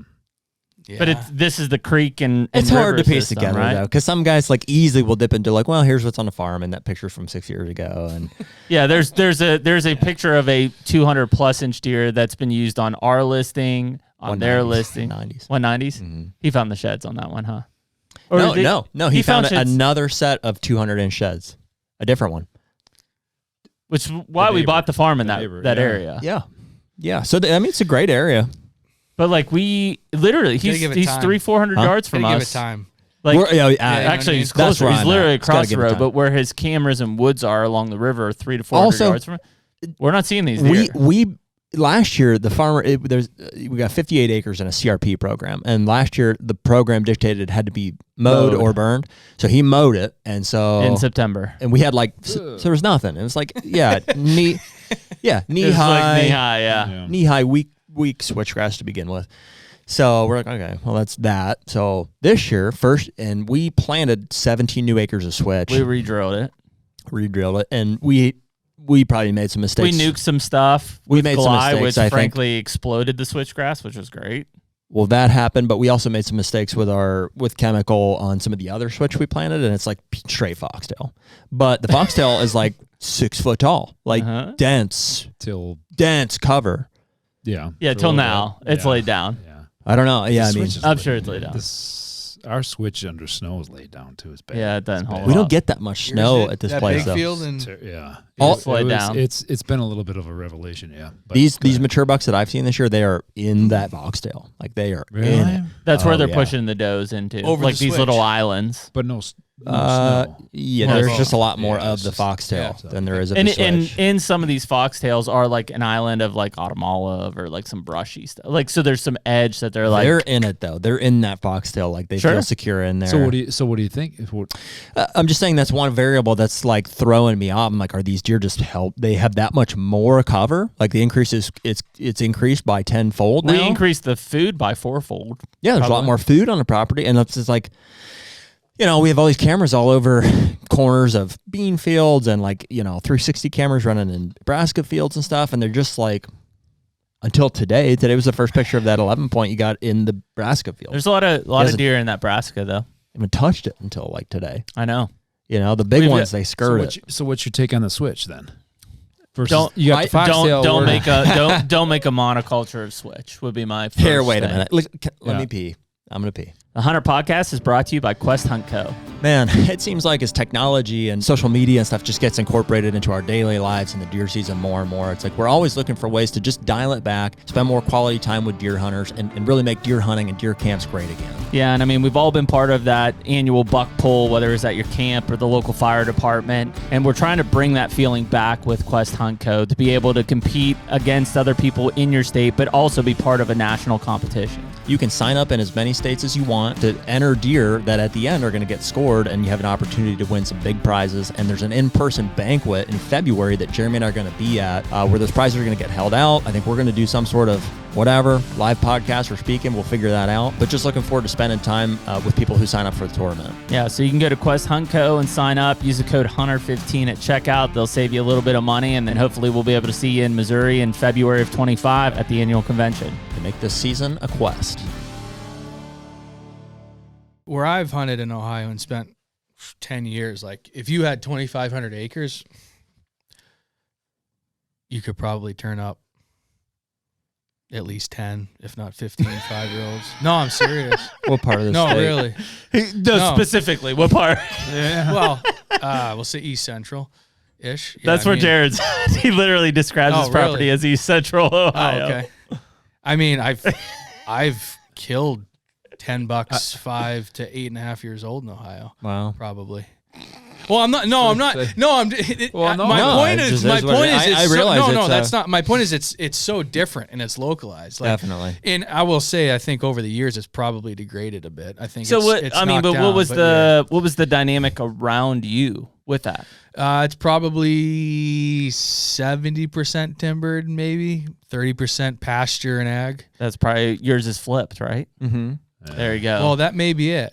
Yeah. Definitely. And I mean, will 'cause, say dude, the his baiting's property- got insane over the past 5 years. If Like, you it's- walked out to his property, like even in the summertime, you looked at all the food and like it is blocky with cover. But if you walked out there, and especially with how your summer like cameras and stuff look like, you'd be like, holy shit, man! Like this property is like, this is it. Yeah. This is where I want to be in Ohio. And it's frankly, it's gotten better. It used to be like as soon as you got into the season, it used to be like this. Like down fast. Now at least you've got some of these deer kind of stringing themselves out. What's your biggest block of timber? Maybe that not that you owned it, but you're a part of. Not big. Like So this might 40 lead, acres. 60 to 80. but does this lead into our switchgrass conversation It does. Yeah. about your open areas? and what Trying you're to do? transfer more of his crops to CRP. It definitely I'll does. be right back. Yeah. It's like, you say it gotten better, and I said that. It has. It's like it has, but it's just been like. It seems, What have you done with it? What are you doing with the open spaces? Well, Did Christmas trees once. Right? He's burned. He's burned. Yeah, I mean, 20 before I acres? even talk about what I've done, it seems like the pressure has increased. I You think so? Yeah, Really? yeah. I think that Yeah, I think that guys are just killing. From your farm or surrounding, or both? Both. Both. Like there was, one deer specifically. Like I had a 170-inch 5-year-old 10-point, 6 years ago, and he lived. I passed him as a 3-year-old, and that was like a really notable experience. It was like the biggest deer I'd passed at the time. 4 years old, he was there like all the time, and found his sheds. Just never saw him. We just weren't good enough at hunting the property. Basically, is what it was. And then he got killed as a 5-year-old. Far away, random excursion type thing. He got shot during gun season. I think that we see more of them get killed at 3, 4, 5 years old by the neighbors now. I just think there's more. And preface this, at least this year, I don't know about years past, but this year you would say that more of the deer that you would love to have seen move forward at 3 and 4 got killed in bow season. Oh, for sure. Than gun season. Like they're getting killed in bow season. On your property or others? Neighboring properties. So the neighbors are killing them more in bow season than they are. Like it used to be like transition to archery season because of the crossbow thing. Yeah, crossbow. It used to be like gun season was the one where like let's keep pressure off. Let's hope they find safe haven. And it still is. It still is. But they're dying in bow season. Well, it's if they haven't been killed if they haven't been killed in the archery season, they get killed. Youth season with guns, and I mean, it's just you can be so effective with bait. And 5 acres in a corn pile, and one of his 3-year-olds is dead. How big are those parcels around you on the neighbors where these deer get pretty killed? large? Yeah, pretty large. Well, some of them are small. They're small-ish stuff. I mean, it's just I mean, I feel like I have such a good handle. I can expect. As far as what's going to transpire, I'm like, I get it. I understand what's happening here, but our property has improved. I mean, I think the habitat's gotten better. We've done a lot of work and put more food and cover and stuff on it. So like it's gotten better.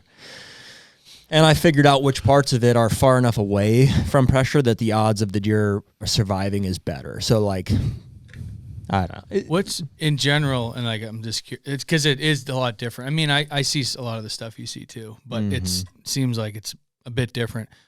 You said your biggest block's 60, 80, whatever.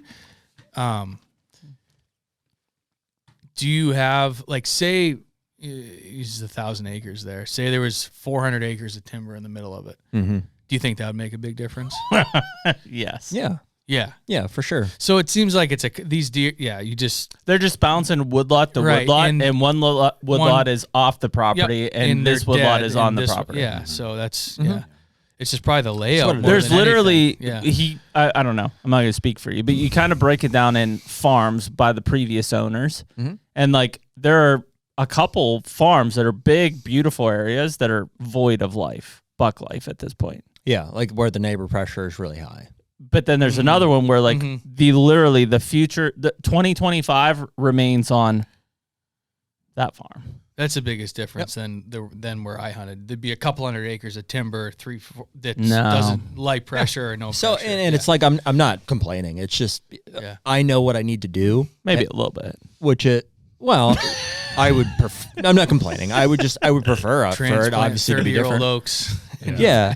Well, I need to sell. I need to sell some of the property. Some of it, but I mean, I think a big discussion is like he can't enroll a lot of his ag ground because the new farm bill hasn't come out.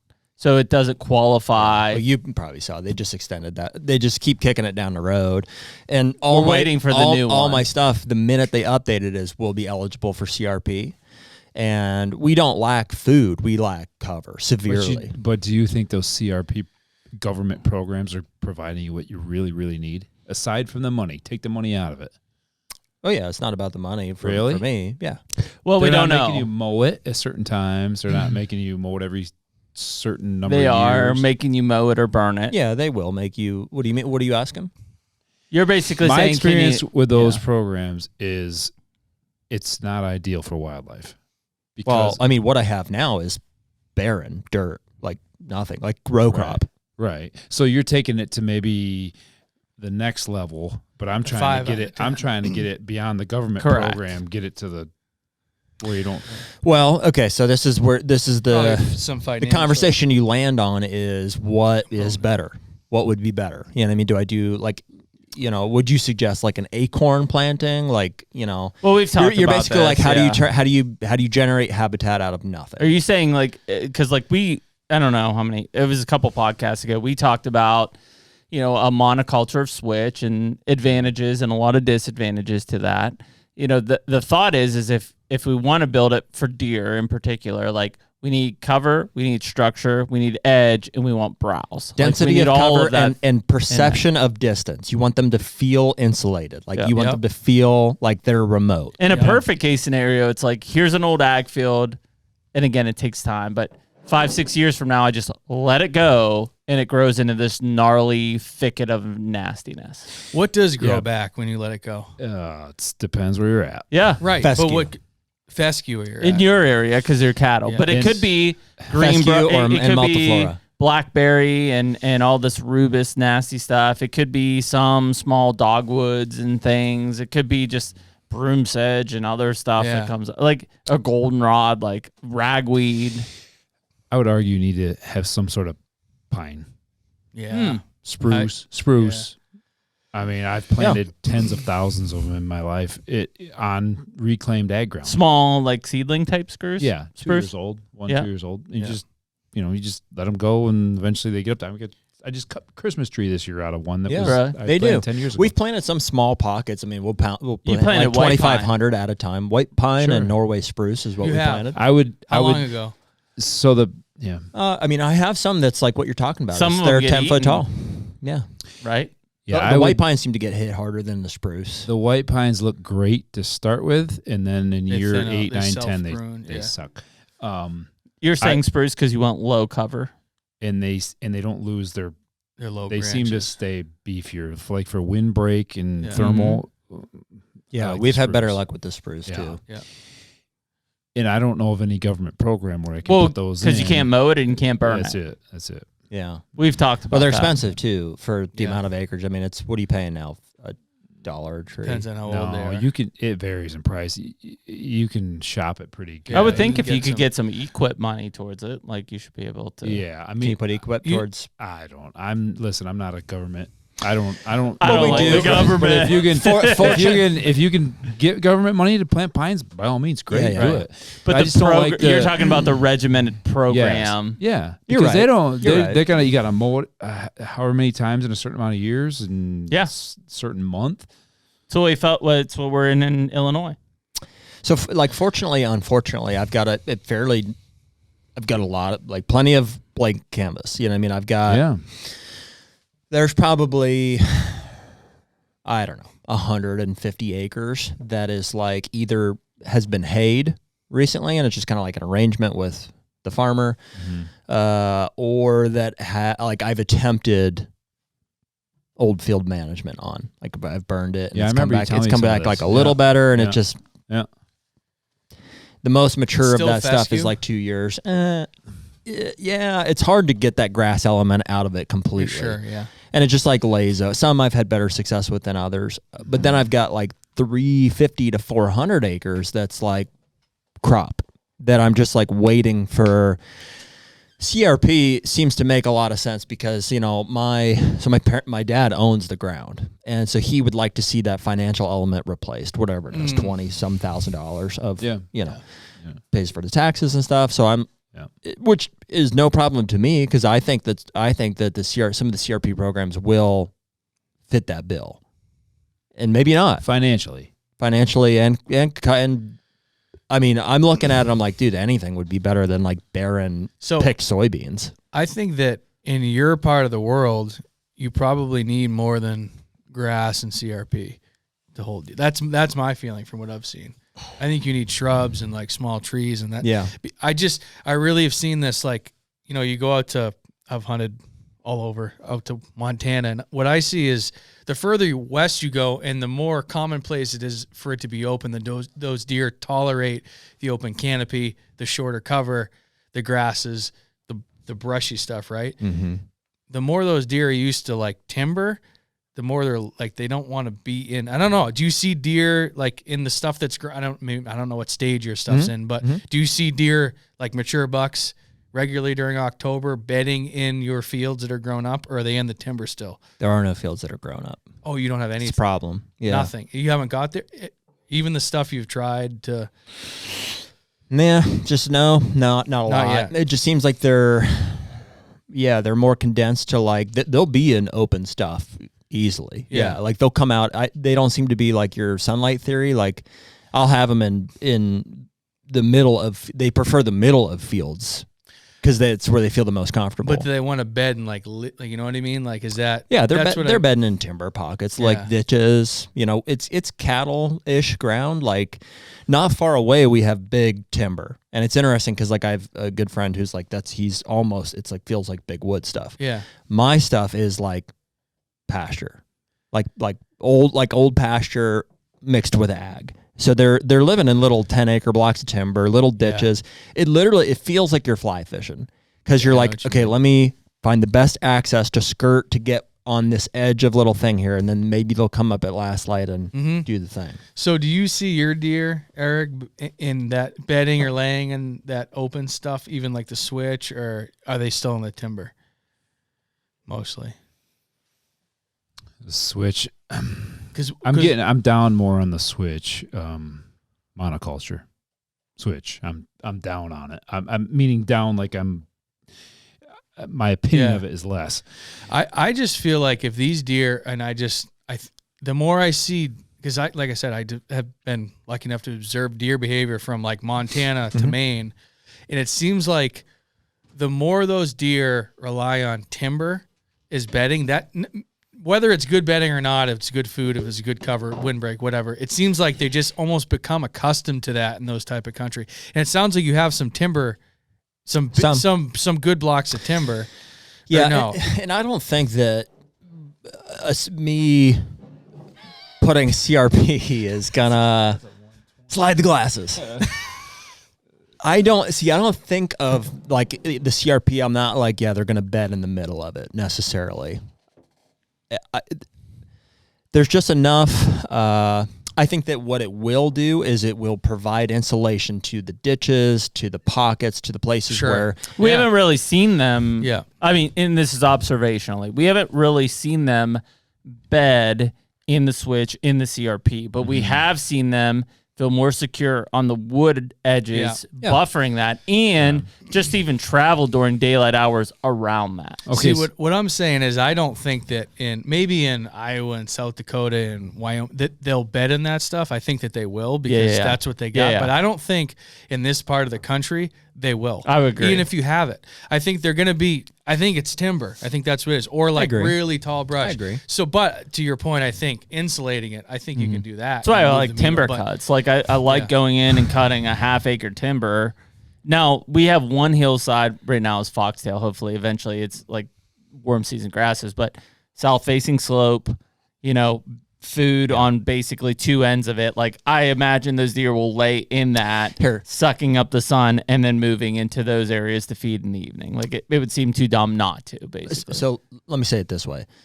On my place in particularly, I think that insulating it with a CRP or a switch or whatever it is will make them feel comfortable enough to bed in areas that they aren't right now. Yeah. Like little fingers, little ditches.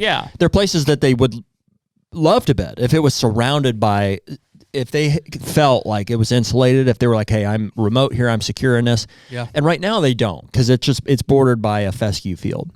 Yeah, I think that's legitimate. Or a cut ag field. So I'm thinking that like by whatever that is, whatever I can plant there that's going to thicken it up, I can just hold a lot more deer there, not because they're going to bed in the stuff in particular, but because all the air, there's a transition. There's no shortage of ditches that they would bed in if they felt like it was secure. This is kind of seems off the wall. What color antlers do your deer have? Are they white antlered deer? Yeah. They're white antlered deer? Yeah, generally. Okay. So they're probably, open. In my opinion, they're probably spending a lot of time in the open. So, yeah. They do, for sure. Yeah. And I would say, like... And they're comfortable. Like, I'll get pictures of deer. I had a picture yesterday of a 5-year-old standing on a corn pile in the middle of a brassica field. Because just we are careful with our pressure. Like, we hunt it smart and stuff. It's just... They're small woodlots. Like, the structure... The main bedding structure is small pockets, 10 acres here, 15 acres here, 4 acres here. It just feels small. It feels small because it's open. When you talk, because Jared takes a lot of shit for this, but when he talks about like, I get it. He's like, well, you know, my family owns 1,000 acres, 1,000 acres. It sounds amazing. Sounds great. great. Oh. Yeah. But dude, if you went out and walked, it, you would walk across it and you're like, wait, that's it? Yeah, it hunts small. Hunt small. I could show you 1,000 acres doesn't have a deer in it. Yeah, it hunts timber. very small. I could show you 100 acres that you walk through and you're like, how big was that? 300? And you're like, no, it was like 85. Yeah. It's the way that it's structured, especially now, like feels a lot different in the summertime when crops are lush and woods are thick. But like right now you walk through, crops are picked, woods are barren. Like it's like, there's the knob. It's 5 acres and you're looking through it and you're like, yeah, there ain't nothing in there. And the deer know, you know what I mean? It's like this summer was awesome. I had a lot. On all that acreage, I had a 180, I had a 170. I had, you know, some really solid deer that I know are in the county, like they're there, but they changes dramatically. They move into that density of cover, the bigger summer stuff. Well, and so for a while, that's all it was. It was only summer. You banked a lot of your mindset of what that farm's potential was on the summer. Mm-hmm. Yeah, and I just was hopeful. I didn't know any better. Yeah, live and learn. Yeah, I'm the same way. You know, and now one of them, I'm like, okay, we'll live in this, what's big enough to hold a deer type of thing. And, like I said, we have too many guys, frankly, but we have, it's another issue. There's 5 of us that it is, it's just not, it's like, what's realistic from an it is and it standpoint. isn't though. It is at the current time frame. Like right now you have a 5-year-old and you have a couple 4-year-olds. Hypothetically, none of those deer die, right? Mm-hmm. Next year, you have 2 5-year-olds and a 6-year-old. Mm-hmm. So there are 3 deer that meet the requirements, right? Yeah. 1 5-year-old and 1 6-year-old. Oh, yeah. I thought you had 2 4-year-old. No, the one died. Okay. Yeah. So you have 1 5-year-old, 1 6-year-old. Yeah. Okay. But you see what I'm saying? That's the mindset we all just talked about of like, where at this time of year, we have to say, okay, do we kill this 4-year-old this year that maybe we've been chasing all year? Or next year, he's the 5-year-old, and these 3-year-olds become the 4-year-old. Yeah. And that's what we do. And it takes years to load that. At some point, I guarantee, it may not be next year, but 2, 3, 4 years from now, you'll have a year where you have 4 4-year-olds that all make it to 5 the next year. That'd be amazing. You will, but it's a flash in the pan. Right. The structure that is around you, like the neighbors, it won't be consistent. It can't be consistent with your current structure of the farm. Right. I can vouch for it right now. And in the home farm area, small blocks of timber. Last year, honestly, going into this year, it was like, do we have any survivors? Yeah. This year, 1 year later, it was like 5. And like, you want to talk about motivation? 5 that were shooters. Shooters are just like really good 3 or 4-year-olds that we didn't pass, and they're alive. Yeah. That's 1 year difference. Yeah. Some of it's luck. Yeah. A lot of it's luck. A lot of it is. Yeah. A lot of it but, I mean, how many years does it take? Because we talk about this all the time. There's only so many, like when we talk about, hey, we all want to kill 5-year-olds, right? Or older. Yeah. There's only so many of those you can stack into a property. I don't care if it's 1,000 acres 100%. Or 200 acres. Yeah. Like, how many can you stack in? Yeah, they're going to overlap some ranges, but like if on my 230 in Southern Ohio, if I have 2 5-year-olds, like, great. Well, just think about, right? I mean, that's awesome. Sign me up. Think about Sign me up. I don't have the analogy for it necessarily, but it's just density of cover or perception of. It's density, depth of but property. You don't have the density. That's no, what I'm saying. I don't. So like I think it hunts small. Your carrying capacity in the fall months, right? He hunts really well early because of the foliage and because of the summer crops. Yep. Is your timber thick? Nope, it's Ohio. Yeah, it's a typical Ohio. I can picture. And I've done 2 weeks into the season, dude. It goes like this. From an opening standpoint. Where did the TSI? How many years ago are you talking? I mean, you're constantly doing ranging from, to. And what's it? Is it changing or not? Not as drastically as you'd think. Yeah. I mean, it needs fire, and it had a lot of it had been pastured at one point. He also has a lot of does. A lot of does. We've shot a lot of them too. It's like, it seems like no matter what you do to the property, it just doesn't have that density. Like, you guys have hunted the Midwest. You're like, holy, this is 300 acres, but it feels like it's just so thick. It's like, I can't. I think those pines are your. It's probably not a bad suggestion. But to your point, you can't be in a government program in the pines. No. And that's okay. Well, maybe you could be an equip. I have stuff that's not eligible for maybe you could CRP be an anyways. equip. So it's just getting hayed, or it's like, attempted old field management. Mm-hmm. How much do you make off hay? Not much. I don't know. $100 a bale. I mean, dude, his crop is only what, $85 an acre? 75. No, yeah, you may be. It went up this year. $80 an acre. Yeah. Yeah, it's pretty. Well, so all in, it's 20 but it's a grand. lot of acreage, right? I mean, 400, 350, 400 acres. It adds up, yeah. So it's, again, the summer aspect of things are like, look at all these bucks. Look how great this is. And then it just off the hill. It's cool because we have the dynamic of opposites of like, I have all the woods and cover in the world. I have no places to put food. Right? He has all the food in the world, too much food. He doesn't have enough cover. And then even in that situation, you give them the food and they don't seem to want it. Yeah, I've got 10 acres of standing beans that come March, they'll still be standing. Man, if you could figure out, like in my situation, the $1 million answer would be, how do you make cover out of nothing? Like, you know what I mean? And nothing being either. Have you heard of cabbage? Either hayfield, monster cabbage. No, it's Wallace and Gromit type shit. Yeah, but you hold a fair amount of deer, and you probably have less cover than him, I'm imagining. And a lot of that is probably, I don't know. When you were describing your blocks, you're like, those blocks seem like small. He's but done they a seem good job. thick. They are. Are they surrounded by switch though? That's two different farms. Okay. So I don't have any switch where we grow the cabbage. But you have thick, small blocks. Yeah. And is it we just flat? Don't go in them. It's flat. Yeah, that's the flat. big difference, I think. It is a big difference. His is all of his cover, not all of it. A lot of his cover are on knobs. So if you think about when you're coming in, like those are knobs of woods. My deer bed on, like, you ever watch like farm country bucks, like they'll or hill country bucks, right? Yeah. That type of stuff. They'll bet on the knobs. They'll bet on leeward facing knobs, and we intentionally clear cut those. We'll do pocketed clear cuts, or they will bet in ditches, like where they can't see anything. They either see everything or nothing. It's just the thickest little ditch where all the wind swirls. So like in your flat situation of thick flat, like I feel like those deer can't see a lot, right? Because it's flat, it's thick. Not if you do a good job at TSI. A lot of his best bedding spots are on knobs, which look awesome, but those deer can see. Oh yeah. See it for the most classic equation that's like it's textbook in my neck of the woods is they'll bet on them leeward facing knobs. And to get to the food source where you're most likely hunting, even a staging one, they'll go into the bottom where the creek's at, and they'll hit their scrape, and the wind swirls down there, and then they'll pop up. And that's where are you going to kill them? Just what they do. You either come in on this side, which is leeward, they see you. We kill them. You come in on the back side, they smell you. You come in the bottom, it swirls in your skirt. We kill them on parallel access through dead space. So like, I'll access through a pasture. Right into the heart of like adjacent to that leeward bedding stuff where there's a community scrape, and I'll kill every. You just got to get them on the. That's it. It's honestly to the point where like on this property where I'm getting them all like to survive. 3 spots. I'll kill everyone when I want. It is to that point though. It is. Yeah. So that's a positive to an extent. He could literally sell. He could sell.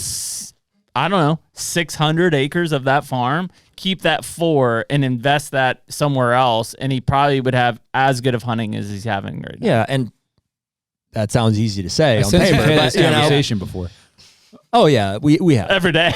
We have a lot, but it comes down to like, first of all, I don't own the ground. Dad owns the ground. Dad, mom's. Yeah. Is he open to that? Oh at yeah. all? Oh yeah. Yeah. So it's okay. Yeah. He's all for it, but but then the neighbors also are. There's a dynamic there where they have people that hunt, and it's family, and so there's also in my mind, I'm like, I would easily take these 2 and swap them for this. That's what I was gonna say. There's also the thought of like, this is how the property hunts. Like we're describing it pretty thoroughly.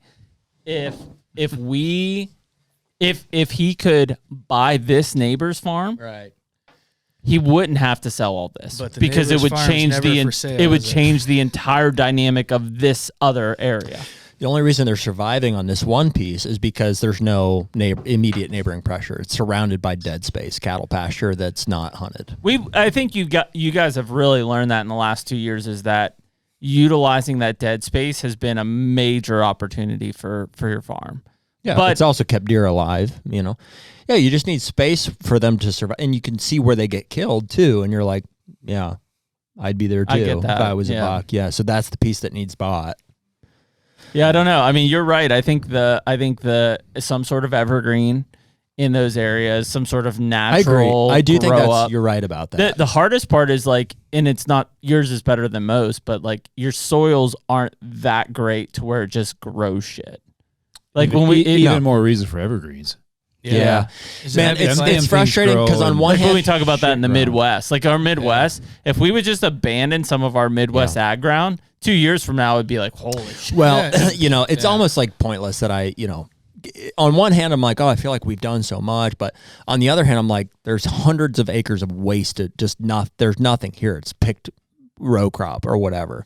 Yeah. So I'm optimistic about like owning the ground is the hardest part, right? And so I'm just like, how do we get to a point where, and in my mind, it's been like the CRP, the looming farm bill extension type thing, to where I'm like, because that'll probably never fly. It'll never. My dad will never just be like, as long as he owns it, he'll never be like, great, let's 20 grand's a wash. Let's just plant pines. Let's pay whatever to plant these pines. Huh? Is there 100 acres somewhere like they're right in the middle that if you have your best, the core where the most bucks make it, and then you have this 100 acres of ag next to it, and maybe you just take that pocket and double down on, you know what I mean? Like, I don't know. Yeah. Yes. Because it does. Then the revenue loss is not significant. Well, it's not as significant as taking It is 400 acres. exactly. $750, 100 acres. Yeah. I mean, that's the thing is like, I'll check it. 7,500. so 7,500 on 100 acres. To your point, like Sorry. that, Yeah. if there is, and I'm not saying that your mom and dad are super tied to it, but like the attraction of the CRP program is like, maybe it's $1 for dollar or close to $1 for dollar exchange, right? Between the row crop cash rent and what CRP is going to pay. But the ultimate thing with CRP is to enhance the cover and huntability of this property. So if that's not going to do it, like, where's the happy medium? To an extent. It will. But it may not do it to the level that you're looking for. The question is, I mean, apples to apples, like a pine planting versus CRP. And I don't have enough experience with either to know. We have some big pine farms nearby to us. Yeah, your Amish guy next door kills a shitload of deer. I've killed a couple really all of nice, them, actually. All of them. really nice deer. Yeah, I'm off talking of, about that before. Hammers them. I've killed a couple deer coming. Well, he kills out all of- the 4-year-olds. out of those pine stands in Ohio. Yeah, those Christmas White tree pine. farms are deadly, Like that. man. Honestly, like of the cover I've observed in Ohio, those pine stands are like right up there at the top of it. for sure. Anytime so down on our southern tier, so where we're doing our regular farm, there's no such thing as taking a farmland out. This just not. Right. It's going for $10,000-$12,000 an acre. Why You're not would taking you? it out. Highly productive. So- farm What's your ground, cash good rent there? soils. Like 250? 250? Yeah. Yeah. Okay, so you shift down to the southern tier, Steuben County. It's not as good. Farm rent. We're renting to the farmer. I think he's paying us $80. There you go. Okay, but that's where I'm buying farmland, taking it into wildlife. The first thing I'll do is plant pines. First thing. So you're buying tillable Correct. for like what, 5? Because that's what's available. 5 to 6? 4? It's been 2 to 3, but now I'm afraid it's going to be 5 or 6. Okay. All right. So under 5, let's say. But you're taking that tillable and you're converting it to wildlife habitat. Correct. And the first thing I'll do is plant the pines. And it's the edges first because I got to make them Edges feel secure. around the- yep. Right. So it's turning in a wide open field where they'll feed only at night to over the course of time, they'll be in there in daylight. Mm-hmm. Okay. So that's where I'm going with the pine thing. Now, in your situation on the ag part, you're getting $75 an acre? 85. 80, 85. Yeah. So what if you jacked it up to 150? Is he going to go away? Yeah. I don't know. I'd assume so. There's right? no alternative. Like Where I'm going with this is, so charge 100, 125, 150, but tell the guy whether you do it or whatever, it's all the same, but leave 10 acres of standing beans, 5 acres standing beans. Mm-hmm. How's that going to change your property? Because you say now it's a barren wasteland. They come into the beans, the barren wasteland. Well, so there's enough. Where are they going? There's Where a going? 10-acre section in the middle that Jared maintains, right? Of what? It's becoming about me. That's why I'm laughing. Well, Am I accurate? in that? I plant a lot of food plots. I have 20 acres of 20 plus acres of food plots. That's like, I don't know. It's like I focus that effort where the Amish aren't, frankly. I mean, it is the most simple way to put it. You know what I mean? It's like you can't outcompete corn piles, first of all. You know what I mean? You just can't. I don't think you can. You can't. So I'm like, even with 10 not in acres of Ohio. standing beans? no. No. They'll walk Really? away from that in a No. heartbeat. I don't Yeah, think they so. won't even touch them. Nope. I played that game for a while in Ohio. I was do like, think "Hey, that can't win I one." do think that You're way better off investing all your money into like a feed program. I do Yeah. think that the cover Jeez. Yeah. the cover is a big factor on them going to the corn pile, though. Right? Hmm? Like if your neighbor has a 5-acre farm and it's whatever cattle pasture, puts a corn pile in the middle, he's not going to be nearly as successful as the guy who's got 5 acres of just brush and timber with a corn pile in the middle. On average, yeah. So I think the cover offsets it. How about standing corn and mowed corn versus a corn pile? No. I can't say for sure there's a difference. I think. Yeah, I mean, yeah. Well, I think hold that. on, because hold on. Wait a minute. Wait a minute. You get them going on the standing corn. Not many people Are who can mowing corn bait- in Ohio? Well, I don't know. Maybe I'm wrong, but not many people that can feed corn are going to plant significant corn. Most of to mow. them are not. That's the whole Why argument. would you?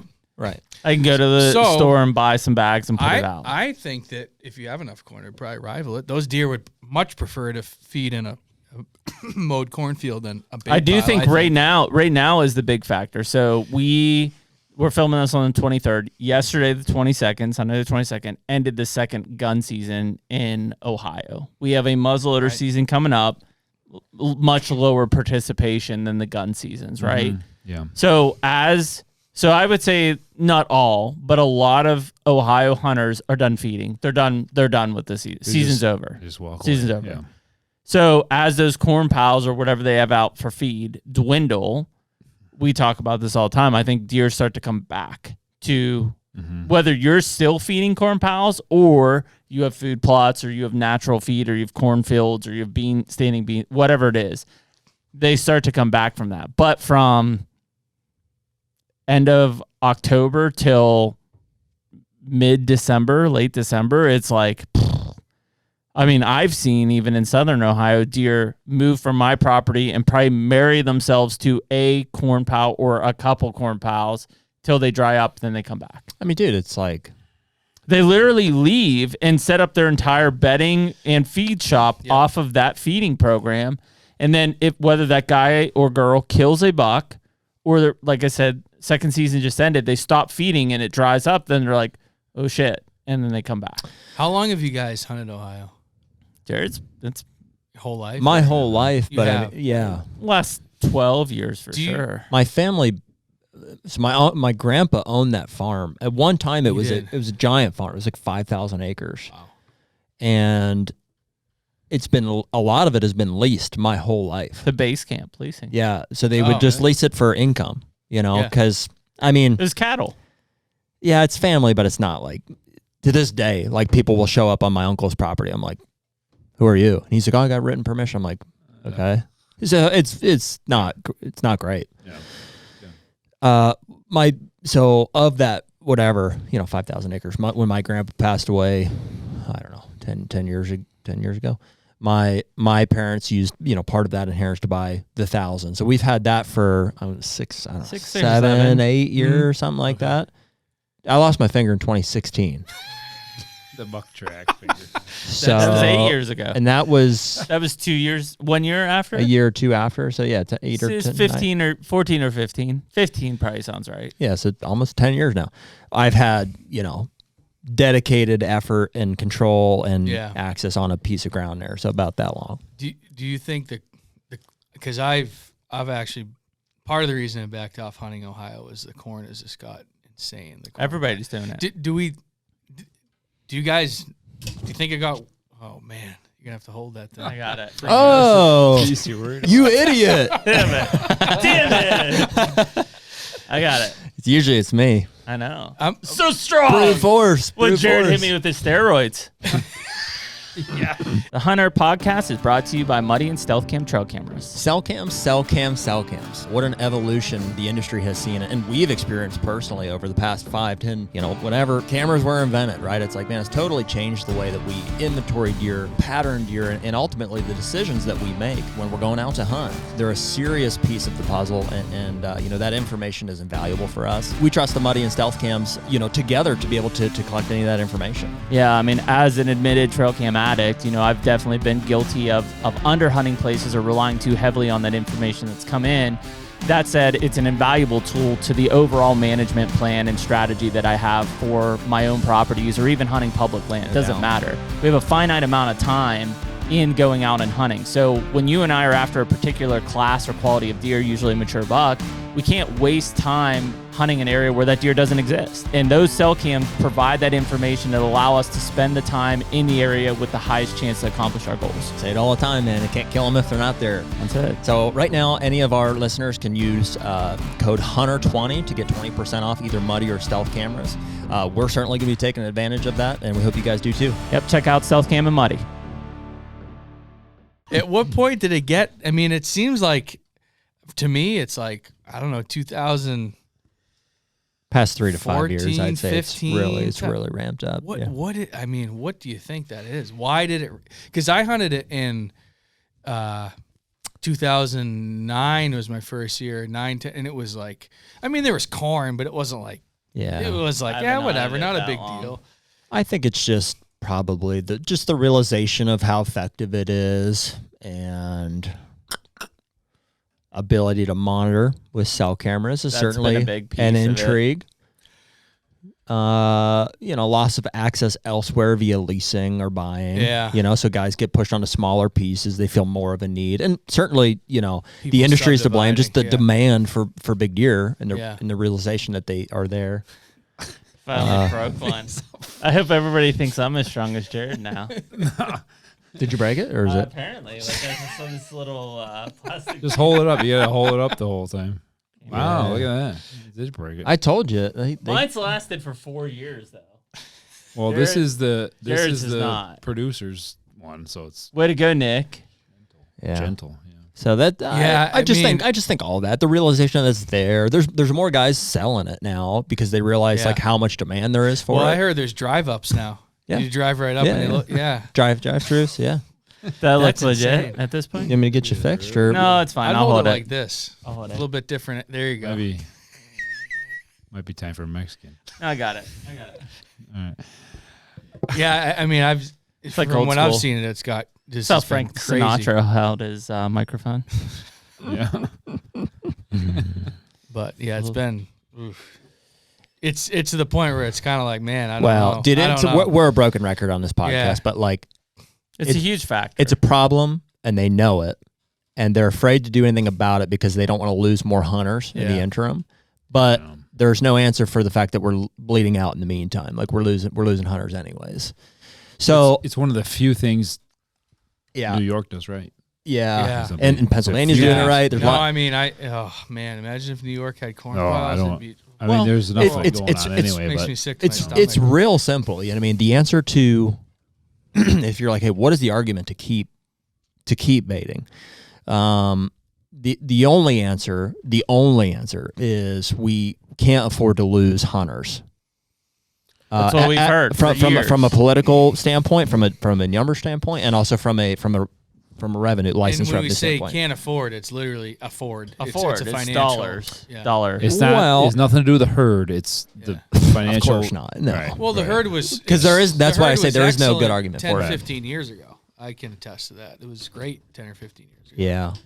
I don't think there's any more deer now than there was then. I think that the quality I think there are. and the age. I think there's more deer now. There may be. And age the class reason is corn pile is a worse. big part of it. Yeah, because guys are. Yeah. There you go. There you go. Nice. Like that? Good. All right, Yeah. so Hey, we're he's back. Yeah, artificially And we're back. inflated maybe. I mean, we've circled us so many times, dude, that I just feel, and not like in an arrogant way, but I'm like, we figured it out. Well, it's really I think we understand why it is the way that it is, and it's just It's so weird. how much though, time is going to have because to pass for it to change. What's going to have to happen? everybody, the argument on the probate side, which I mean, again, we just all we're baiting. The argument on the I'll bait the too, argument yeah. on the probate side is like, well, it's been legal forever. That's a fact. It has been. But if you think about it, you're like, okay, well, why does it seem like so apparent right now? It does. Right? Like if does. it's been legal since as long as anybody can remember, like why now, or even in the last 5 years, does it seem like so apparent? Like I've talked to people from Ohio DNR, and they're like, if you put a plane up right now, fly over the state of Ohio, it's hundreds of thousands of corn piles. Just think about that for a second. Hundreds of thousands. Drive down in corn hill piles. country, drive down the road and look up on the ridges. Yeah. And again, am I surprised? No, I have 230 acres and I just put 6 of them out last week, right? Like it is what it is. I'm just saying that what has made it so popular now, I think one of it is access, right? Because before, when access was plentiful and like, you know, hey, you live down the road, you hunted Smith's farm and you hunted Frank's farm and you hunted Joe's farm, and like, you know, you just had farm. You didn't worry about putting out a corn pile, or you did, but it was just like you put out a corn pile by your stand and you hunted it, type of thing. Mm-hmm. Now it just seems like it's so prevalent out there, and I'm fine if you want to hunt for meat and go out and kill deer. I mean, I'm going to put out corn piles to go kill does in Ohio for sure. Like, it's easy because then I could just get up in the stand. They're going to come to the corn pile. I'm going to kill them, and it's done. Mm-hmm. I just don't understand long term what the goal is. It comes back to, and it's not just Ohio DNR. It's whether it's DEC or the Game Commission or Illinois DNR. It's that the opportunity and the ease should equal the retention and preservation of hunter numbers. And I think it's far beyond the facts of that. Like none of us in a tough spot because none of us really grew up on hunting bait piles. No. Right? The reason we love hunting and we're so vested in it, you know, and frankly, you're the one who hunted Ohio probably as a kid versus all of us, right? Yeah, we never hunted corn piles. It's like, so there you what go. changed? That because you're the case study. It was the here. realization So that everybody else was doing it. It was like an arms race. Yeah, Yeah. exactly. Okay. We're like, oh well, right? Right? But I look at so I've got now a 9 and a 12-year-old, right? You know, my kids will go to Kentucky or Ohio. I'd say 7 out of 10 times they sit on a property that has corn piles in front of them. It's just how it is there. Yeah. They're not nearly as ate up with hunting as I was when I was their age. Yeah. Which sucks, right? Like, I continually evaluate myself as a dad, and I'm like, what the fuck am I doing? Like, am I doing this right? Am I not doing this right? Like, should I have corn pile and they kill deer? Should I not have it? Yeah. And it's like, we didn't have that issue. Like, that wasn't like, you just went out and hunted, and maybe you didn't. It wasn't an option. Maybe you didn't see deer, but like you didn't just quit. Like, you just that was it. You just didn't see deer, and so you went back and you hunted again. And I continue to see, like, I watch what's the processing? Bearded Butcher. No, by you. Runzos? Yeah.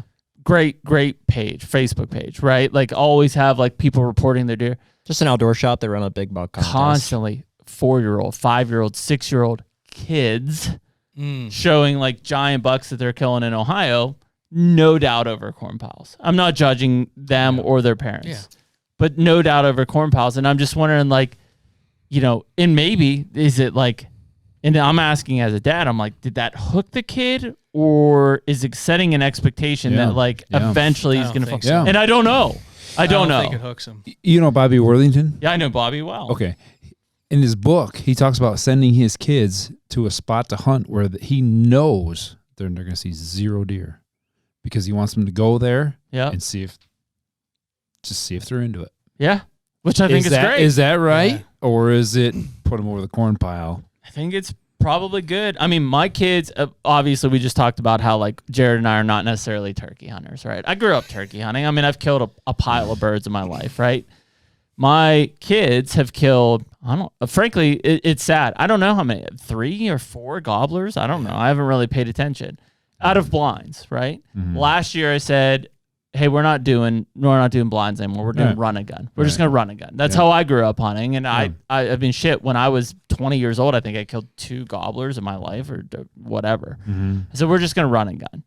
And both of them missed birds last year, did not kill. For the first time since I've taken them turkey hunting, they did not kill a bird. And I said, how'd you guys feel about that? They're like, man, we really wanted to kill one. Like, I wish the season didn't end. And I'm like, okay, that seems right. Yeah. Right? That seems absolutely. It seems right. But I haven't been to that. And it's not just baiting, it's food plots and box blinds and everything else that we do. Anything that makes it easier and gives you, neither of them have said, I wish the season hasn't ended yet, Dad, for deer. And I'm like, I don't know, like, how do I, and it's a fine line, right? Because like you want them to see deer and be engaged, but you also don't want it to be, and again, I'm not parenting, but like, man, when I see kids from like Illinois and Iowa and Kansas killing booners at 7, 8, 9 years old, I'm like, I think that, I don't know. I don't know. How many did you see? I don't know what the population was like in PA when you grew up, but did you see a lot of deer? A lot of deer? Yeah. I saw a fuckload of deer. Okay. Deer, yeah. Yeah, I did see. No, I was looking for the first buck with 3-inch spikes, and I did not see him. I saw 100 does and fawns probably. Yeah. I feel like if they... You remember that? You remember going to spots without any pictures of deer? You're just like, that's the spot. Dude, I could tell you numerous opening days of gun season in PA where I saw over 80 deer. And it wasn't just sitting in the same spot. Like, I would still hunt. And I'm sure some of them were the same deer, right? But, like... It was sign. I remember as a kid. I remember being like, Rub, this is the spot. Like, I'm going to try this spot. Sure. And on 80 deer, you saw 100 inches antler. Maybe. Oh, I mean, dude, if I saw antler, I was firing. Oh, yeah. There were days I saw 60 does and fawns. What are you getting at, Brett? I think that if... I think that if they're... I think it's personalities, right? Some people like to do hard things in general. Mm-hmm. And I think that starts as you're a kid. Like, my point was just bow hunters in general, dude. Sure. Before it was archery season. Well, my whole I didn't see deer when I was growing up. Like, no, ever in New Hampshire. That's a New Hampshire thing. And guess what? I started hunting. You still don't see any. I still don't see any. People are questioning you at this point. I used to hunt up near the Canadian border where the deer density is about as low as it gets. They all drink maple syrup. Yeah. We get it. Oh, it's really bad. I didn't see a deer for like years and years and years, but I wanted to go every day. It was like the allure of it. I might see deer here, and I wanted to go worse than I do now. Yeah. So I don't know that it's necessarily seeing deer is going to get them hooked, or I think that it's a personality type more than anything. And I think... Well, when did you kill your first buck? Let me ask you that. 16. When did you kill your first buck? 16. Same. Yeah. Jared was younger. Don't worry about him. No, same. Were you? Really? Yeah. 16. Yeah. Really? Yeah. I thought for some reason you were younger. I killed my first buck with a gun last year. Yeah, I know that. Did you? Yeah. You were 16 when you killed that first one, Bill? 16 or 17. Isn't that crazy? Like and we started hunting at 12 in Pennsylvania. That was the legal age. My youngest killed his first buck at 6. Oh, same here. 16 was the first. That's 6. legal in New York. 16. Really? When did you start hunting? Can't hunt until you're 16 in New York. When I was, that's a long time ago. Wow. When did you start hunting? 16. 16. Oh wow! See, we were 12. I was about the same. We couldn't do it until 16. So you had 4 years or so of like not seeing grinding deer, your ass. Yeah. I wounded sucking. one. I missed the bunch. I remember when I killed that first one. I walked up to him, and it was with the muzzleloader, and I was like, I saw him go down. I was like, oh my god, I just killed a buck. Yeah. I'm like, get down on the stand. Special. I walk up to him, and I'm like shaking, shaking. And I go, okay, I'm supposed to poke him in the eye to make sure he's not dead, right? Damn straight and you I are. went to poke him in the eye, and my Pyrex pellets fell out the end of the muzzler. I didn't actually put a bullet in it, just pellets. And it was like that big of a I was just like freaked out. And like, you know, that was a wild experience to me after 4 years of not hardly seeing a deer. So I don't, you know, and maybe some guys or some kids don't see a deer and they're like, this sucks. I don't want to do it. I don't know, man. Okay. Well, There's too many alternatives. Right? Yeah. You have kids? 10 and 13. 4. You have 4 I kids. have 4 kids. Mine are very similar to your age, 10 and 13. I'm just Soon to like be 11 and 14. I'm almost in a. I don't know. Again, my kids have killed deer. They've killed turkeys. Like using what we call the mentor program in Pennsylvania. Right? They've been able to hunt as long as I wanted to take them out.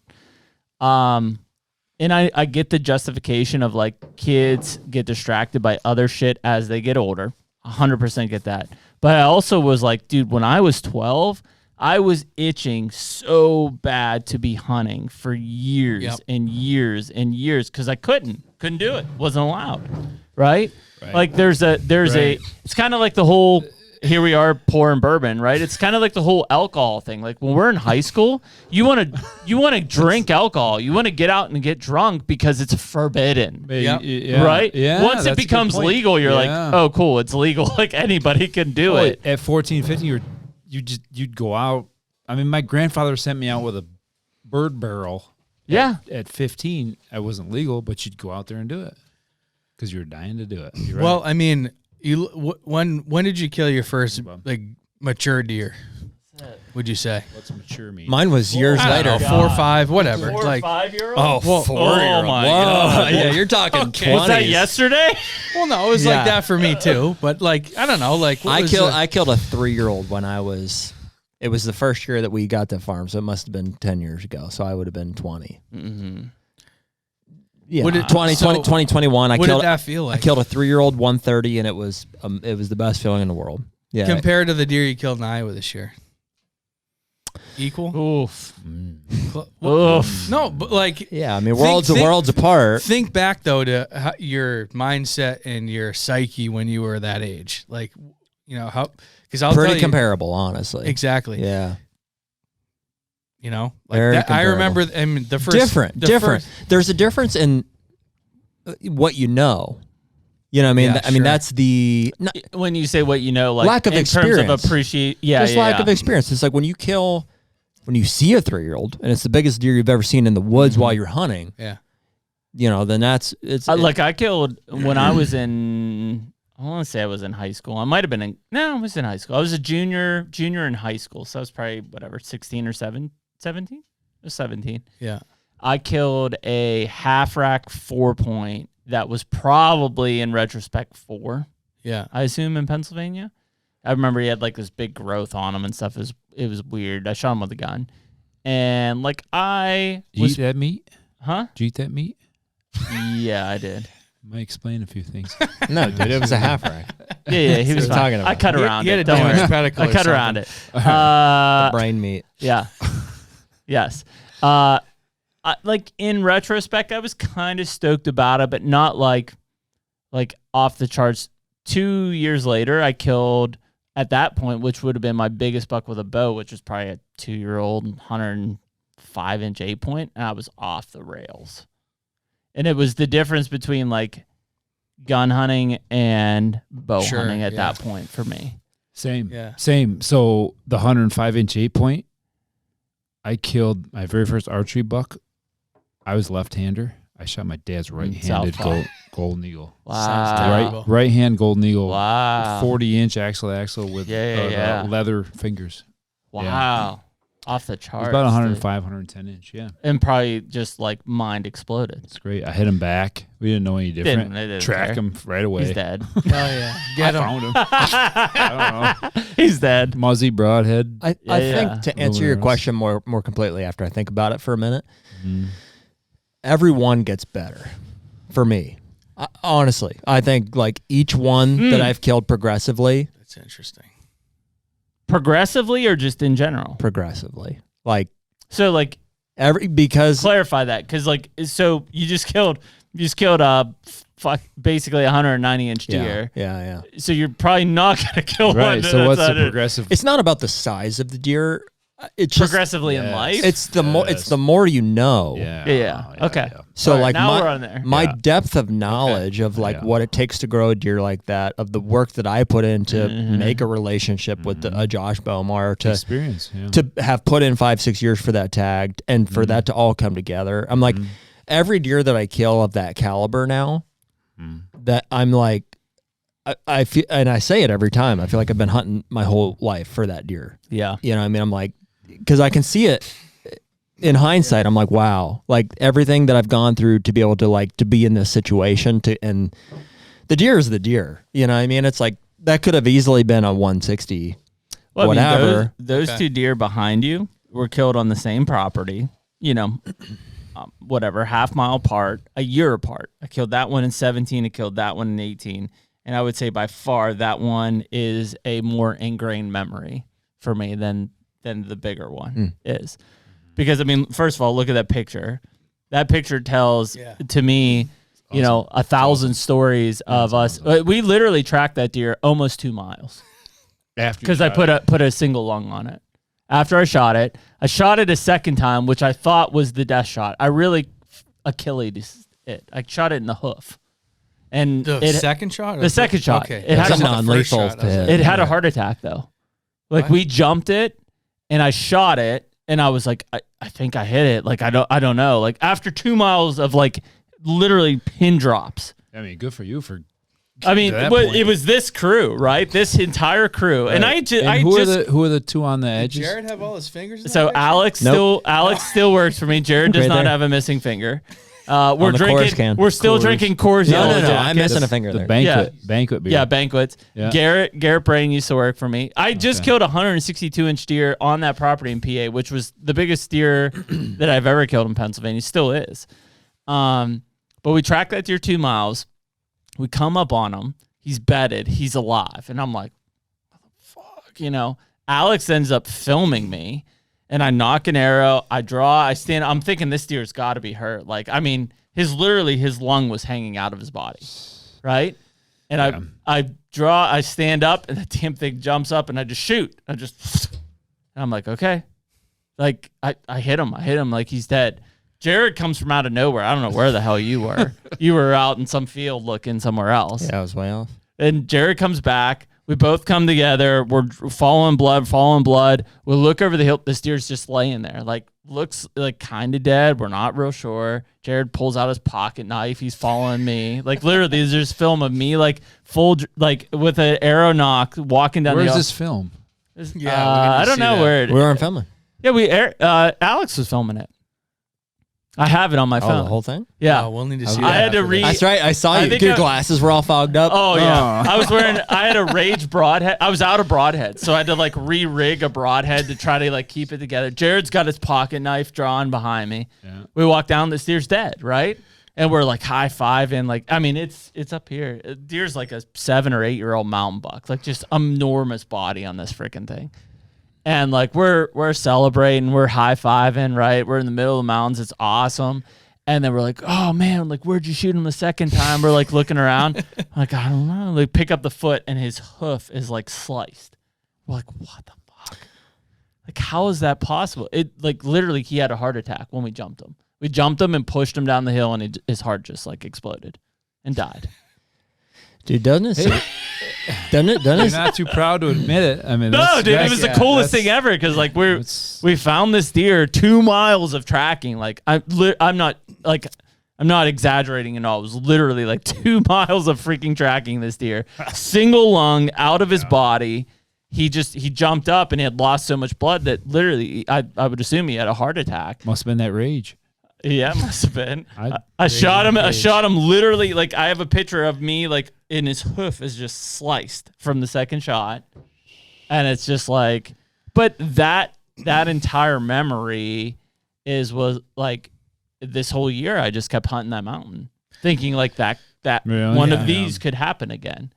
I guess my point is like the early days, they hit home and they're meaningful to me at least. Like as you go on and you say they become more meaningful, which is interesting to me. Which is I love that. I like to hear more. Yeah, I could tell me what you think of this. This is interesting. I find like it almost becomes like the pursuit of big deer becomes it creates an anxiety, probably like a constant like. Where are they? I'm 100% cameras. I'm always trying to buy more ground. I'm trying like the pursuit is stressful. And it's like almost when you kill one, it just becomes like a brief. It's a brief relief from the stress, and it rides for a bit until you're like, okay, to the next one, and so it's like it's addictive in that sense to where you're just looking. It's not like you're looking for the relief, but it's just what it becomes. It's a constant state of like I'm looking, I'm searching, I'm hunting. I killed one. Do you hunt outside of the state of New York? Very rarely. I was gonna ask that. I would say, ask yourself the question. You get the relief from shooting one. Who are you relieving? You doing it for other people, or are you doing it for yourself? Are you doing it for what other people expect? Or are you doing it for yourself? No, it's for myself. Is it? Yeah, definitely. Okay, that's important. Yeah, I don't care at all what other people think. Okay. Yeah. But you don't feel a pressure to a point. You don't feel a pressure of... I mean, there's probably a little bit, but like it just... That's great if you do. That's great if you do. But there's got to be some aspect. Well, there has to be, right? Because I never have thought that you it's there. Like there's an expectation for us to kill whatever or this or whatever. There has to be some of it though, right? Because rewind it the whole way back to the start. You have a 5-year-old in Ohio that in October you would have killed. Today though, you wouldn't kill that deer. Yeah. Yeah. Why? Because it doesn't matter what somebody else thinks. It's what you're looking towards the future and what. Yeah. Right. You're thinking about what am I going to accomplish next year, right? Yeah. So that's why you're not killing him. Yeah. So case in point, people might expect me to kill a 5-year-old deer, but I'm not interested in that. I want to see. I need to. My expectation of the season has been met. I mean, I killed a deer. I mean, I fully am prepared for seasons where I may not kill a deer, because truthfully, as seasons progress, there's less and less deer that I would shoot, and that's just okay. It's not like every year it has to be bigger. It's just that it needs to be. It can't be bigger every year. We've had that conversation. I just have to want to shoot it, and the experience leading up to it. Well, that's the switch we were talking about earlier. It's like more and more, trigger? I want them to live. I'm just more excited about the fact that they are living. Some of them. It would be way more exciting for me to be like, dude, I know of 560, 170 inch deer. Like that would be so exciting to me, as opposed to like, well, I have 150 to hunt. It's the what trips your trigger thing that is really in at least I'm 40. I don't know. How old are you? I'm way older than that. Are you? No, you're not. What are you, 63? You're fucking rip. How old are you, Brett? 38. Okay. I'm the oldest one in this room. Okay. Leave it that way. So you're not that old. It's fine. 43. Okay. Fuck. Yeah. That's not that. I asked him that last week. So feel like you're in your prime. He's in his prime. Yeah. He is in his prime. I see him. Believe me, he's in his prime. So I firmly believe that. Think about. You guys gonna get in the ice bath tonight? Oh, fuck. Those fucking things. Yeah, they're from up north. Sauna tonight. You got sauna? It's got a weird gym sauna. membership. You got your little. I don't have it. I don't have it anymore. What happened to it? Dog ate it. Just got gross over time. I threw it away. I believe that. I think about it now, and like, so I told you about that property over there. Yep. Like I had a low 70s deer that like tripped my. I mean, dude, I didn't even think. I had probably a couple 50s deer that year that I could have killed. They weren't even in my brain. Like I was trying to kill the 70. He tripped the trigger, right? I like fast forward to now, and like it's weird, like what deer, like that 150's probably 4-year-old that showed up on public, like that deer is tripping my trigger for flintlock season, you know, and it's just like it's weird now what I'm now. Would that deer have set me off when we were in Iowa? No, not at all. Like not a single bit. Yeah. It's just it changes. It's the scenario. It's the experience. If 100%. The 4 of us were in camp and like there was a mature 150 that we were chasing, like that deer would trip my just because of the scenario. And so that I think that's the hardest part. I mean, hell, I was with my kid the other day, and he's like, "Wouldn't it be cool if we both shot a buck today?" I mean, if he shot a 2-year-old and a 2-year-old stepped out, I almost feel like I would have had to have shot it just for the. You know, so it's that kind of like ever-changing experience that really is the trip to trigger. To your point, like, I mean, it'd be freaking awesome if you killed a north of 190 next year. Odds are not going to happen. Right. But there's going to be a buck next year that shows up, whether it's GR8 or whatever, that's like, that buck trips my trigger, and then here we are off again on it. And just being okay if it happens once in 5 years. That's right. Yeah, once in 6 years. That's okay. Even better. Sucks while it's not happening. I think it does. Yeah, man. Yeah. Well, if it happens every year, it's like that. It pushes it even further, right? Because like every year, if it happens, to me, my goal's not out far enough, right? Yeah. Like I need to push it off a little further. And it probably didn't happen every year when you started. It definitely didn't happen. So that didn't happen for 6 years in a row. That's what I'm saying, though. That's what drives us, and our kids are either going to have that desire and that drive or they're not. And I think given the opportunity to experience whatever, but then pulling it back and saying, okay, here you go figure it out. And I like that. And they're gonna like it, and they're gonna mess up. I mean, they're gonna for me, up. it was a buck in New Hampshire, and I was 21, and I remember I was shot, I don't know, a few deer and a few bucks, year and a halves, and I was like, man, I want to kill like a good, nice buck, right? Yeah. It was like a couple of years I kept saying, I want to kill a nice buck, and then finally I was like, well, if I keep killing a year and a half, so I'm not gonna kill a nice buck. So like I gotta decide that that's what I'm doing and do it. And that year, I passed a bunch of deer, and I ended up killing a nice buck. And it was a 7.5-year-old deer.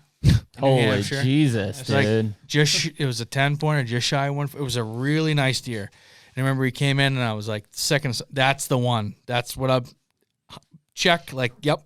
Shot him with a muzzleloader. He went down. I remember I walked up to him, and I just stood there and stared at him for like 15. I didn't even touch him. I was like, wow, like just looked at him, like laying there. I was like, this is a different animal. This is amazing. This is all I want to do. But it took from 16 to 21 to get there. And then when I hit that, I was like, okay. But I'll say, I don't know that I feel like the same awe. I don't know if you can, man. 38 when I kill, whatever, There was always that memory. We talked about it not too long ago. Like for me, it was like, I can't remember if I was 17 or 18. I'd killed my first buck. I killed a spike in Pennsylvania during gun season. It was either the next year or the year after. I want to say it was the next year. So I was probably 17. And I at that point I was like, okay, I got the monkey off the back, right? I killed my first buck. I had hunted hard during bow season. I'd seen big bucks. I probably had missed big bucks at that point with my bow. And I remember sitting in the stand, opening day at gun season, all that anticipation just like build up to that moment. I literally can remember being in the 2x4 stand, like wind blowing, right? And like, here comes just a pile of deer down below me. Same, like I was just in the spot. Same place. Boom, here comes this one. We had antler restrictions that year. It was the first year of antler restrictions. Counted 4 on the side. Pow. Did a backflip, like dead, whatever, 1-year-old 8-point. I remember looking at that deer, and he's still like kicking in the background, and I looked straight down, and there's this, and again, as a 17-year, just this big 8, like just hammer right there, like point blank. And I remember looking at him and being like, oh my God, like what the hell? I remember like guys in my hunt like group being like, you should have shot him, I would have tagged him for you, that kind of, But that was the moment where it was like, holy shit, if I waited like 10 seconds and didn't shoot that deer, I would have seen that deer and I would have killed him. Yeah. And immediately, to your point, it was like, I need to pass deer. And so the next year I remember passing like some deer that I would have clearly have shot the year before with that memory in my mind. And I don't think I even killed a deer that year, but that was lingering in my brain. Right. So I grew up in a family that did not value age, antlers, nothing. Nothing. Same. So what was it? You had to have some sort of, somebody had to impact you. For me, it was Charlie Elsheimer. I remember Charlie very well. I mean, I knew Charlie very well. Yeah. We used to go down in the southern tier, Steuben County. Yep. He grew up in Steuben County. And like you just be exposed to that talk and seeing the potential. And for me, that's what it was. So like, I don't know. What are my kids going to see? I don't know. They grew up, my 13-year-old daughter, she's like, I don't want to kill that deer. She's like talking to 2-year-olds, 3-year-olds. Yeah. I don't want to kill. I'm like, do you know how hard that is? Like, I know. You're going to struggle to do it. But like, that's what she grew up to. So what's the next what's the next level? It's just going to be what trips the trigger, man. And I don't know if we've harped on it like from a deer age or caliber of antler score.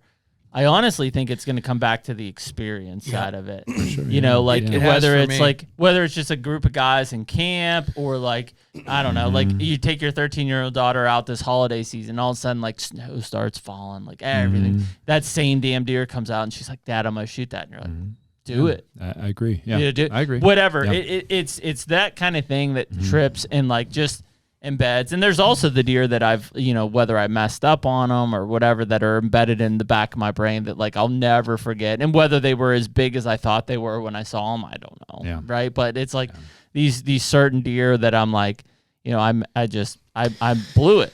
And, but that's what keeps you coming back, even at where we're all at in our stage of hunting and the bucks that we've killed and the success that we've had. Like, if it was super easy every year, none of us would have the passion that we have around this table.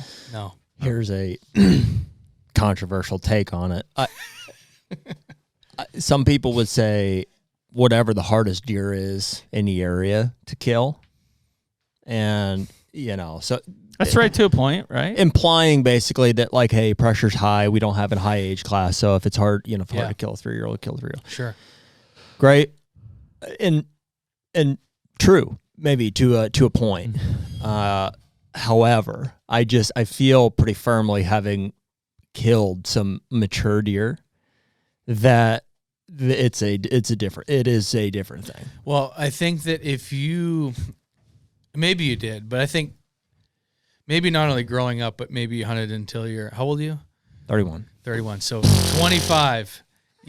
In an area where a 3-year-old was the very oldest deer you could find, I think that maybe that would scratch the itch. Say that again. Right? Say that again. So if you grew up and you hunted till you were 25 in an area you could only find a 3-year-old deer, that was the oldest and the best deer in the landscape, right? You killed that deer. I think maybe that would satisfy you. But like, you haven't, and I haven't, and I can tell you right now, like, I don't care. Well, you're right. The problem is, I know that's the ignorance is bliss thing. Yeah. So I'm like, sure, exactly. Yeah, I agree. And also, I'm not saying that's not nothing. You know what I mean? If that's as old as they'll get, and you can have an amazing experience, then it is what it is. That should be. At times, I envy that. Yeah, to be honest. Dude, absolutely. Wouldn't it be great to just think that that's as big as they get? That's as big as they get. You experience this 3-year-old. In some places, it may be as big as they get. Yeah. Well, and that's man, a good that would case be awesome, in point, right? Yeah. Because like, even if you want to kill, let's say you've watched social media and YouTube and all the stuff that says you should only kill 5-year-old plus. If you're hunting an area that there are no 5-year-old pluses, like, don't waste your entire season hunting a ghost. You either have to leave or you have to manage your expectations. Well, I'd rather you leave, right? I'd rather you go find a 5-year-old than say, well, just settle for this 3.5. There's something just like, it's intangible about like, you see it, like you'll see, and guys film, and you watch them kill their, a 4-year-old or what, a 5-year-old, didn't matter the age of it or whatever, but they just kill it, and they're like, there's just something different between that and like, I don't know if it's the class of deer or the experience or a combination of the two or whatever that sets those apart, but like, I've been fortunate enough to experience like on a few different occasions, I'm like, this is special. Like this is just something happened here. It was either my personal best or who I'm with or where how far I had traveled to get here type of a thing to like, they're iconic experiences. Jared made me sit in a stand for like over an hour to wait for his ass to get that deer, to even like look for that. And you deer. figure out kind of what they are and you're like, I'm going to make everyone that experience. And I didn't know what that deer was. Like I had a picture of it and I knew it was big, but I didn't in the brain wasn't I didn't see it enough to know what it was. This one was iconic to me because it was like, our relationship wasn't as far as it was. Mm-mm. It was more about that, probably. Like this Pennsylvania, this one here, I shot it up here 15 minutes up the hill, probably. And I had been working for you for, I don't know, 3 years. That was 17? Yeah, maybe 3, 2. So Jeremy and I's relationship was like early. We were developing the hunting relationship. I was very much like, Jeremy was my boss, but we were like becoming friends. And he killed this giant, and I said, dude, I think I shot a really big deer here. Yeah, and I don't remember where you were, but you were somewhere. I was at home. I was sitting on the couch. I remember. As quickly as those moments can pass by, I was like, this is important. Like, I need to be there for that. And so I was like, don't get him yet. I'm coming. You know what I mean? So to get in the truck and to go out and we recovered him, and it was your biggest deer in Pennsylvania, and so. Iconic deer in that sense. It was your biggest deer, and it was a lot of it comes back to like where you're at in life, I think. Yeah. A lot of it. For every deer. It's just like, oh man, I've worked I like what I've sacrificed for this, and I missed family time, or I did. Yep. That's a big part of it. And if it can pay off in like what your goal was from a age class, antler class, whatever, it's like you can tie that to like a lesser deer, but the reality is like that's more attainable. So if I can attach my life experience and my sacrifice to a really high bar and accomplish it, and the meeting of the two seems to be what yields like the most experience. Like I sacrificed so much, and it's taken me so long, and this deer is such a class and here we are, and this is the moment. Well, and I think the hard part is like there will be, I won't say a lot, but there'll be many people that experience that moment, right? There'll be very few of us. The 4 of us at this table are probably in that rare group, but there'll be very few of us that get to experience that more than once. Oh, dude. And I guess my point is the first time is a special time. It is. But dude, it can happen again, and it can happen again. Yeah. They do keep happening. That's what I'm saying. Like each one, like dude, this last one here, like, nobody will ever know what it was like for you and I and Josh Bomar to stand around that truck. I've never met Josh Bomar before. Yeah. The first time I met Josh was me coming in late, spinning. I had a freaking trailer in a Polaris Ranger on it, like whipping this shit around this little lake area, pulling in because Josh somehow beat my ass to the damn Airbnb. Whipping in, coming out, not even acknowledging Josh, and just looking at this deer and be like, holy fuck, this is amazing. That's one you killed. Yeah. And then the 3 of us just sat there. At the same time, we're looking around. I'm like, dude, we have a live podcast in 20 minutes, and it's election night. And it was just like, what do you do in that? Besides just like... And that's one, guy could argue, hey, that's my biggest deer. But like I killed that 160 in North Dakota, which is also a giant deer for that area. And same thing. It was like nobody will ever know what it was like for myself and Lucas Sykes, who I was hunting with, and his dad, for us to recover that deer and the circumstance that it was and the year that it was. And it was just like... Yeah.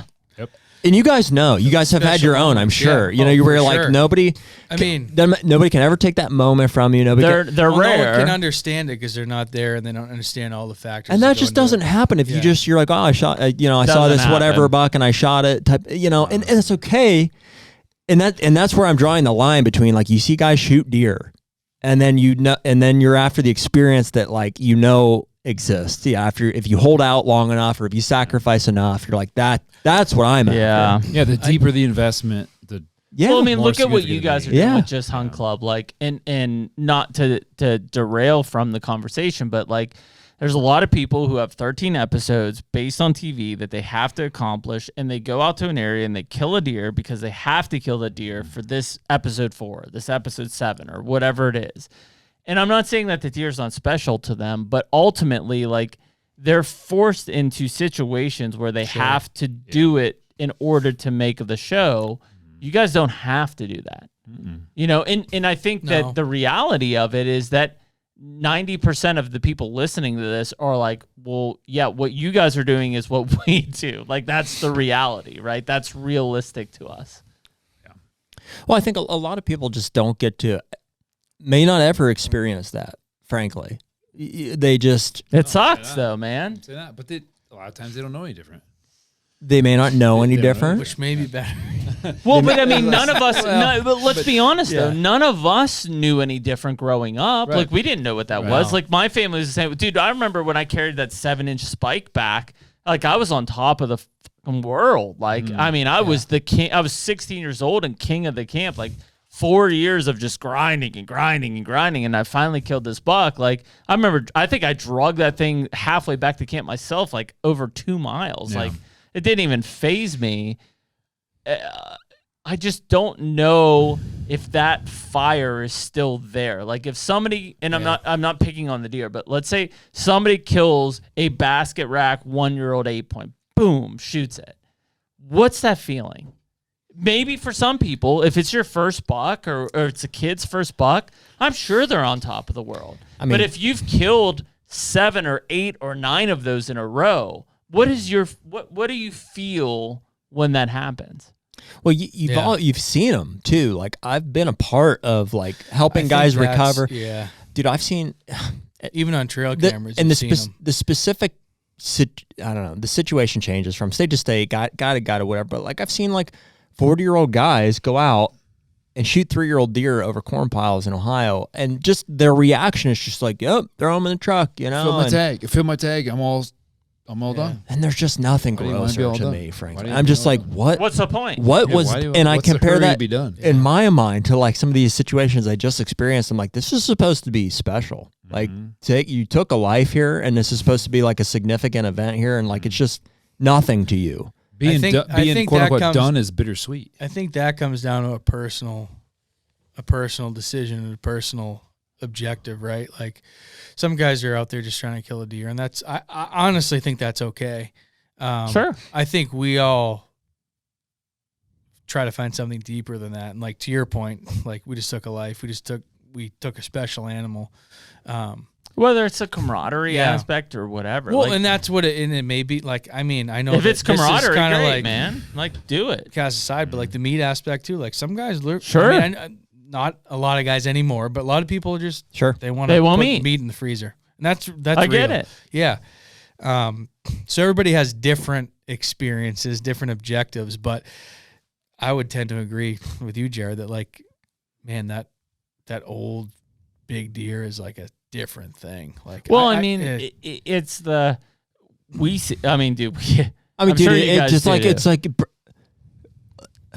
We see it freaking breaks you to tears. Like, dude, there's nothing like that experience. Like, we've experienced, and you're, whoever said that, you're right. Like, if you get to experience that more than once in your lifetime, but once you do experience, you're like, this is what I want. This is what I want to do. It. That's what I said. When I walked up on that deer, it changed my life. You. It changed you. No doubt it changed. It was one of the most influential moments in my life. Dude, and when I walked up on that deer. I could put on a like, literally on a docket of, like, the deer that I've, like, missed or screwed up on that have also changed my life. The deer that I've passed, here it is, opportunity.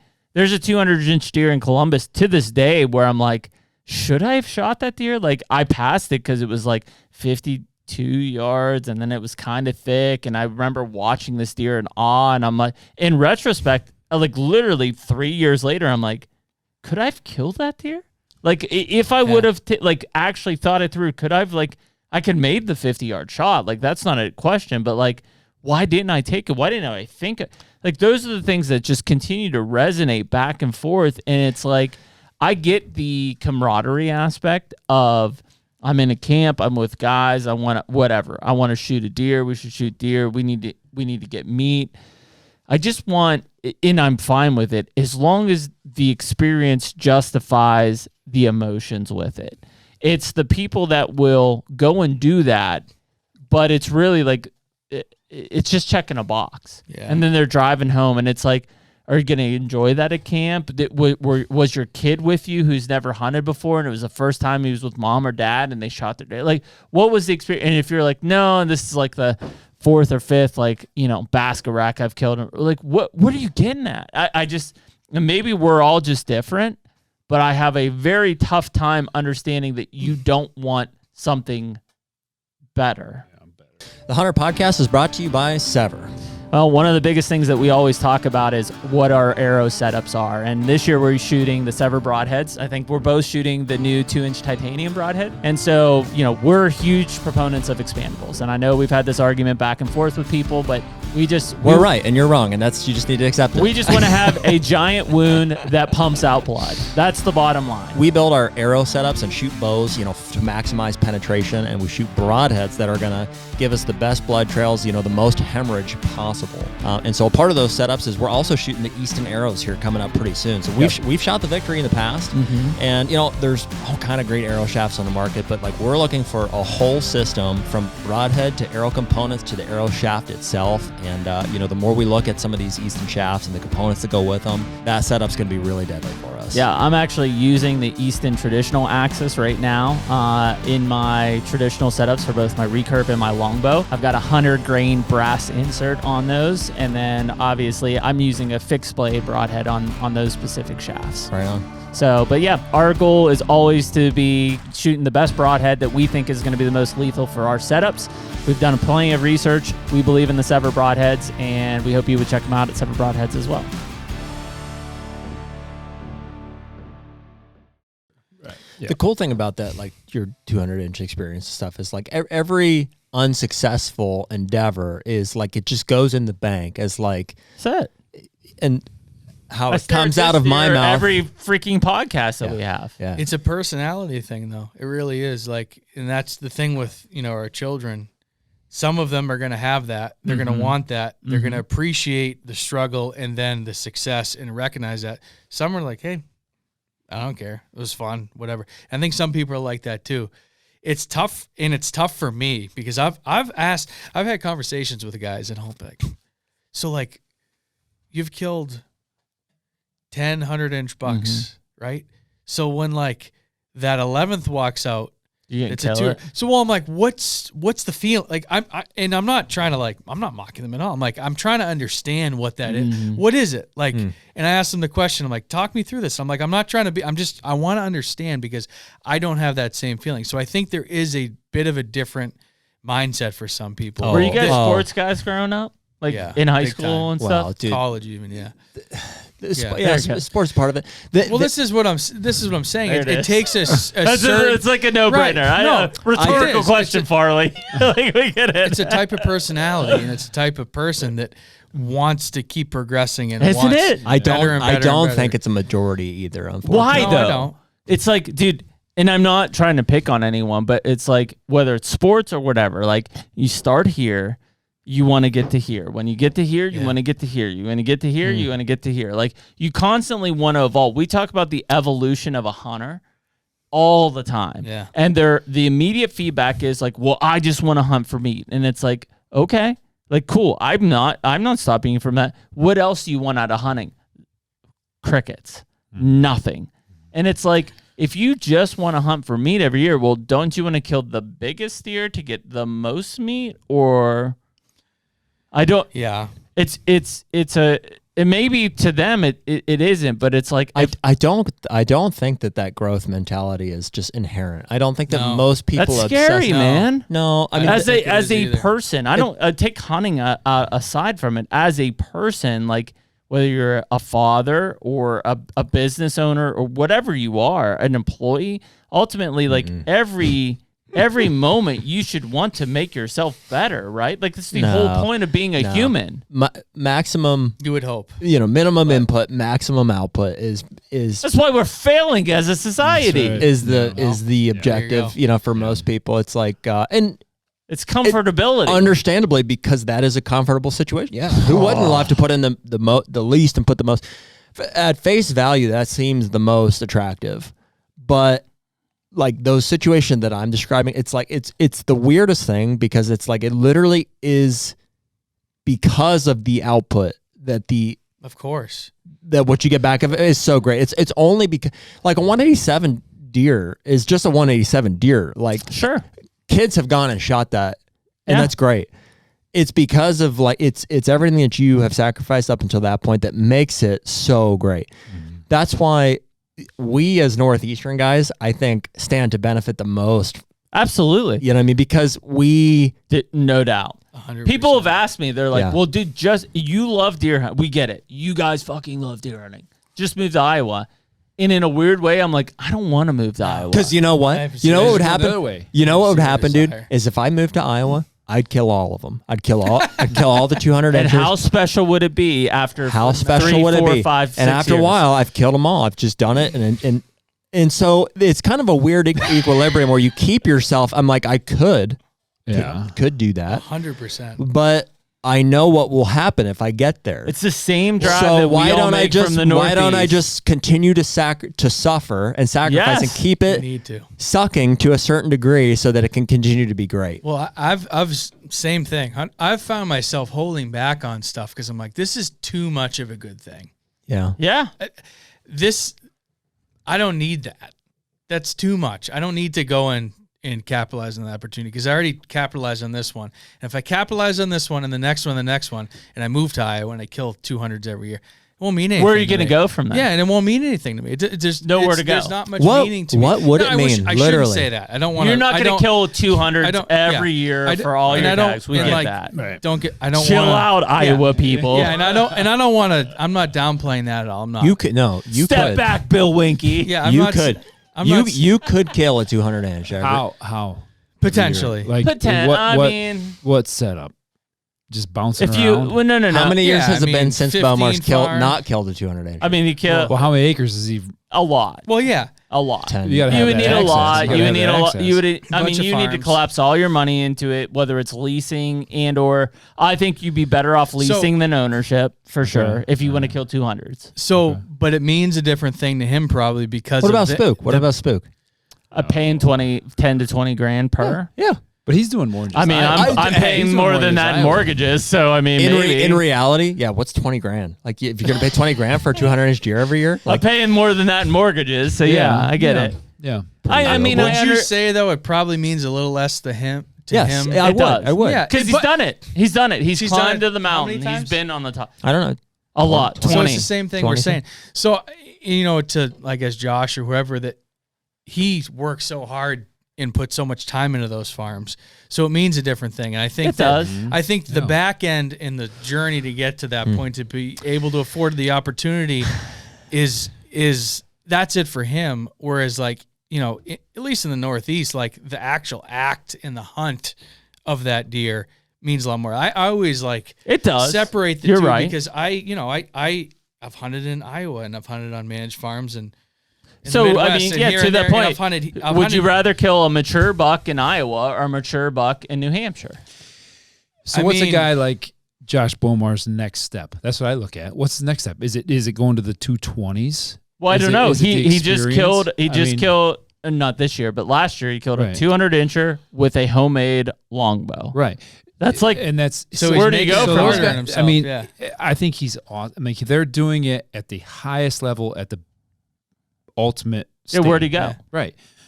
Well, I just think they keep pushing the envelope. That's the scariest part for me, though. Yeah, I think they're going to do it. He's going to keep pushing. I'm very far from the top of the envelope. I don't think that.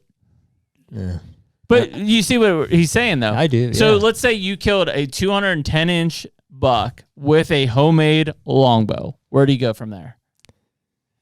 I don't think that deer ever satisfy the soul. I disagree, though. I don't. Yeah, you don't think that Spookspan on that podcast was satisfied? No, because why would he still be doing it? Well, I'm not saying he wasn't satisfied. I'm just saying deer don't ever satisfy the soul. There was a point in that conversation. I think it's the journey. It doesn't matter what you kill. Like I could go kill a 320 inch whatever. You'll still go kill them. It doesn't matter. It doesn't matter. No. I can put myself in that situation over and over and over and over again. Yeah, the consistency's remarkable. That's what's driving you right now is that you can't go kill 190s every day. Yeah. Yeah. That's why you're not moving to Iowa. If you wanted to kill booners every day, you'd be in Iowa right now. But it's the realization that it doesn't satisfy the soul. Like and deer hunting, it's both. It's like I want to be continually driven by deer hunting because of the challenge that it presents. But I know that I could make changes. I could do what it takes. If you killed that same deer, and I know that wouldn't satisfy me. So if you killed that same deer you killed in Iowa next year in Ohio, it would mean a mile of different. It would be different, but I think it would be a mile. So is it going to satisfy me? Let me. Am I going to just be like? I feel like you're pretty satisfied right now this year. Otherwise, you go kill that 5-year-old in Ohio. Yeah. It's a fleeting. Well, you're right. Sensation. Yeah, I mean to kill that deer in Ohio would mean something different to me. Right? Why aren't you going to kill him then?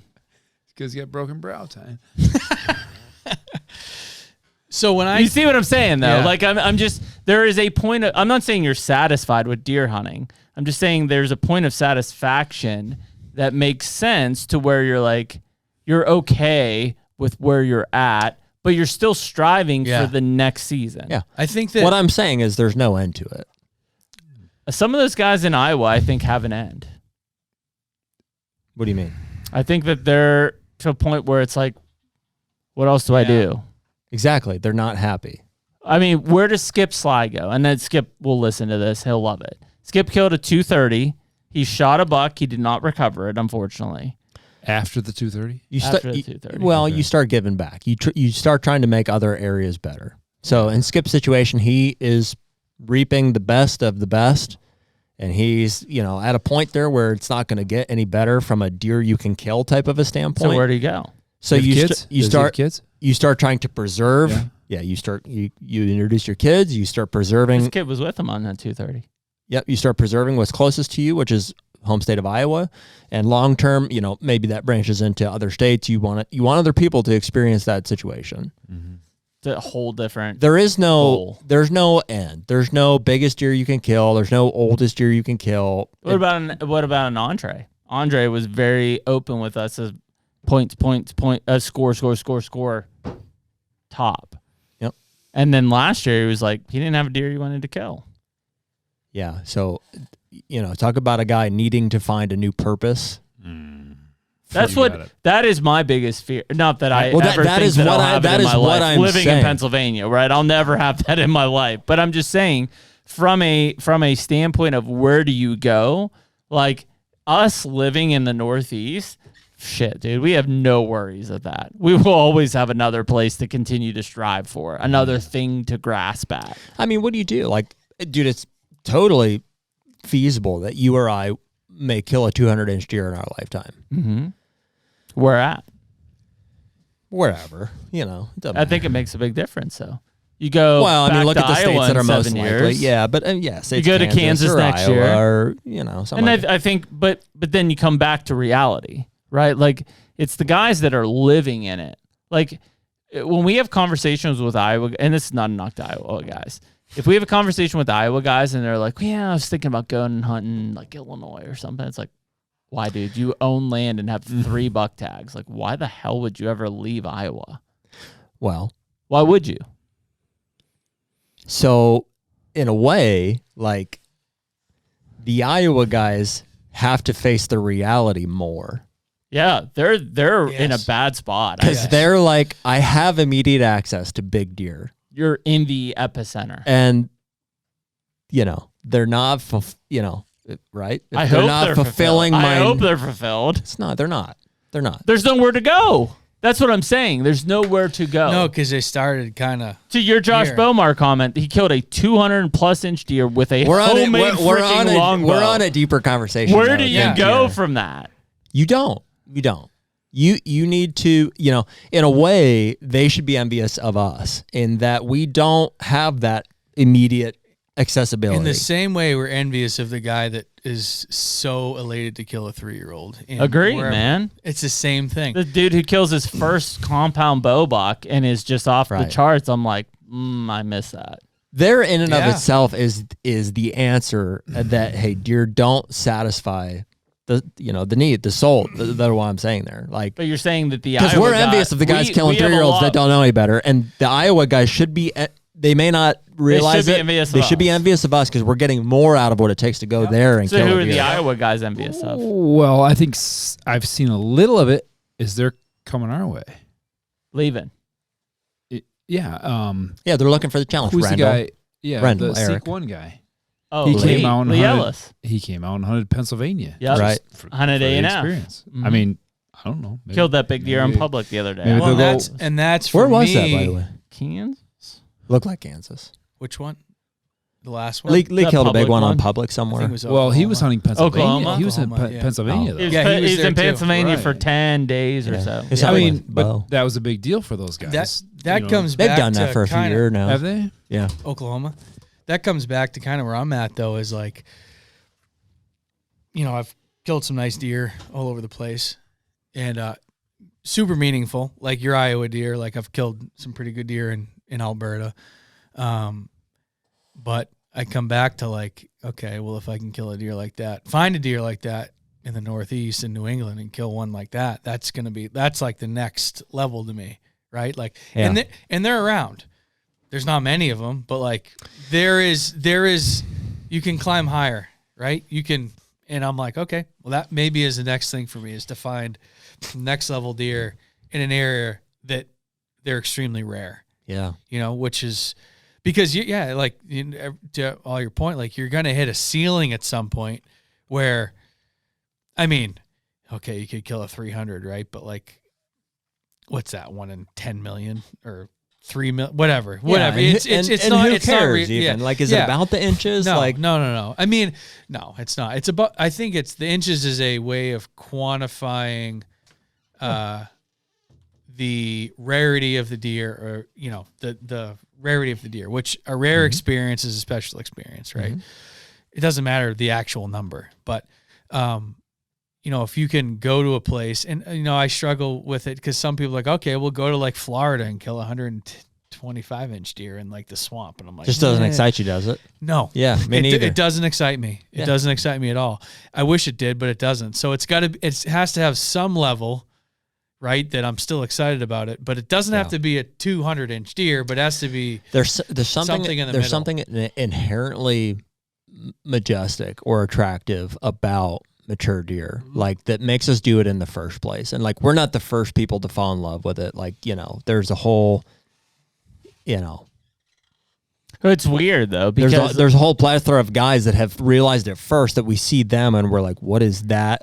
Like you see, there are some 20 years ago though, it was fairly non-existent, at least in our geography, right? The mature buck aspect. Who of are things. they? Like, does any stand out to you? Like, I mean, to our Midwest whitetail conversation, the video of Bill killing the G5 buck, maybe is one. Yeah, I mean, or juries were killing at least 2, 3 and 4-year-olds probably. I remember Ben primetime bucks, back in the day. I've seen some videos of Ben Risen kill. Yeah, but I mean that was 200-inch in Kansas, 15 years ago. However long ago they were, but that you were like, what is that experience? The Wenzels left Pennsylvania and went to Iowa to kill mature deer. I'm talking about watching guys experience that once in a lifetime moment where you're like, what is that experience they're having? It's a Bill, with it's that a deer? Ben, it's some of the jury stuff. I mean, you don't really see it in our area. No. Well, no. I would say no. You don't. And it's. I mean, it happens. They're out right? there. I mean, people have killed. that dude that killed one in Louisiana. That dude. Yeah. Remember that? Well, two years ago, there were 1 or 2 bucks that were between 195 and 205 inches in Pennsylvania. I'm sure those guys had that experience, but it's not consistent. Me killing one in Iowa. Yeah, I mean, that was one. We've had some. We've been fortunate enough to have some of those where I'm like, it's once in a lifetime. Yep. Yes. Yeah. You know it when it happens. You Yeah. do. Recognize it. Yeah. It just, it doesn't happen as, it happens, but just not as like populous, I guess would be the best word for it. You know, it's happening to people. You see it happen. Like, I mean, I look at social media or whatever. I see it happening to people. It's just, we don't know who they are. They have a small group. It's not like we see it in the masses, basically, that we're talking about. It can happen over and over. It's tied to the score of the deer, but it's not dependent on it. Like when I killed my first booner, like that 170 in Ohio, like that was one of them for me. Like, and not many people would know about that, right? In what sense? What do you mean? When you killed that deer, it wasn't like you had this giant platform. It wasn't that everybody filmed knew about. Yeah, it was. Well, I had like my recovery or whatever, but no, I experienced the recovery of a handful of people. Yeah. And that was the biggest deer I'd killed by far at that point. Small group. So, and we experienced that Seems together. like maybe there's milestones that you reach, and those There are. milestones are. Well, but what I was going to say is the next one thing. was smaller from an antler class. Now, I killed that 160 in North Dakota, Sure. and it was no less meaningful at all. Yeah. But it was just who I was with and the Yeah. experience of Right. what we had to and lead that's to what that. I'm saying is like for some people with their life experience and their experience hunting and their goals, they can experience that same feeling and that same experience with maybe, I don't want to say a lesser deer, but maybe a smaller deer. They in general, definitely, right? definitely. And that's great. And that's, I think, what we would, I honestly wish that I could Sure. to an extent. So Because the bar's too, It's not way too more high, possible. but it's higher. Yeah. yeah, I mean, Yeah. now it's like, I mean, what's going to Trip Right. the trigger? I mean, it's going to. That is the problem, honestly, that we're heading. We're like, is there a deer that I want to shoot? Yeah. I mean, it's for me at home, it's going to be, those deer that I have like 3, 4, 5 years experience with, that's a special deer. Like I really enjoy that. But even anymore, like often most of the deer I shoot, I have kind of like something similar like that. So it's like, okay, what's the next? Well, that's the thing. Is next like I don't thing. know what the I don't know what the better case is. Is like we talked about the guy who's like kind of oblivious to it and just kills a 3-year-old or whatever. Like I remember those days where like, till the end of the season, the last day, if I had a buck tag, I was killing a legal buck. Period. And if I did, I was stoked, like through the roof. And so there is definitely envy in those days and to those people who are just doing that out there, because I think to a point it's just so attainable, right? Like if you think about, I'm just going to try to go out and kill a legal buck. Yeah.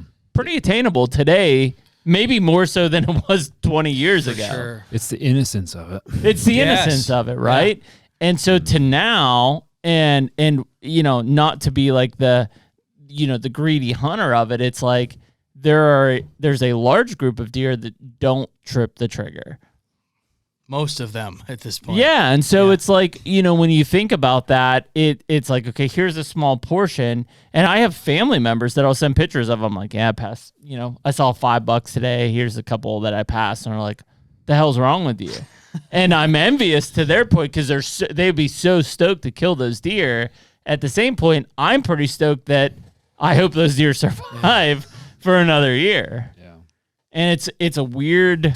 It's a really weird dynamic. There's a realization at some point, and I've said it a lot of times, but it's just like I could shoot that deer, he could be dead, and there it would be. Like I don't know how else to say it. It's just like it would excitement about that, right? Like in a brief fast moment. Yeah. Like right, don't Doesn't last long. It would be a but shame don't if you shot it and you dispute that. weren't excited about it. Like that's not what you're But after. we don't Don't want the dim- moment to be brief. Exactly. So don't diminish that in that, like, if it was a I don't know, 2-year-old basket 8-point, like comes running in, chasing, like, there is a moment of excitement there. Mm-hmm. It just falls off really fast. Well, this year for me was a great example of that. I killed 3 bucks.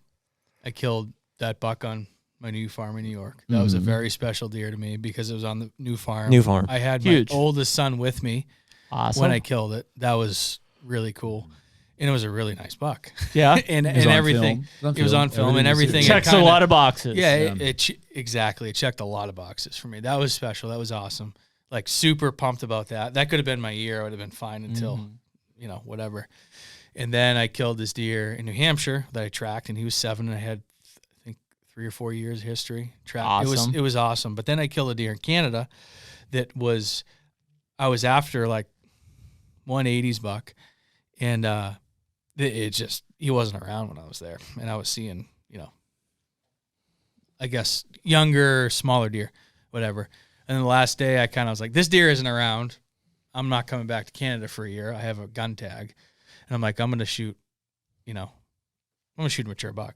And so I shot a buck. It ended up being a 3-year-old. They sent the teeth in. Everybody thought it was like a 4 or 5-year-old, but it was a 3-year-old. And that was a different thing. Like that experience was different than the other two, dramatically different. Mm-hmm. Right. And it made me think, like, I've always been almost critical on myself because of this mindset. Like, I'm so particular and I want this experience. And I'm like, why don't you just go out and hunt and shoot deer?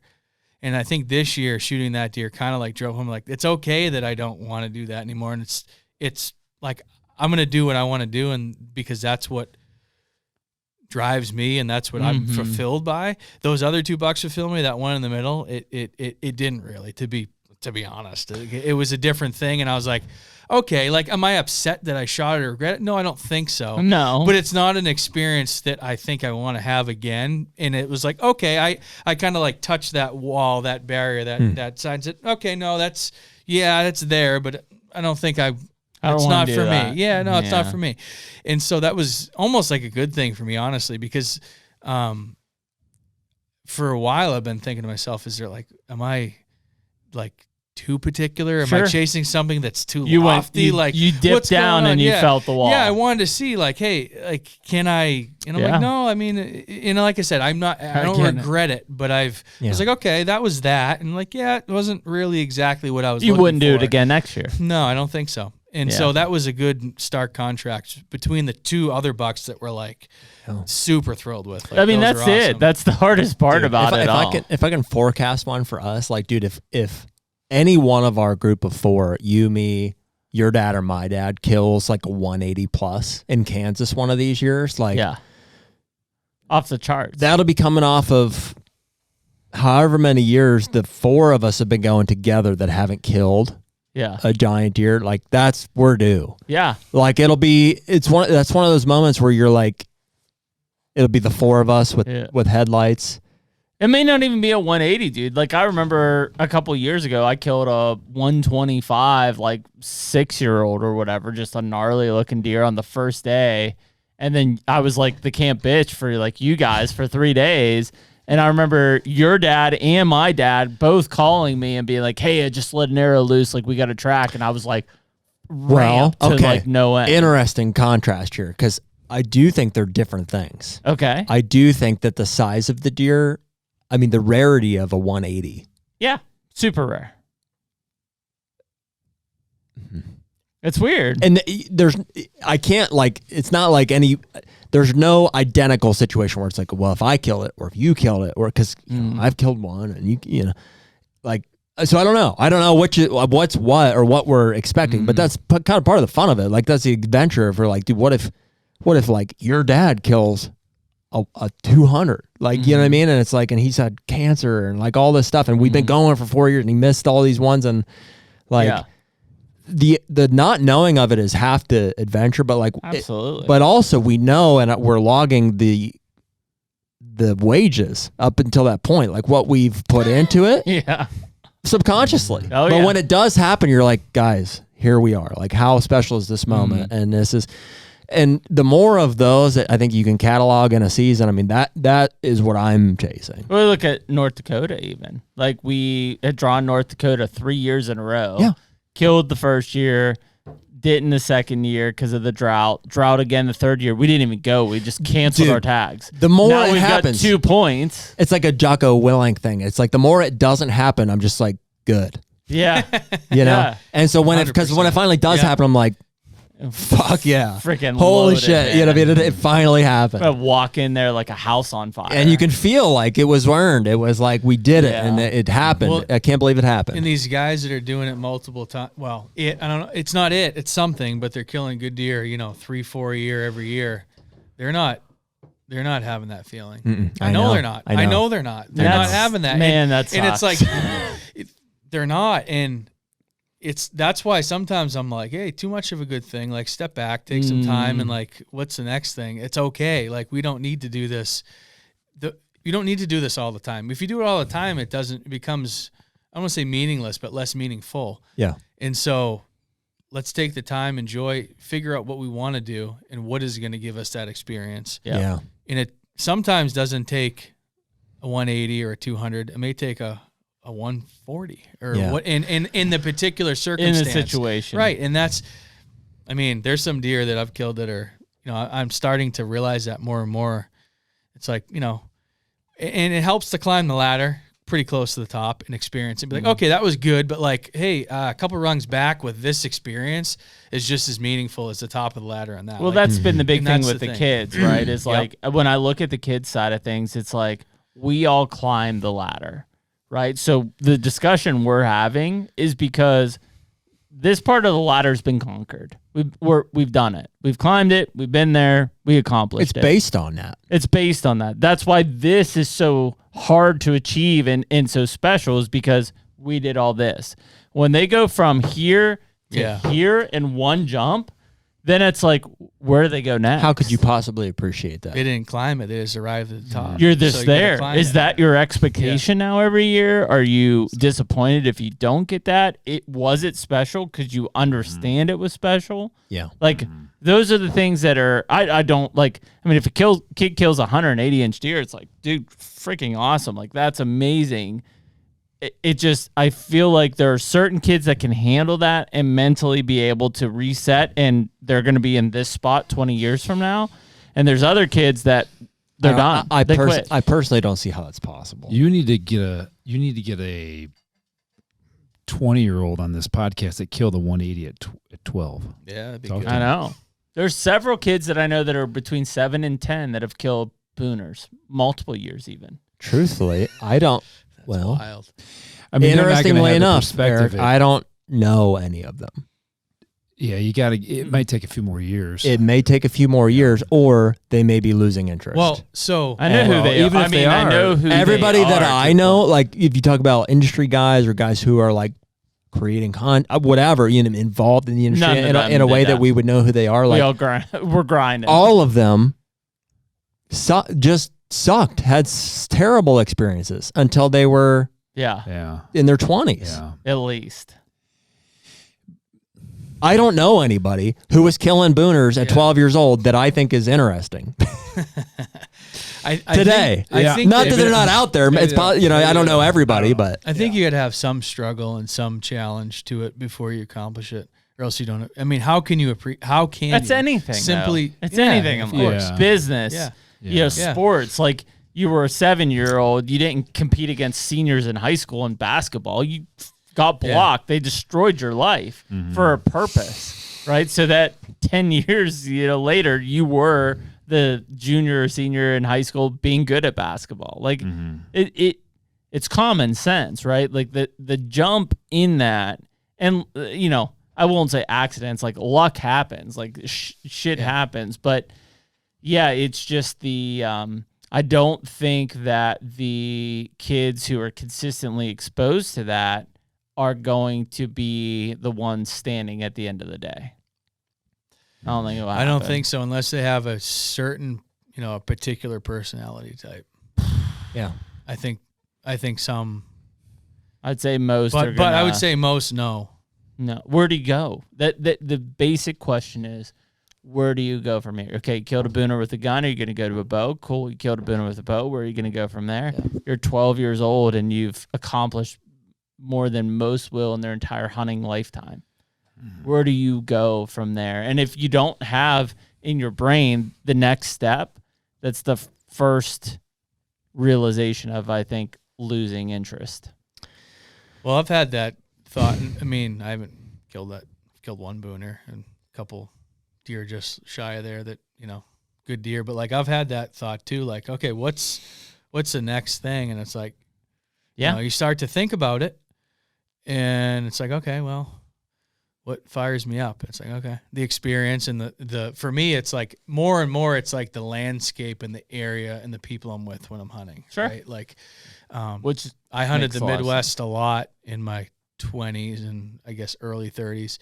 And then I kind of was like, it's awesome out there. And like, it's the best hunting in the world probably. But like, it's like, to me, it's not as interesting anymore to me as like some of the mountains stuff in like the Northwoods. Like that to me is like, okay, that there's just more allure to that, more stuff that we don't know that like isn't figured out. Like the trail camera thing, like I'll run trail cameras, but like there's not many people doing studies of like figuring out what these northern mountain, like, I don't know. Like, so it's like, I'm learning. I'm like, that's exciting to me. So that's for me became the next thing where I dove into that hard, full. And, I still hunt the Midwest a little bit when I have time, but like, that's my focus now. And it's like, okay, now I've learned a lot. And it's like, what's the next thing there? It's like, I don't know. Like maybe find a bigger deer or an old, bigger whatever. Deer? Do you go from a compound to a recurve? Sure. Do you go from an inline muzzleloader to a flintlock? That's kind of where there are things there. There absolutely is you can find and keep challenging yourself. Like to your point, like, the key deer or the Florida deer, like, I don't know. Like I think it's super challenging down there. I don't know, but like from what I hear, it's hard. Like it sounds really hard, but like it's almost like the payoff to me where I'm at is not enough to like justify, like, I don't really want to go. There are things like the challenge alone does not equal the reward in deer hunting. Like there is something tangible, like the size, the result. age. Yeah. There is something to that. I think, and honestly, maybe this is just like my stubbornness is like, not that we've killed all these 180-inch deer or, but, the Midwest is still interesting to us because I'm like, man, that class of deer, like just the experience of deer acting outside of pressure is intriguing to us. But at the same time, like I care so much about our home experience and like I have an attachment to the state of Ohio, and I'm like, in just the rule breaker mentality in me is I'm like, well, it's just that way because the laws are that way. Like change the laws. Like, so we find ourselves having all these laws, all these conversations about like challenging baiting in Ohio and stuff. And like, it leads to all these things here where it's a bigger thing where it's like, on one level, I'm like, I'd like to kill a big old deer in Ohio. On the next level, I'd like to change the landscape, the restrictions that are affecting it and causing it to be the way that it is. Well, how rewarding would that be if you guys were the catalyst to change to, outlaw baiting in Ohio or whatever, whatever regulation, and then and then you see the result, and you kill the biggest deer, like, or whatever. Like, it'd be great. It'd be great, but it'd be. I don't know if bittersweet is the word, but we'd be hated for it for sure. Mm-hmm. I think for a period of time, hunters would hate us for getting rid of baiting in Ohio. And I think that's out of negligence for how it's affecting the state currently, frankly. Yeah. It's kind of like somebody has to... Even individually, to the people who would hate baiting being outlawed, to say, like, you're ruining my hunting. It's like... You understand that you're sitting on a corn pile on 2 acres and shooting a deer, like, and you process that as hunting. It's not. Yeah. Dude, nobody's hunting in Ohio anymore. That's dead. Like, guys are it's a big guys are just baiting as much as they can and waiting for the opportunity for the trap to be right. And if they happen to be a situation where a deer was old enough and happened to be on it, great. Don't you think those guys are going to get to the same place though, where it's like, hey, this isn't doing like shooting. Yeah, that's my fear. Aren't they going to get there? That's the justification to the DNR is that you're already losing hunters. We are projecting a massive fall off of hunters in Ohio. Well, that's why I used to hunt. I used to spend 1 year. Ross and I drove from New Hampshire to Ohio 12 times in a calendar year. That's an 11-hour drive. 12 different times. We used to lease ground out there. We used to have a lot of stuff. I don't really go out there anymore. I'm a prime example. I'm like, it's just like, it's not. That's not what fires me up. What's the challenge? What's the competition? What's the achievement? It's just not it. Like, I'll go out and do it every few years, and it's fun, and I enjoy my time. But I'm like, not fired. I'm gonna go out there. You want to go pop a couple of those and put them in the freezer? Like, great. Like I don't care. That is it. Is that we're losing hunters every day. We're this is not gaining anything. Will removing baiting make hunting harder in Ohio?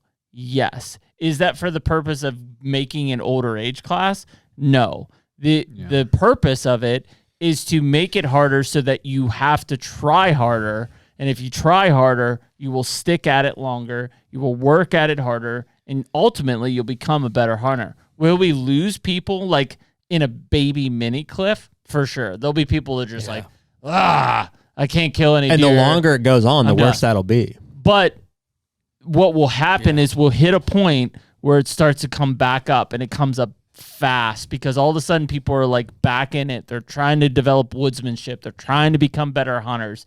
They're trying to understand management. What? Yeah, big deer are awesome. People will do anything to get at them. And as long as you continue to make it easy and reduce the number of mature deer, big deer that there are, like it's just going to be a slow, steady bleed out until we decide to. How cool of a hunter do you think you are to sit on 2 acres and kill the first 110-inch 3-year-old that comes out to a corn pile and you shoot it with a crossbow at 40 yards? You think you're it's cool? Stupid. You think you're great? Ohio's in a bad way. You're not. It really. And I'm optimistic. I think it will go away in our lifetime. I do. I think they'll ban baiting. You getting traction from that concept? It'll be from disease. What do you mean?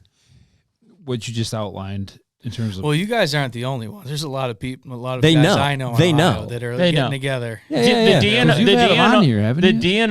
yeah. The DNR would ban baiting in Ohio if they could project in the future that they would not see that massive cliff of fall off of hunters. Yeah. If they knew that was going to happen, if they knew that they weren't going to lose a bunch of hunters, they'd ban it today.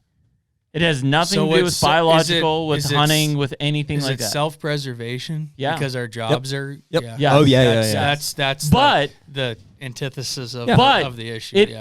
They're already dead. They're dead men walking or women walking because it's going to happen anyways. Yeah. If you keep going down this path, eventually everybody's going to be like, it's so easy, or we don't kill enough deer, or there's not enough access, or whatever, and it's going to go down to off that the point cliff. about not killing enough deer, like how fired up are you to kill a doe over a bait pile with a gun? Well, that's the thing. Nobody's doing it. It's like, dude, look at the statistic. Yeah. Nobody is killing a doe over a corn pile. They're killing bucks. It's what it is. I don't care if it's a 1-year-old buck or a 3-year-old buck. They're killing a buck over a bait pile. They don't want to kill does over a bait pile. Guys know too. Like anybody who has any perception of how like what the hunter dynamic is to mature deer, why people hunt and all this, the outlook in Ohio is extremely bleak. Like people are like, why would we hunt here? You know, the Ben Risings, the whoever run the anybody who's any concept of why guys are hunting big bucks, what's possible there, what the future looks like. They're like, it's unless that changes, like it's over. It's a welfare program. It's also devalued larger parcels dramatically from a recreational side. Like when we see these Illinois parcels going for $7,200, $7,400, $7,500 an acre as recreational values, it's because you need a bigger chunk of property to make an impact on the herd. You can have a 5-acre parcel in Ohio and a bait pile and kill deer. The same deer that the guy with 500 acres right next door kills. The moment you take that away, that 5-acre piece is worth $3,000 an acre, and that 100-acre piece is worth $5,000 or $6,000 an acre. You have to have it. It's an economic impact, which they also know. And it's not to take anything away from people. When people are always like, well, how am I supposed here's the commonalities.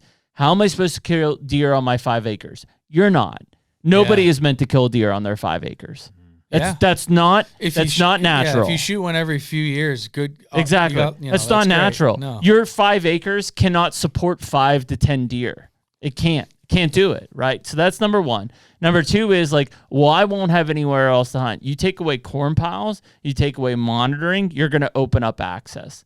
People who are securing all this property, running just cell cams on a bait pile, they won't lease all this property because they can't manage. They can't manage it. They can't monitor it normally.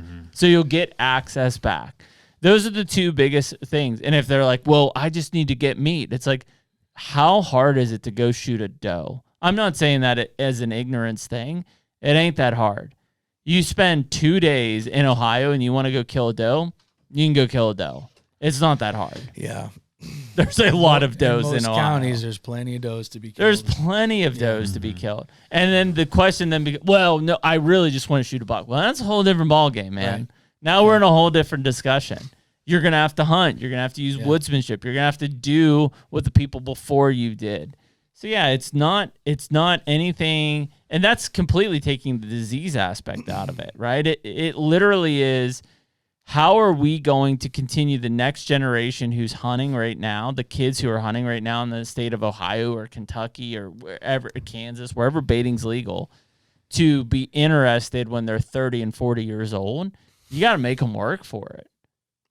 And I think it's tough to go from the current situation back to how it was 10 years Cat's ago. out of the bag. It's tough for that 17-year-old kid to be like, hey, I just have this experience where I go to my parents' 5 acres and see deer every time out, and that's the other kill fear. a doe and a nice buck every, and that's then the other fear the DNR has, is the DNR has a big fear that if they take baiting away, and they're not wrong in this, that they will not kill as many deer. In the first few years, I don't think they will, right? Because frankly, there's a bunch of people that don't know how to kill a damn deer without a corn pile in the state of Ohio. And that's not ignorance. Yeah, it's not a joke. That's just how it is. But long term, like you're 3, 4, 5x from removing that, I guarantee you'll kill more deer in the state of Ohio because they won't be able to be as selective.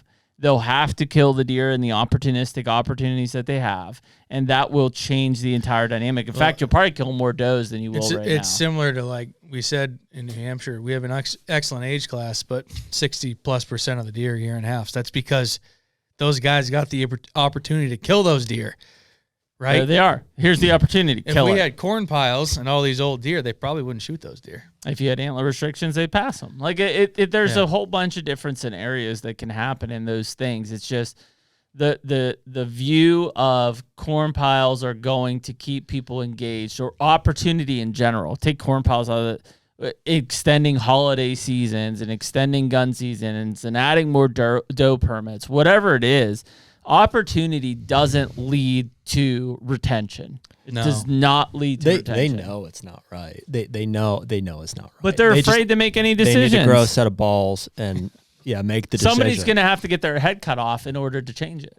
Yeah. Somebody's going to have to make a difference. I'm not saying just in Ohio. It's anywhere. Somebody's going to have to make a decision and say, hey, guys, this isn't right. We need to do this. They're going to have to put it in law. Their head's going to get cut off. Ohio's the lowest hanging fruit in terms of like it's experienced the most negative consequence from the continued allowance of baiting of any state, I think, just because it has the closest proximity to Pennsylvania, which has the most hunters. It has the most upside potential, from age close experience. I always say it is the first big buck state. Yep. The first stop when you head west from the northeast. It will change dramatically when Pennsylvania legalizes Sunday hunting, which I think they will in 25 and 26. You do? I do think they will. Why? It's gotten passed through the legislature. They find the Farm Bureau and Department of Ag has finally stepped out of the way. That was the last blocker. Okay. So when that gets passed, and I think it will be passed and it will be in place for next season. Really? All of those people who went to Ohio from Pennsylvania because basically they couldn't hunt Sundays will not go to Ohio because they'll have time to hunt in Pennsylvania. That will take a giant amount of non-resident pressure off the state of Ohio. Also, Ohio's sucking more and more every year as they continue to allow what's happening. Yeah. Mm-hmm. So guys like myself are like, why? I'm like, access, cost of leasing, baiting. Like the only reason I go there is because like my family owns ground there. You know what I mean? If I owned 1,000 acres in Pennsylvania, I'd probably be better off. Mm-hmm. I've said for a while, like, this is kind of crazy, but I think I have a better chance of killing a 150-inch deer in New Hampshire than I do in Ohio. And that's why I kind of based on your age class discussion. That's a weird thing to say, and I think people are like, "You're like." That's we're not what I think, dude. We're not far off from having that same summary in the state of Pennsylvania. Yeah. Mm-hmm. What's the guy? Gary Alt. Yep. Is he still? We need Gary Alt. He's been in Ohio. He's in California now. Well, the sad reality of that situation was Gary was basically the governor said so is why. Gary would have been the guy who said, let's do this, and his head cut off. except the governor said you can't cut Gary's head He off. gave him political immunity. Yeah, Gary still What got happened his in head cut Pennsylvania off. was He was wearing around bulletproof vests. Oh, yeah. at Yeah, one yeah. time. Was he really? Yep. It got that bad. Yeah. Yeah. But you're right. I mean, that's what we need. And so if that is going to be the way that it happens, you basically need the governor to feel so strongly about getting rid of baiting that he goes to Mike Rex or, one of those guys in charge of it to be like, listen, it's going to be You're fine, being- but we need to get rid of baiting. And keep in mind, even though the governor or whoever says that, per Gary Alt, the people don't give a shit. Like, if they say, I'm going to shoot you, you better wear a bulletproof vest because they're crazy. So, like, yes, you may have political and job immunity, but you don't have social immunity. You got to have somebody with some. Yeah. Yeah. Thick skin doesn't care. It's the same place with, Yeah. I mean, Jared and I are in it. I mean, we both bait You guys. on our Ohio places. Openly admit that. Would we be the tip of the spear in banning baiting in the state of Ohio? You damn sure better believe it. Well, unfortunately, I do think we've got the ear of some of the officials there. The Lieutenant Governor, John Husted, reached out to us and is wanting to come on here. So, I mean, he is next in line to replace Mike DeWine. Mike. Mike? Yep. Yeah, DeWine, As the current governor. He's probably going to be the Okay. next governor of Ohio. And He's gonna Rex, come on the and podcast. who's like I Rex? said, He's I the don't- Rex game- is the league commissioner, basically. I don't think you guys are alone. I have, like I said, some connections I know we're in not. Ohio too, and I know there's been other groups that Oh, yeah. have gone to the state and expressed the same. Unfortunately, thoughts. some But a lot of people, them, including board members. some and they've- people have to be the adults in the room. Like, I'm Yeah. not saying that there aren't 100,000 Ohio hunters who say, if you ban baiting, I'll quit. That is their bluff I mean, right now. Oh, okay, no. I'll quit for a year. Yeah. Okay, I guess I'll go back out. there has to be adults in the room that say, listen, guys, that's fine, but this is what's best for the resource in the long run. And this is also and what's for best all of you who are partaking in for it. the You economy may not alone. realize it, but this is what's best. Maybe 10,000 or 20,000 of them do quit and never come back. Guess what? They weren't doing shit anyways. Yeah, They weren't if you're helping one of the us. hunters that quit because they got rid of baiting, then you know what? We don't need you. Yeah, we don't. Yep. Yeah. We don't need you. We don't need you. And ultimately, the state and the resource and the landowners and the residents of the state will all be better for it. Whether they realize it or not, they will be. So somebody just has to be the adult in the room and step up and say, hey, we're going to take this away. Why do you think Kentucky's not the same way? We're Not about as many to be. people, not as many hunters. About to be. Okay. We've killed it. For a while there, it was March 1st to May 31st was no baiting. Right, for though. around In the turkey meantime, season. not as many hunters, not as big, many hunters. not as small parcel Yep. sizes. Yep. Yeah. Okay. That's why. But now we are March 1st to July 31st. No baiting. So we basically went from we're protecting turkeys Right. now I know to that, where yeah. you can't do any feeding in the off season. That's the baby step to, hey, none the rest of the season. And honestly, like this will give you some perspective on our mindset here. It's like I don't think baiting is inherently bad or evil or anything. Like in the state of Kansas, I'm kind of like indifferent on it. It mainly because of parcel size and hunter numbers. sizes. I'm like, Well, I think that's is it having as big of an impact as it is in Ohio? Surely it's not. When So you my think Ohio beef deer is with hunting, the it's like dynamic, the corn result. piles. The first thing, like Ohio, it's corn pile. That's what I think. Like That's what Ohio it deer, is. corn so, piles. yeah. Okay. When I think of Kansas, I don't think of corn piles. no. Even some of the states down south that you can bait, I don't really. I mean, I think there's. You don't think of going Mississippi on, and but corn no, piles? so No. there's certain dynamics that make it like that, and like I said, It's I the mean, parcel size and yeah. the way that people People don't hunted. realize like the at the volume of which it's happening. It's insane. It's literally the more I It's talk to people. I told you I was Wow. talking to Travis yesterday. He's like, dude, I mean, 80% of the deer that come in have corn in their lips. Like all of the deer in Ohio are getting killed. we leased a You know what I mean? 400 acre. 90% of them are 3-year-olds. Yeah. Like it's just that's This what's was- happening. 2000 and I don't know. It was 14, 13, whatever.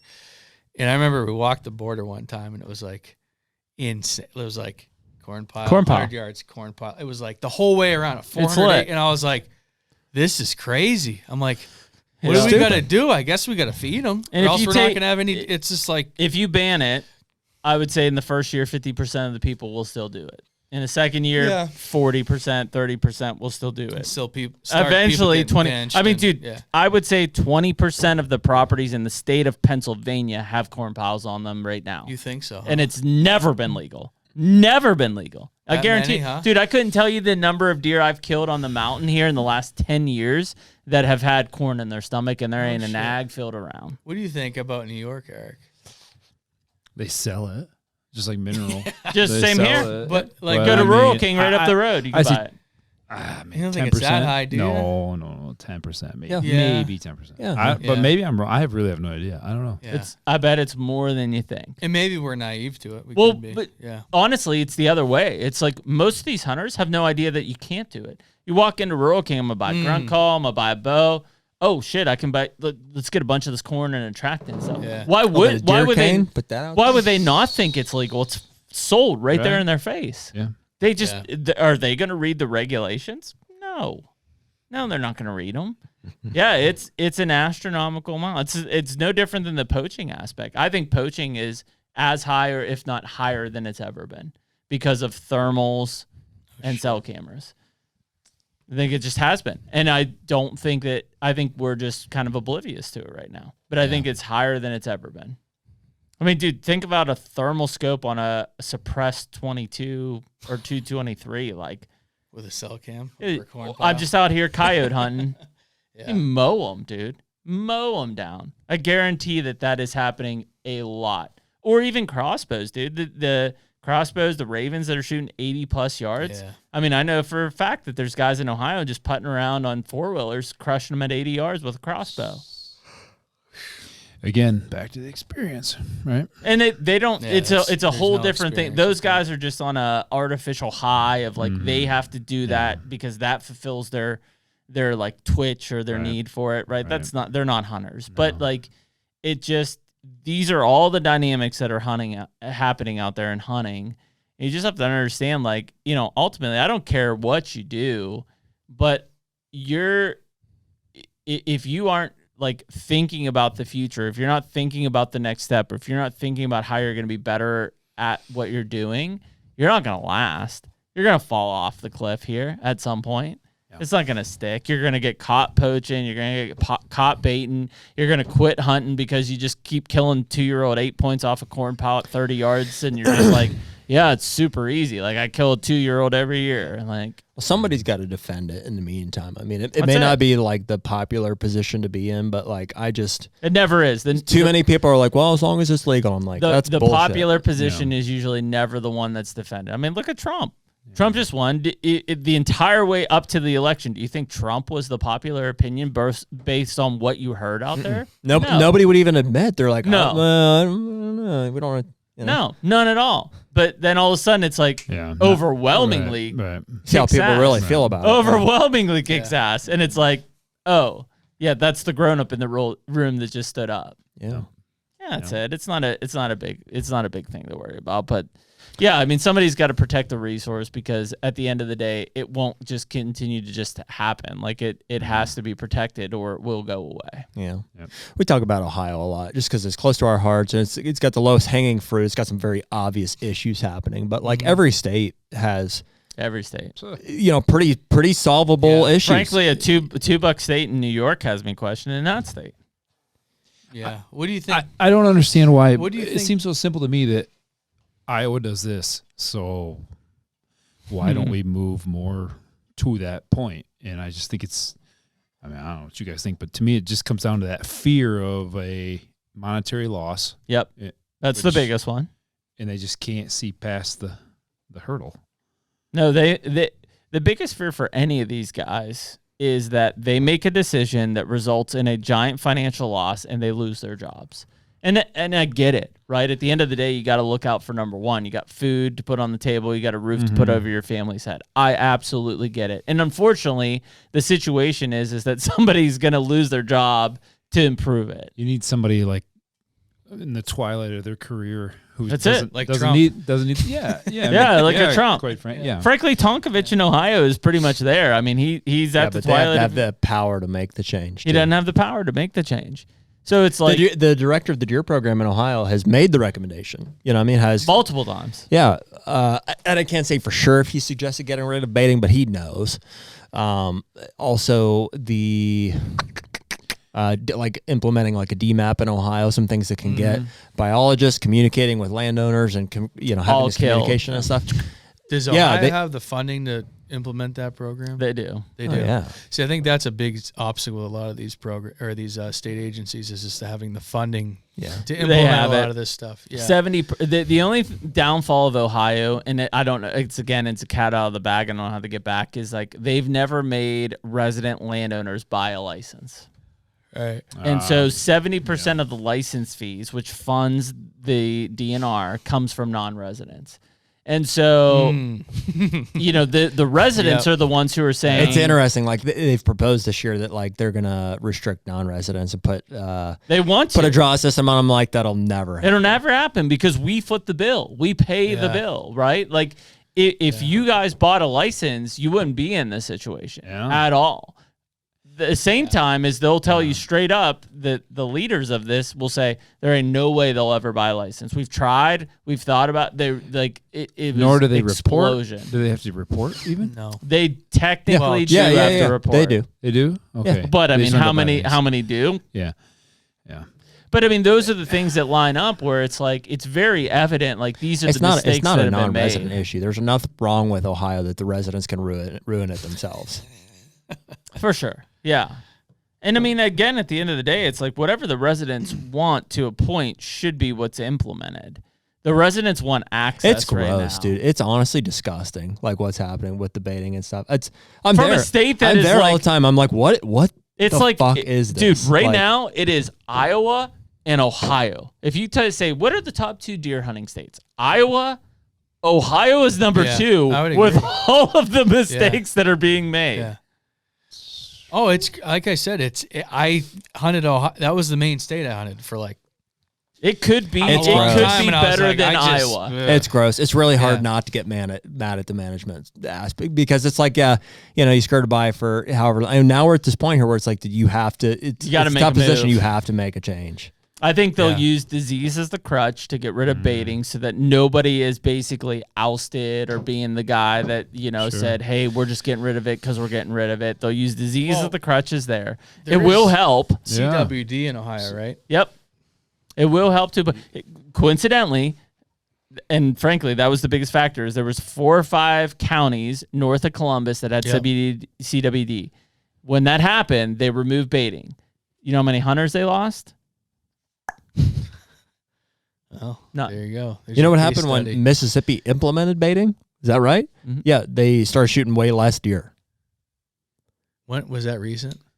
5 years ago? 5 or 6 years ago. Didn't Georgia's just implement Yeah, they said, you're good to bait in these counties. Wanted it.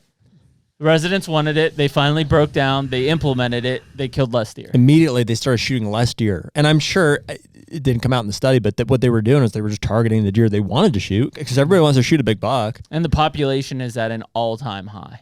Like, they need to kill a lot of deer, and they just can't. So Ohio could be in a position where if they got rid of baiting, they would kill more deer and have a better, healthier age class and a better experience and be able to still have all the hunters they're having now, including the non-residents. Yeah. Well, it would get better. There'd be better deer. Off the charts. I mean, 10 years ago, there was way better deer than there are now. There's no question. It'd be off the charts. Like night and day. There would be an economic shift, though, between the 2 to 5 acre landowners and the 50 to 100 acre landowners significantly. Mm-hmm. I mean, I thought that's how it should be, in Ohio, right? And then just said, why? There's no point. Why would you buy land? What I thought about it for a while when I was like, man, I should buy a place out here. And then finally, as it that baiting just ramped up, I was like, the best piece you could buy now would be 5 acres adjacent to non-hunting. Yeah. That's the only piece that's worth it. Oh, yeah. Yeah. $50,000 an acre for 5 acres. That would do it. Kill giants, I agree. I mean, that's it, dude. Why wouldn't you do anything different? I think there's probably a tipping point when you talk about parcel size and hunter density where baiting doesn't make sense anymore, right? There's some places where Kansas. Kansas. Yeah. What other states? Bait North Dakota, right? You don't hear about that. Mm-mm. You can bait Yeah. Well, I guess I'm not close enough, but in Canada and Saskatchewan, you can bait. Yep. I don't hear about that. I don't know. There's some areas, honestly, where I feel like it's a necessity. Yeah. Like it's like in some areas of Canada, I'm yeah. like, you'd never see the deer if not. And it's coming, it's coming in the, Kentucky as well. I mean, they're going to be the next ones. And honestly, at this point, they may make a move before Ohio to get rid of it. But they know. They know they need to use it, and they'll use the disease as the crutch for it, but they know they need to get rid of it, and it'll change the entire dynamic of that state. I mean, the western part of Kentucky's already been good with better soils and more ag. You take baiting away, and it'll be 10 times better. The guys in the east, which, like me, if you can't plant food plots and stuff, you're going to struggle bust. But I bet our populations increase rapidly, and I bet our age structure of better deer increases rapidly because they can't get shot. It's harder to hunt, hard to kill them. Mm-hmm. Yeah. So I mean it's not an easy discussion, and people look at it as like an elitist mindset, but it's purely of like, where is the future going? If you're a 12-year-old kid and you go and hunt 5 acres in Ohio on a corn pile, and every year you go out and kill 140 or 160 inch deer every year, how long are you going to hang on to that? Mm-hmm. Probably not long. It's not gonna sustain itself either to be able to kill those type of deer. I feel like it a won't. long time. No, eventually it'll be like, well, there's no more 4-year-olds, so I Yeah. kill 3-year-olds. Yeah. There's no more 3-year-olds, so I Well, kill and at 2-year-olds. that point, after you've That killed is- all that the is what's 5-year-olds, then happening. it's I'm not interested in hunting anymore because there's no more 4-year-olds to kill. It's only We're on the 3-year-olds, backside We're of on that there. bell curve of like people got real excited about shooting older age class deer, and like we saw it was possible for a while, and then the demand just outweighed the supply, and then the standard started to fall. Yeah. And in a lot of states, I think we see that now where they're like, well, I'm just going to shoot the best deer I can, and they're like, well, that should be okay, and it is obviously like. We're not going to tell anybody how to hunt, but like, so on an individual or case by case level, there's nothing wrong with shooting a deer over a corn pile or shooting a 3-year-old. No, or I've done there's it. nothing nothing wrong. I've done. Done it all. I killed that deer standing in a corn pile. Yeah, there's nothing wrong with that. It's just cumulatively, Yep. as Yep. when you extrapolate over a statewide level, Yep. it becomes a conundrum that's just Especially gets out of when- hand. Not That's- to elongate the conversation, but that is that's the same thing with crossbows. Mhm. Same thing. I obviously have no issue with somebody shooting this weapon. Like, it is what it is. That's great. But what it did to the dynamic and how it affected access, I think we're literally living, I think, in a post crossbow implementation. They don't realize world. that at all, and that is the biggest factor. And to all the people who immediately jump on and say, well, I can't shoot one because my shoulder's bad. Great, get a medical permit. Yeah, like you you've used to always do. been able to shoot one with a crossbow. Yeah, for sure. Yeah. Yeah. Nobody ever had a problem with that. Yeah. None. Yeah. None whatsoever. Yeah, it's a weird dynamic when you get into it, because people look at it as like blocking their opportunities, when in reality it's like we're trying to preserve and conserve for the future opportunity that probably not all won't about you. happen. And It's supposed to be hard. And it goes back to the earlier conversation of evolution. It's like, how many times are you going to sit in a tree stand and kill a 2-year-old buck on a corn pile in Ohio with a crossbow at 45 yards? How many times are you going to do that before either you quit hunting Till the or day they I don't die. exist? Those are the two It's options. supposed to be hard. That's perfect. Yeah, It's supposed to be hard. it's supposed to be hard. Yeah. You either they don't exist anymore because you killed them all, or you done it so much that you're just like, man, I don't want to do this anymore. It's a Those are the freaking two wild options. animal. You're not supposed to be able to shoot a 160 every. Like, it's just not supposed to be able to happen. That is the result. Is everybody wants to say, well, I And don't the have reality enough is, time. it can't. Not everybody can do that every. It's just I don't have and enough time to kill and So this. what happens, and this is where what people don't understand is like that is what is driving the wedge between rich and poor. That's why. Yeah. That's what makes it a rich man's sport. The more opportunity you allow, the more rich guys are going to pay to insulate themselves from opportunities. So that's what happens. Yeah, and so when you continue to say, well, I don't have access because so-and-so's buying this or leasing this, it's like you're part of the problem. Who can pay more to buy more land, to feed them more, to put more fences up? That's what drives that. Yeah. What do you want at the end of the day? If you want to just hunt deer, you don't need all this other shit. You don't. But if you think that you have earned the opportunity to hunt deer that way and kill one every year, we've already gone too far in the other direction. I feel like our challenges in New York are pretty minute versus this baiting. I just want them to change the damn seasons. I just don't want to make guns, but well, you have too long of a gun season. It's way too long. Yeah, I mean, but versus that. Well, and then even furthermore, like there's guys that don't even want trail cameras, period. Yeah. And like this isn't, but like, so our deer, when it snows a lot, they'll like move to wintering areas and they'll take like these common travel areas. And these guys actually think it's unethical to hunt on those areas going. It's like, oh, that's cheating. Because it's like, oh, it's concentrating them. Like it's so, it's such a stark contrast. When it's like, when you guys say, I'm like, yeah, I mean, that makes a lot of sense to me. Like, but if you're in it and you're living in those states and that's your reality, it's a lot different. That's what I'm saying. Like there's a lot of different perspectives around the country. And well, the funny thing helpful if everybody would look to their neighbors and be like, okay, I like what they're saying, and like, let's so where's the middle ground? That's what I'm saying. It's that's if somebody came to us and said, hey, that's fine. Well, we don't want cell cams. And it's like, well, I love cell cams. And they're like, well, you're abusing them in X, Y, and Z way. I'm like, okay, cool. I'll get rid of cell cams. You get rid of corn pals. Yeah. That's the compromise. If everybody's no. We can't do that. If people were real about the cell cams too, like, if people think that people aren't like seeing pictures of deer and then going and killing the deer, like you're on drugs. That's happening like 5 out of 10 times. Yes. It's illegal in New Hampshire to do that. Yeah. Well, so how's it written? How's it written in the law? It's legal in a lot of states that way. You cannot kill an animal that you have a picture of on the.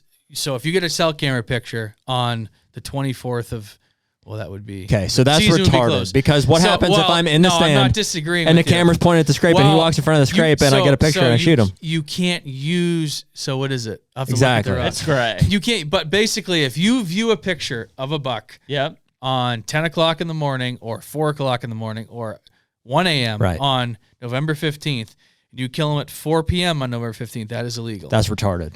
That's the law. It makes no sense. How does that work in the real world? I don't know. It does. That's what I'm saying. Like, Iowa's the same way. You just can't. Is it? No, it's not. It's not worded that way. It says it can't be used in the aid of hunting, which is open to like, right. Hey, I had a picture of this thing you can't this day last year. I think it's up to everybody to like, and to an extent the state to like, is this getting out of hand? Like that's the thing. Like I don't think for me to get a picture of a deer that's a drive from my house and up on it's like. How many people do that on a daily basis? I'm not going to drive and like, no. We can't handle it. We can't handle the responsibility of it. Well, I'm not going to be able to do. It's not feasible for me to capitalize on that. But if you're in a suburban setting and you have a bay pile in someone's backyard and that buck's there, you may be able to sneak back there and capitalize. Or maybe he's bedded close and you slip in there. But like, I don't know. I don't have a problem with any of that. It's just when it gets out of hand that now all of a sudden it's like debating. It's become a different thing, right? When it becomes a different thing, it's the conjunction of those things. That's what we talk about. It's like I don't know. I mean, I do have a problem with baiting, but it's baiting in conjunction with like cell cameras or in conjunction with cell cameras and cross. Like it's those things everything. Together. It's everything that makes them easier to kill. Like you were saying earlier, it just creates a lethal situation. But if it wasn't, if it was legal to do it, but it wasn't widespread. And it wasn't really affecting you, and it wasn't affecting your neighbor. Baiting was in Ohio for a long time. It would be okay. It wouldn't be a problem. But there's like a tipping point where it becomes a problem. Yep. And it's like trying to identify that. We're there already. Yeah. Yeah, I mean, if you kept... Yeah, none of them are inherently like, what's the problem with box plots? What's the problem with guns? What's the problem? Nothing. But when you could combine them all and understand how effective they are and how it manipulates the resource and access, we're like, well, okay, that's an unintended, undesirable result. Maybe we should restrict some of these in some capacity. And it becomes extremely prevalent within a particular state where it's like... Yeah, it's eye-opening. It just changes everything. Yeah, it becomes... Like I said, I would probably hunt Ohio more if it. Well, they don't want you, Brett. Yeah, we don't. They don't want you. They don't want me. They don't want you. You guys are going to change it. Yeah, we're trying. I'm a non-resident too. They don't want me either. So they don't want me to change it either. Change it? I'll buy an Ohio farm maybe. Yeah. It'd be a. They may not realize it, and they may not appreciate it in year 1, maybe even year 2, but by year 3 or 4, they'll realize. Holy shit, maybe those guys were right. They won't admit it right That's now. okay. We won't ever bring it up. Yeah, All right. We won't ever say We that. don't say it. Won't say I told you so. Won't No. say I told you so. Well, that's a good one. Yeah. I think how long have we been here? 5 hours. 5 hours? Some, where are we going? Jeez. Mexican? We got Mexican. Yep. Say no more. Yeah, there you go. Well, I mean, what a way to kick back and do one a week when you start off with a 5-hour banger. I mean, that's what you're looking for. That's what happens when you come into this Hunter studio. We just suck you in. Yeah. And you had some foolproof. Yeah, we drank that whole bottle. Yeah, I was. I wasn't gonna. I was looking. I was like, between four I people. was like, was that full when we started? Yeah, I think it was. We had a little bit in the. No, we didn't. No, Jared took the wrapper off. No. No, But we got like minds from the Northeast. I mean, What do you? Yeah, I mean, we're just trying to there's solve. nothing like. I mean, when you.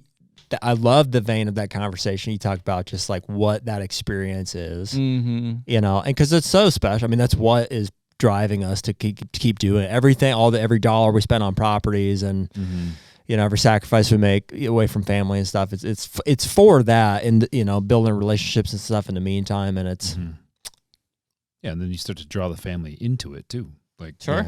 you know, but you know, yeah, it's awesome. So Part it's of fun. it. Yeah. yeah. Yeah. So. Well, we appreciate everyone and listening to 231. Good guess. Yeah, that sounds right. Might as well call this 231 and Episode 232. 231 of HUNTR Podcast with Eric Hansen and Brett Joy from Just Hunt Club. If you guys are looking for stuff, check out. You guys still have content coming out? Still pumping it out? Oh yeah, We got a good year this year. We got plenty coming still. Deer, like we got Still a bunch of pumping. stuff. Just Hunt Club on Just all Hunt the Club. YouTube, Instagram, all that. Yep. Cool. Beautiful. Well, check out the Just Hunt Club stuff. I know they've got some cool videos that have already been released. Yep. And we appreciate everyone listening. If you're listening to this, Happy New Year at midnight tonight. We look forward to 2025, and we'll catch you next week. Later. Take me